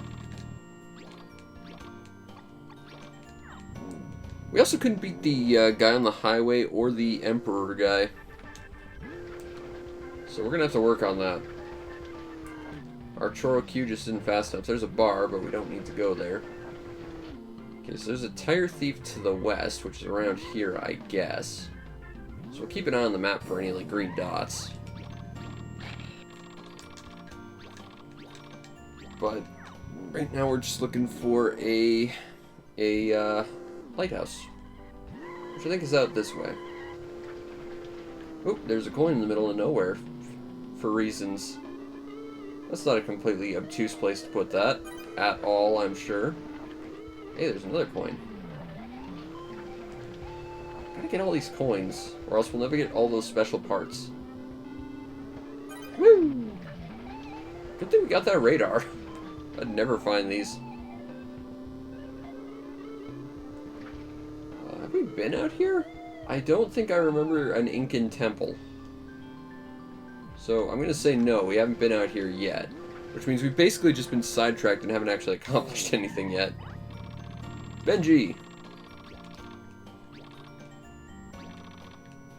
Alright, let's go look for a fountain pen, I guess, on top of going to a thing, on top of talking to Santa. It's Chorokyu, okay? It doesn't have to make sense. Although physics could stand to start making some sense. That'd be nice. Got a photo place. Gotta get some photos of our face. Or grill, or whatever, but that doesn't rhyme so well. This is probably connected to, like, where we ran into those aliens. I imagine. Like, I'm sure the Nazca lines are somewhere around here. Is there anything up here? I can't climb this. I can climb freaking mountains, but I can't climb a pyramid that looks like it's designed expressly to be climbed. Chorokyu, you confuse me sometimes. Okay, well, there's... Clearly I have to climb this one. So maybe the incline is just kind of badly designed. So we'll do it this way. Fine, whatever.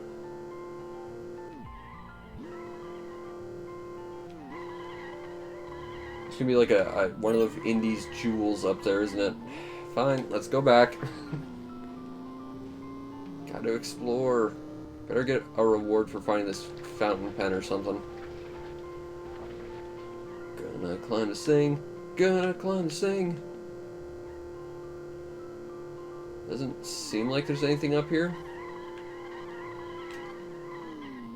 But it's still better to check, I suppose, than not. Got a giant chunk of water next to this. Better be careful not to drive in. Thank you, Door Physics, for taking a sec extra. There we go.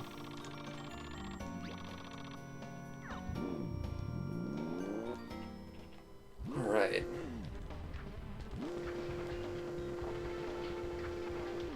I'd like to find that tire thief. Maybe we can turn him into the police. I wonder if that's why we needed a gun. Like, we can just say now we're an undercover cop, so just give us the reward or something. I don't know. Alright, so still not finding any vehicle driving to the west of Sandopolis. Just these weird pyramids that don't seem to have anything on them, except one had a coin, so I had to check them all. Not really seeing any... I need to go there. Not seeing any fountain pen, though. Or anything that looks terribly suspicious, or any other cars.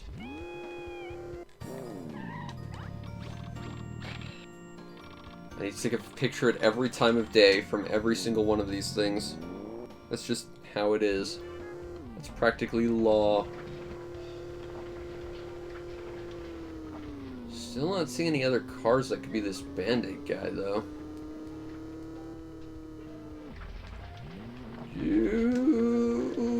Okay. Alright, let's... Yes, I'd like to take a picture there. We've got all the pictures. Kind of wonder how many we're missing at this point. Out of curiosity, I need to know. How actually close to finishing the photo album are we? I'm genuinely curious. So 4, 6, 7, 8. So we're at 8. I think we're about here. 9, 10, 11, 12, 12, 13, 14, 15, 16, 17. Plus 5, that's 22. Plus 5, that's 27. So we're actually pretty close. We're doing pretty good in terms of photo opportunities. We're not doing so bad. I still don't know where that fountain pen is, though, but he said he dropped it near the ruins, which means they gotta be here, right? Let's do it this way, because it's the only way the game seems to want us to actually climb these things. I feel like it's almost the game calling itself out for its weird wonky physics. Is the thing up here, or is it at the very top? Or is it, like, there's nowhere close to these pyramids that the guy expressly said he lost his pen near? Because this game could be like that.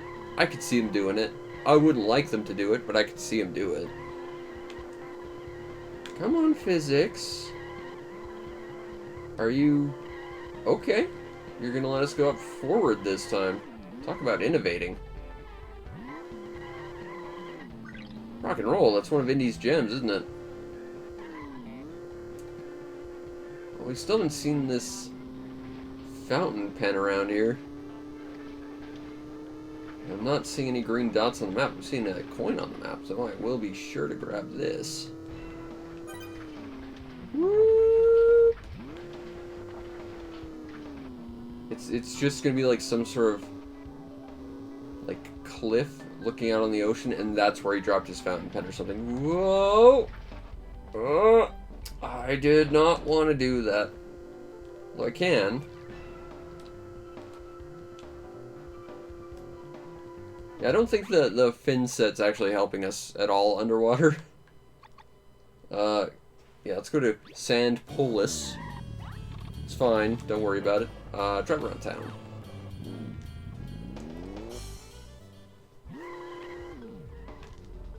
Let's see what we can do about finding this bandit slash the lighthouse thingamabob. Because this is all ostensibly west. Right? So it could be anywhere here. I see the place anyway. Ah, yeah, it's the thief. That would explain all the tires here. Yes, you go to the police and think about what you did in jail. I got a hideout pattern, which I think is just for my house, so that's not all that important. But we caught Butch. He actually went fairly peacefully, which was nice. Here's what this guy will say now that we've caught Butch. He'll say, "Oh, I heard you did that. Good job."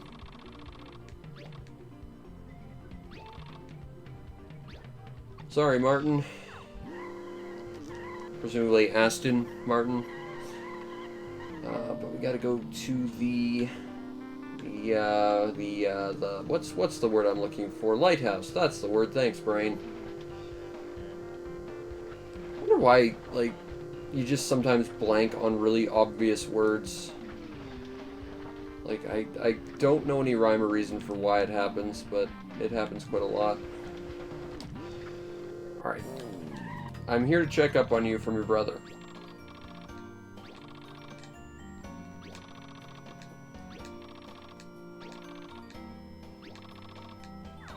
Alright, now let's go back and see if those two guys will give us rewards. It's entirely possible that they won't. Couldn't find that fountain pen. I'm guessing that we're probably gonna have to go somewhere else entirely to find it. Actually, we need to go to the police station in Sandopolis, and it'll be like in the Lost and Found or something. Something just dumb like that. And it's nighttime, of course, so we're not going to see Santa for a while. Okay, so that's the paint shop. Don't want to go there. And I believe there's a car driver we need to talk to in regards to something else. Oh, we got body Q34. I'm not going to use it, but thank you.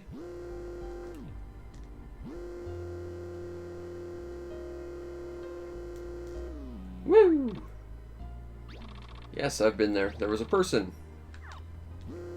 Okay, so this guy's not who we're looking for. We're looking for some guy. Might be this guy. There's a famous temple of the sea. Well, we already been there, but you're not who we need to talk to, evidently. Because you'll recall the weird underwater bus we talked to. One of these people, like, freaks out about it. We need to talk to them to, like, cheer them up and make them, like, understand it's not, like, a cursed bus or something. Ow. Because, you know, we're being a good citizen. We need to inform people. Too cold. I know of such a place. Here we go. Got a My City Citizen. Oh, someone's gonna jump. That was a really weak jump, dude. Oh, that's your jump. That was an incredibly weak jump, dude. But if you're looking for a guy that drives underwater, I've seen him. I talked to him. He's pretty solid. He's a solid dude. White flowers come from papaya. Well, we know where we need to find that flower now. And we know where papaya is. Or at least we know their kind of vague location. Alright, so let's go up here. We still haven't talked to the police officer, but that's okay. We haven't been up here yet either. Whoa, okay.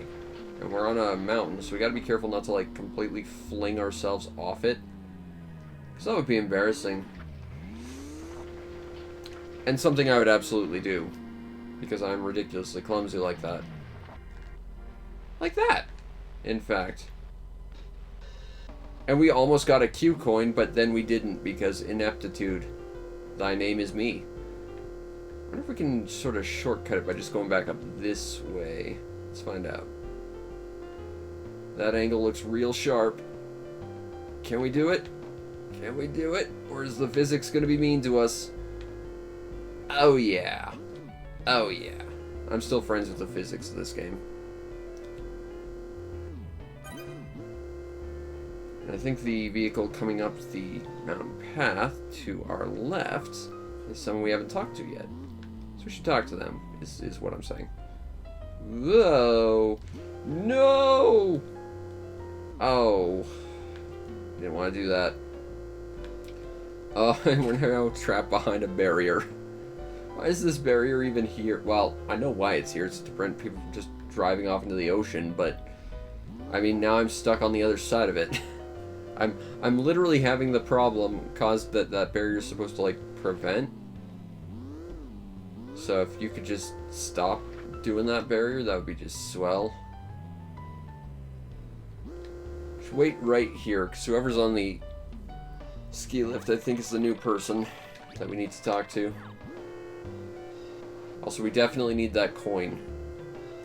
Problem is, there's a minigame involving this ramp. Spoilers, it's jumping on it. But I don't think we can actually... Wow, you are really biffing this ski jump. Like, unbelievably badly. Wow. Okay. So let's talk, mail our ice cream truck. I want to build a store with different... Yes! That wasn't who I wanted to talk to, but we got a new villager, so that's cool. Our town's gonna get huge. It's exciting. Okay, so there's at least 2 coins up here we gotta get. And we still haven't actually... We've been playing for an hour, still haven't actually done any races. But that's Q for you. You can get just distracted with all the random nonsense that isn't what its core mechanics actually are. No, not this time. Okay, okay, okay, okay, okay, okay, okay, okay, okay. I need that coin. Obviously, I need that coin. My life will not continue until I get that coin.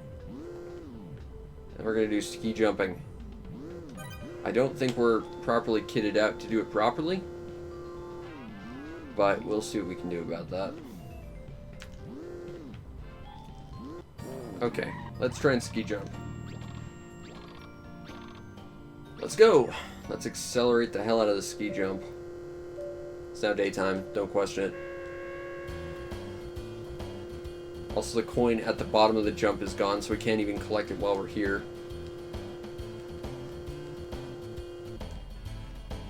That's not very good. I think you have to clear that road at least to get the stamp for actually successfully doing it. So, unfortunately, I think we gotta come back later after we deck out our car a little bit. But at least try and get the coin at the bottom of this. Just gonna go super slow. Actually, we might be able to go talk to Santa right now, so let's go do that. Woo! Did it sideways. Also, I think we got further this time. Okay. Also, I think we gotta go to that church up there. I think that's a church anyway. It looks vaguely churchy. It's got like a wedding bell on it. I assume it's a church. Physics! What am physics? How be physics? Who done physics? Whoa! I really do not like those back propellers. Those bug me. The fin's cool, even if I can't use it for much, but those stupid little tail fins, or the stupid little tail motors bug me. So I think we talked to everyone up there, which means if the character is still around, it has to be down here then, logically. Whoa! There we go. It's Santa! In car form. He's the only Santa Claus. There's no other ones. It turns out Santa is actually a little toy car.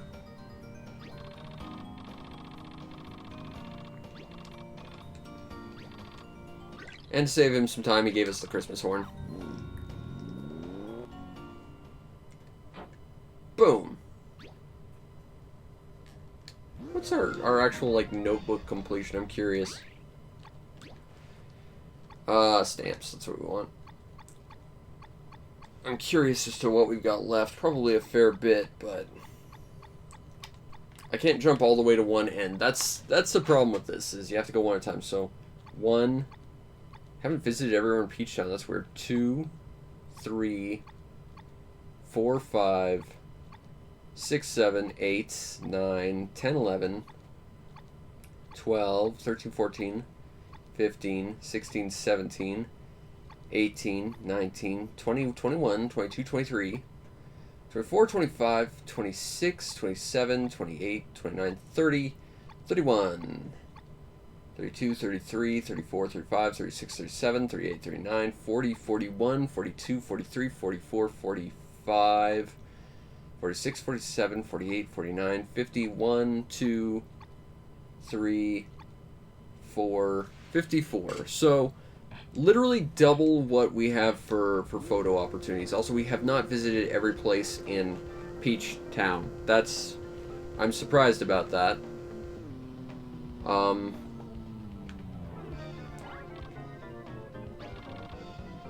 No, Hitomi.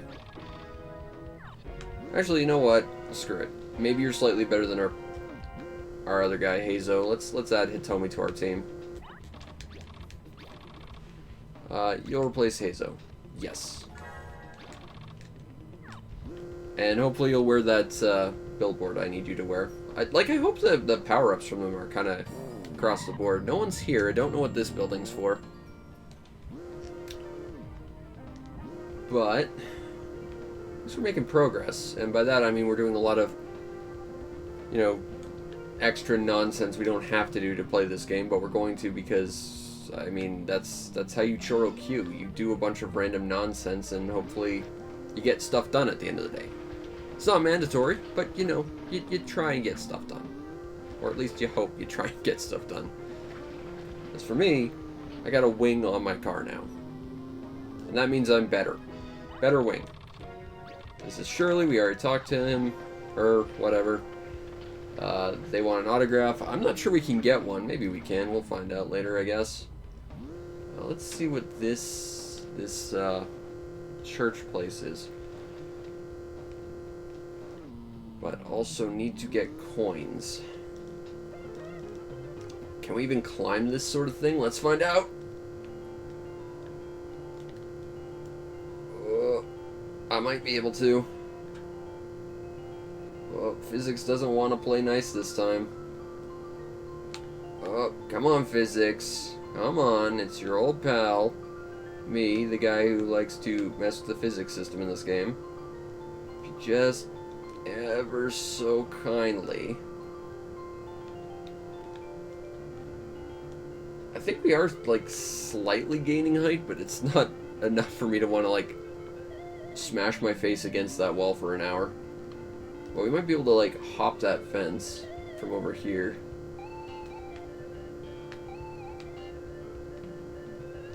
Nah, physics does not want to play ball. Alright, we'll get to that church later, I guess. It's fine. How have we not visited every place in Peach Town? I do appreciate that those stamps are color-coded to tell you where you go to find those places, though. That's cool. Okay, we need to go to the police place. Almost forgot about that. I talked to your brother, he's fine. He's busy protecting people. Got a body. You can tell it's like 4 or 5 a.m. at this point. I've been editing all day. Alright, let's see. I want to change parts. Oh, she does have the cake stuff. Cool. I'll give her the off-road tires, I guess. Yeah, okay, so for us, got the propeller. Yeah, okay. Oh, I want to see what those bodies we got were. Since we're here. Also, horn. We can give little jingly bells to our car. I don't like it though, so we'll go with the fantasy horn again, because that's my favorite one. Bodies. We got that. We got a snail car. We got a little snowman on a sleigh. How adorable is that? Ladybug, spaceship, rocking horse, some random crap I don't care about. We got that mail delivery truck, because we helped the mail delivery truck. Okay, so let's race. There's only a B and an A rank race here. We're gonna get destroyed by this race, I feel. Which is not great. But hopefully, wow, they are all a lot faster than me. They probably have better grip. Wow. I am just getting destroyed right now. Oh, okay. Thanks for being there, guy. Oh, that's pretty. A little blinding, but definitely pretty.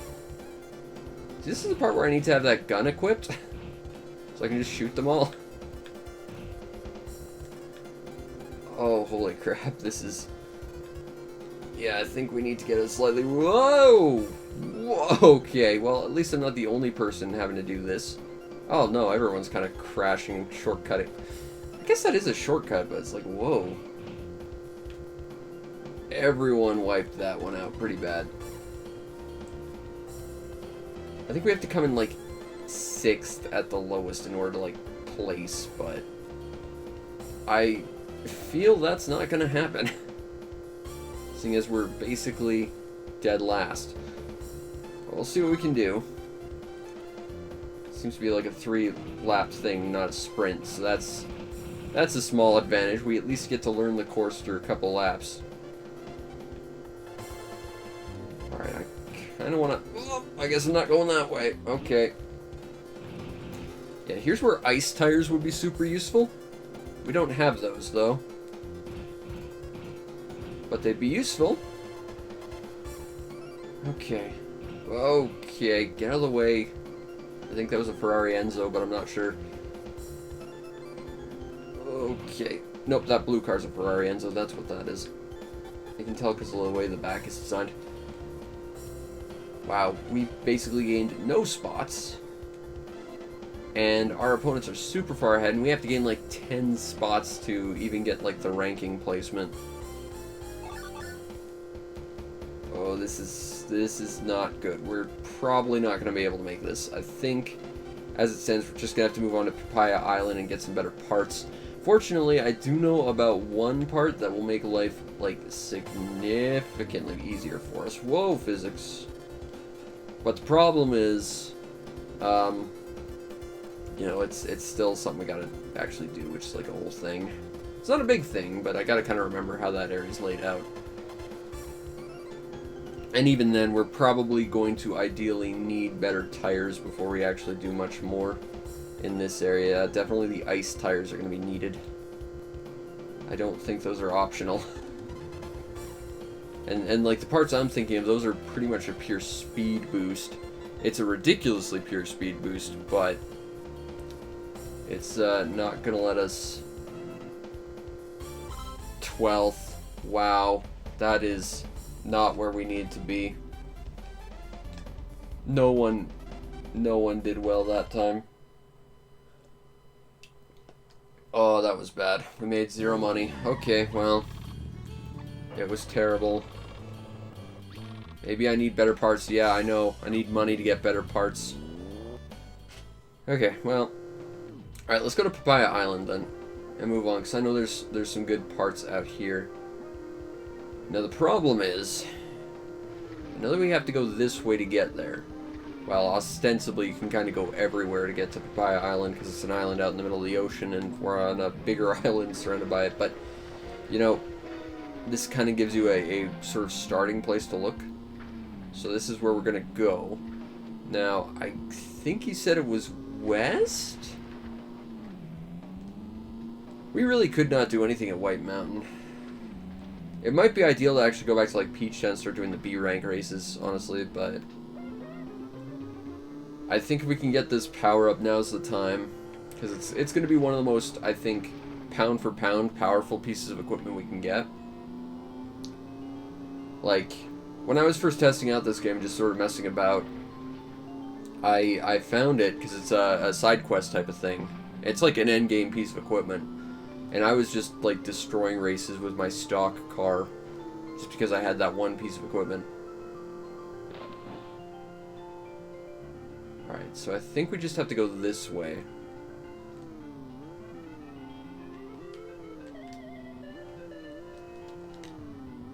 Ostensibly, I think we have to go this way.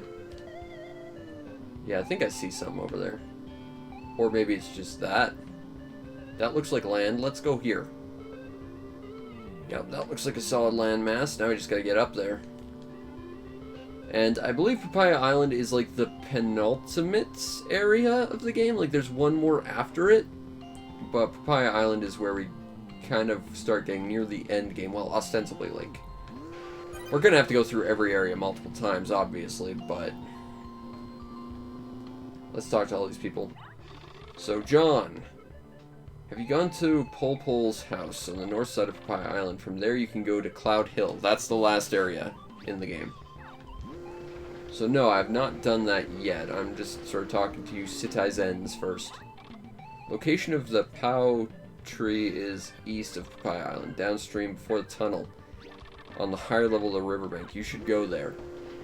Well, I know there's something I need around here anyway. Hi, how are you? Have you heard of Bigfoot Joe, who lives on the north side of White Mountain? He's crazy. He hunts fake bears. Whoa! What the hell? What's your deal, guy? You were just motoring there. Mine. Broken heart. You want to say goodbye to the ocean full of memories and move to a new city. Go to my city. And maybe join me, because you were literally tearing up the ocean there. That was incredible. We might have to see if she can join our team, because she's kind of kicking a lot of ass. I know a place. Go to my island. Also, you can see a rainbow there, which is a hint to where we need to go next. The final area of the game. Alright, so let's just start going to houses. And get some photos taken. Take a photo. Boom. Nice tropical paradise. I'm all about that. I live in cold-ass Canada. I want to live in a place that never snows again. That would make me so happy. Okay, so this is a part shop, I think. So let's see what kind of parts you sell, Mr. VW. There's a place in Papaya Island where you can catch fish. It's so fun, I can't stop. Are you fast? If you're slow, you won't be able to catch them. Okay, so we gotta look for fish, I guess. But we need to be fast. And, I mean, the whole problem is we're not fast enough. Let's take a look at the part stuff. All-round racing tires. Water durable. Those are not bad. HG wet. Off-road. HG off-road. There doesn't seem to, at least here, be tires for water, off-road, and ice. And it could just be that there's no such thing as like a perfect tire.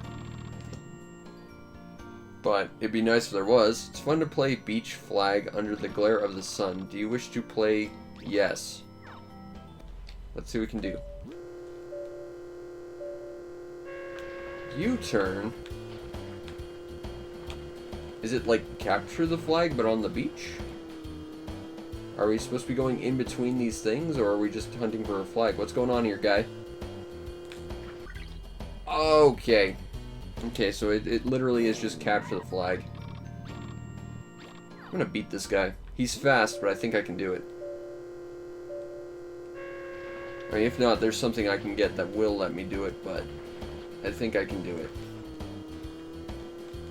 Because I think his pathing is just bad. Boop! Yeah, there we go. Just need to take a better path. I win. And I assume that's for our house, which we have to go to at some point. Alright, beat Mickey at beach flag. I beat him over head with a beach flag at least. Let's take another photo. You're just knocking all these photos out. Boom. Alright. And the next building is a Q factory, which we need to hang out at just to, you know, get our warp on. Oh, this place is all tropical and stuff. Nice. What are the races around here? Okay, so you got 2 Bs and 2 As. I'm not going to do anything about parts just until we get that one piece of equipment. Because I feel like it's going to be a game changer, so we might as well wait. I have not met Bigfoot Joe. I think I've been to his house, but he wasn't there. Alright, so take a photo. Boop.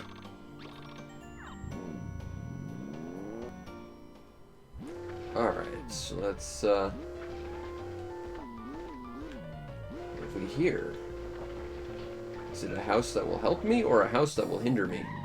It's another police officer. It's hot today. Your visit is big news. Not yet. The island is quite big. I wonder if I say yes, he'll give me something. Let's find out. And will he call me a liar for, you know, having not actually done that? It is a nice island. Okay, so, you know, he just says stuff. He's a waste of time is basically what that policeman's all about. Alright, this looks like the bar. We don't need to go there, but there is a coin I'd like to get. Grab this. And then we'll just swing back around and do all these other places. Alright. Oh, there's little catamarans. That's cool. It's fun to catch fish. There are 30 fish inside the fence. Can you catch 20 without giving up? I can try. Okay, those fish went through me. Oh. Okay, I can catch the fish. The problem is not speed. It's turning. And physics. Physics are a problem. We'll see what we can do. Whoa. Okay, grab this. How long do I have exactly? Because I think he said there was a time limit. I'm not seeing any sort of time limit. And I'm fine with just sitting here and doing it forever until I get them all. If the game will let me. I need to get better steering is what I need. Because my turning is garbo. Like, I know every time I upgrade my steering, it's like, ah, it's a lot better. But it's like, yeah, it's a lot better. It still could be significantly more so. 17. 18. 19. Oh, come on. You're gonna be my 20th fishy friend. There's 20. It took a lot longer than it should have, but there we go. You gonna give me something for that, buddy? No, I just... Okay. I guess we just did that because we could. It'd be nice if we could just get prizes for stuff. Gotta get more photos. next place is next to Grandpa Costello's place. It's worth knowing, I guess. Okay, so what do we have here? This is a big building. Doesn't seem to be labeled. What are you all about? You're the Papaya Mayor. No, you haven't. Yes, I did. I wonder if I say no and he'll just dump all his work on me. Or is the mayor just as lazy as the police officer and completely useless? I'm not here for sightseeing. I came here to race. Yes. Huh. Wonder if his dialogue will change again. Oh, nope, we just motivated the mayor. Nice. Wonder if that'll change his dialogue. Let's see. I don't want you on my team, Mayor. But I'm glad I could motivate you. Okay, so... we still have all of these... There's so many places here we haven't visited yet. This place is just huge. Or rather, it's just densely packed more than anything. Okay, so now we gotta be real careful. Gonna go to the body shop, not because we need a body, but again, just gotta clear out the we visited all these places things. I have all these bodies that I want. I don't care for any of your bodies. Okay, ooh, there's a coin behind the next place. We're gonna have to be, like, super careful to get that. Luke.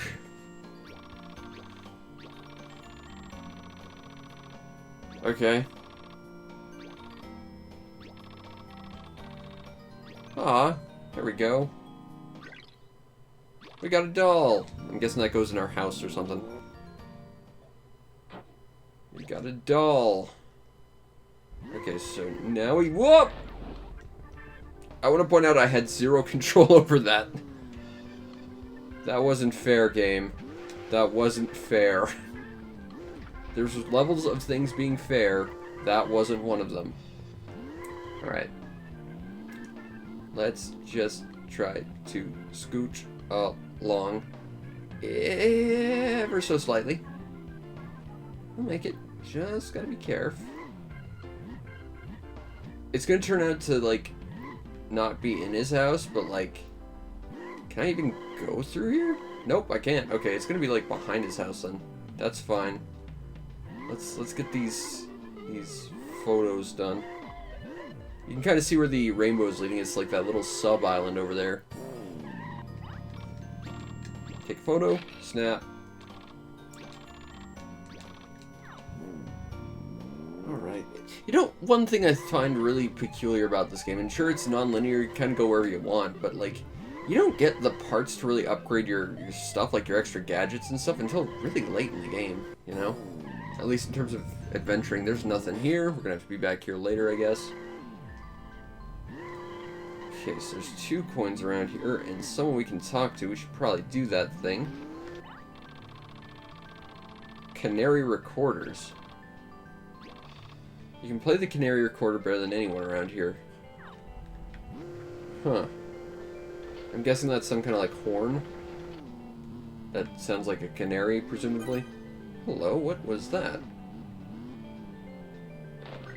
Oh, it's the message in the bottle that what's-his-name at the start of the game wanted us to collect. Cool. We're gonna have to remember to give that to him. Where's the... Oh.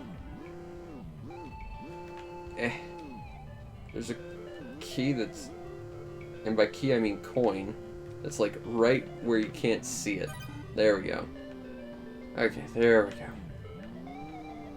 So let's keep going. Because we have a quest to fulfill. We are upgrading our car, even if it kills me. Further than we've already done. Also, very nice jungly area. I quite like this area. It's quite special looking. Also, there's a coin in the middle of the river. That's going to be obnoxious to get. Oh, I remember this. I remember this. I remember this. I remember hating this part. Okay. Okay, okay. Jump!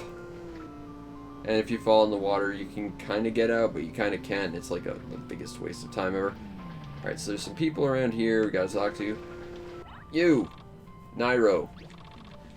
There's a scientist called Dr. Sandro. He's gonna be important to our quest, because he has the cool stuff. But it's good this guy told us about that. I'm really scared of... Also, I can see like a little building out of the water over there. I don't know what that's about, but... I'm really scared about going off this cliff, but I want that coin too, so we're gonna just try to desperately not drive off the cliff, although our braking could be a lot better. You know what's funny? Like, I'm trying to... I think our key improvements are like braking and steering, and like the upgrades we're trying to get are basically just entirely for speed. Okay, so it's an obstacle course. Let's see what we can do about this. Go! Obstacle course powers activates. I think I remember doing this while I was testing this game. Whoa! Whoa! It's fine, it's fine, it's fine, we're good. Oh my god, that was awesome. That was totally planned. I can do that every single time. I can go underwater, no problem. Other people might have to take that bridge, but not me. I've got propellers, whoa, and physics. Left. Down. Alright, we got this. Can we beat it in a minute? I don't think so. Let's find out. I don't know how far this goes. Oh, physics, you've betrayed me. I don't think we can beat this in less than a minute. Maybe a minute and a half. If we were a monster truck and we could just go over all these things, it'd be a lot faster. Oh, yeah, we're not making it across that. We need the other equipment. Still, you know, that save we did was pretty cool. Totally unintentional, but I'll own up to it. That was all skill, and not totally just physics being weird and me somehow pulling that out. Take a photo. Boom. Getting close to getting all the photos. That's kind of cool. Alright, so let's go over here. We need to find 2 specific NPCs here to get our power up. Take another photo.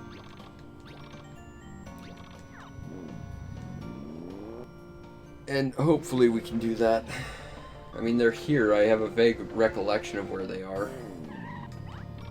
So this is Grandpa Costello. Oh no.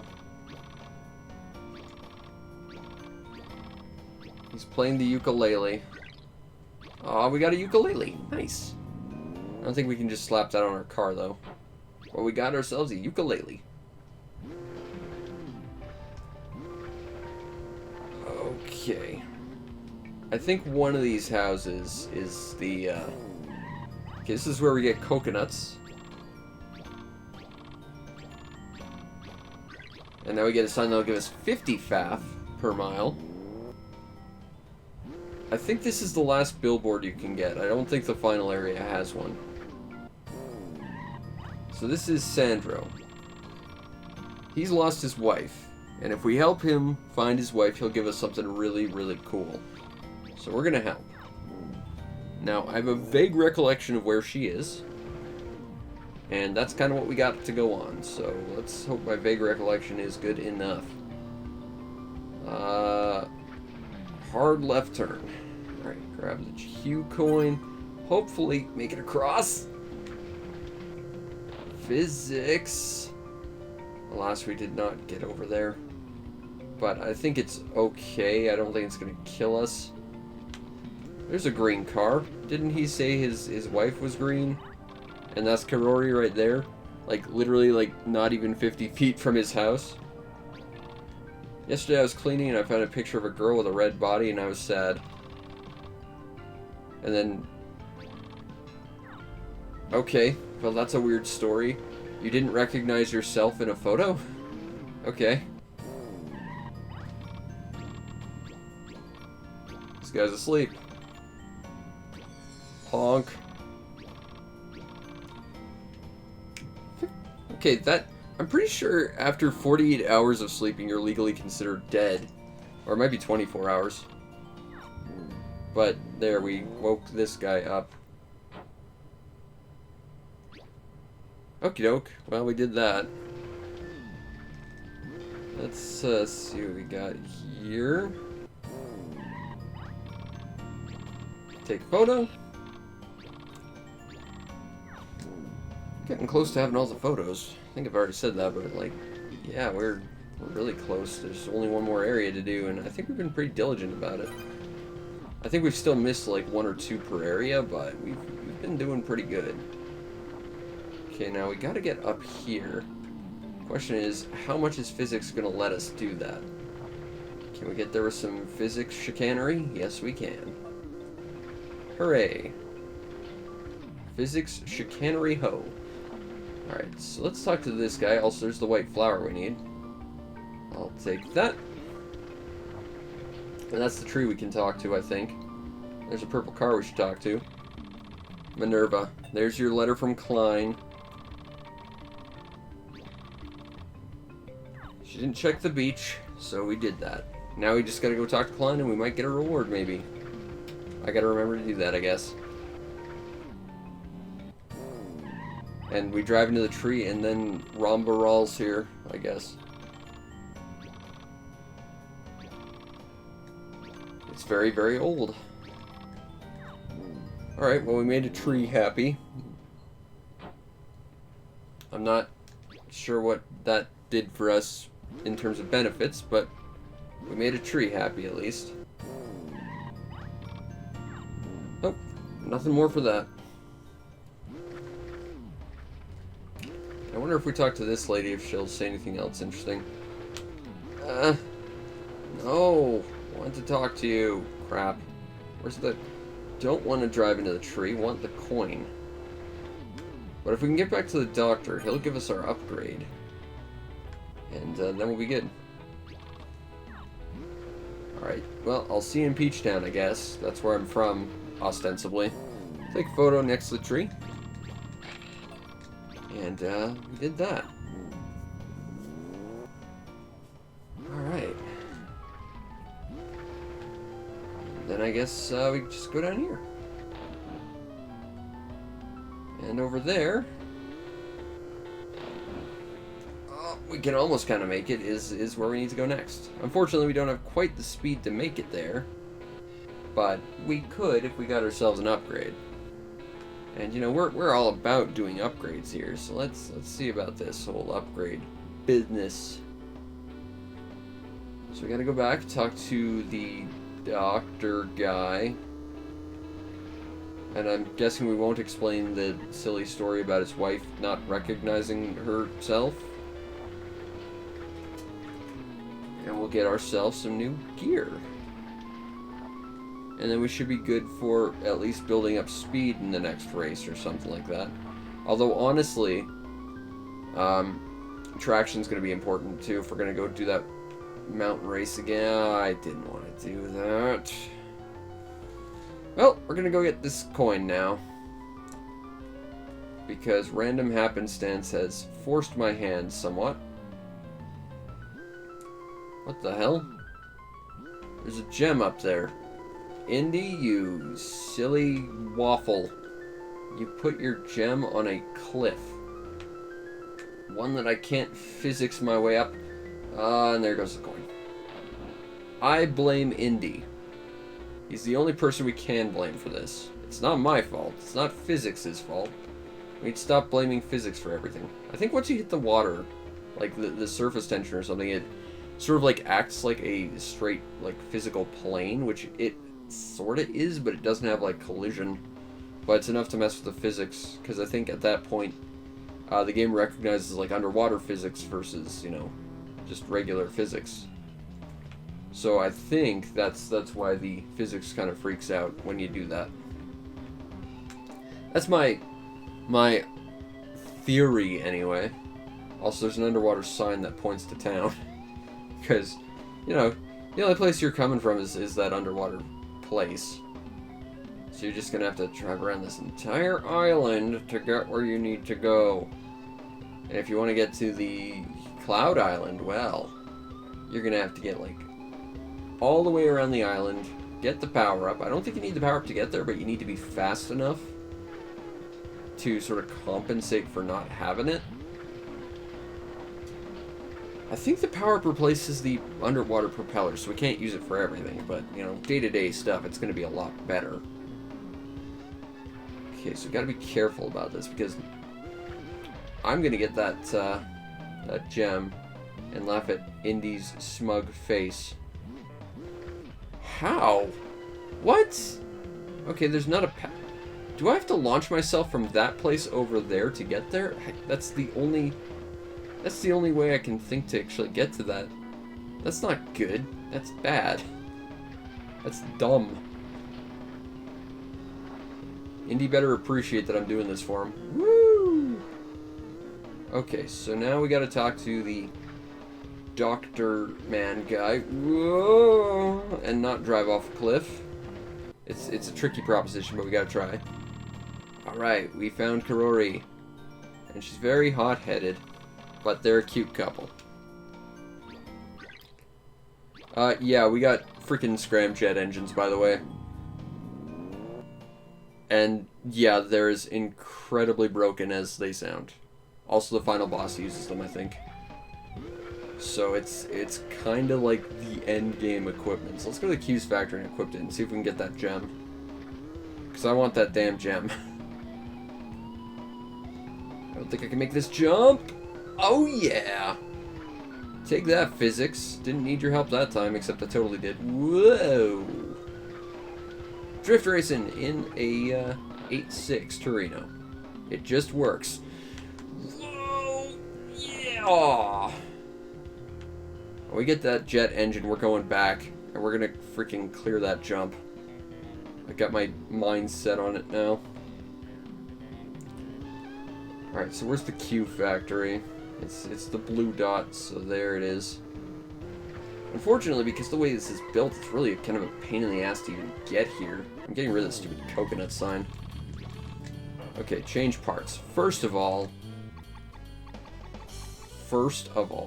getting rid of billboard. We're going to equip ourselves with a jet engine. Because obviously. Alright, and then we're going to go give... no, we want to give Princess Nahana the coconut billboard. And Hitomi can have the other billboard, which was Sandopolis wool. She can have wool because people need sweaters. And just for the hell of it, let's try and race. Sunny Beach Raceway. Let's see what this thing can do.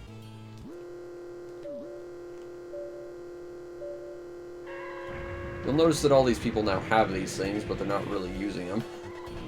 Also, they're freaking scramjet engines on our Torino. They're kind of ridiculous. We're now in first. Water doesn't matter. We have jet engines. Okay, the Ferrari Enzo's still kind of the fastest car out there.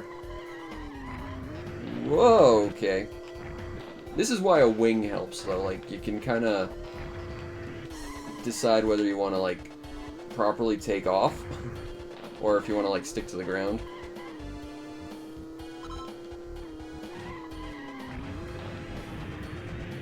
I just noticed there's a little, like, the little purple indicator on our little heart meter that actually indicates wing position, I think. But it only seems to go once, so I'm not sure what that's about.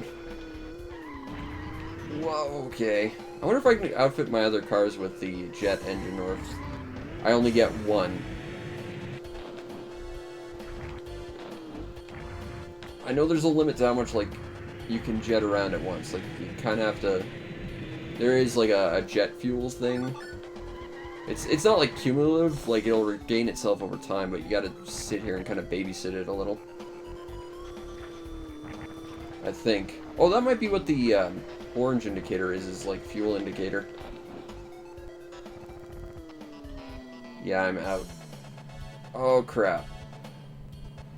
Alright, well, we understand what that little orange indicator now is. It's a fuel indicator. It's weird that never comes up and there's no place to, like, just refuel. But I guess that's what it is. It's a fuel indicator. And now we know. And knowing's half the battle. You know, it seems obvious that that would be a fuel indicator, but there's, like, no place to refuel, so it almost feels like fuel shouldn't be a thing to consider.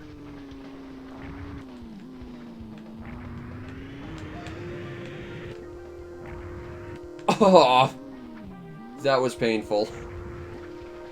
I mean, I can do this, so ostensibly I should be able to kind of finagle my way up a mountain. You'd think.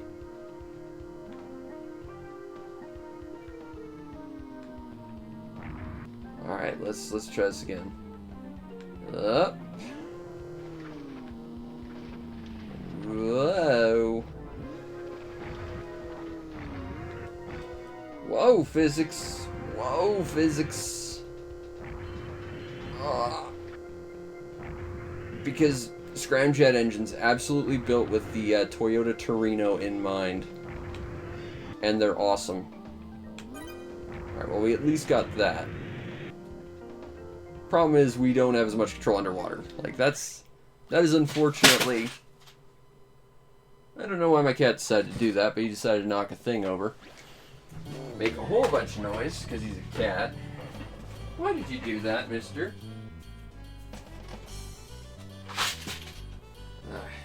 Of course, he knocks over the change jar I have, which of course has all the loud noise in the world. Let's drive around town. I want that gem now.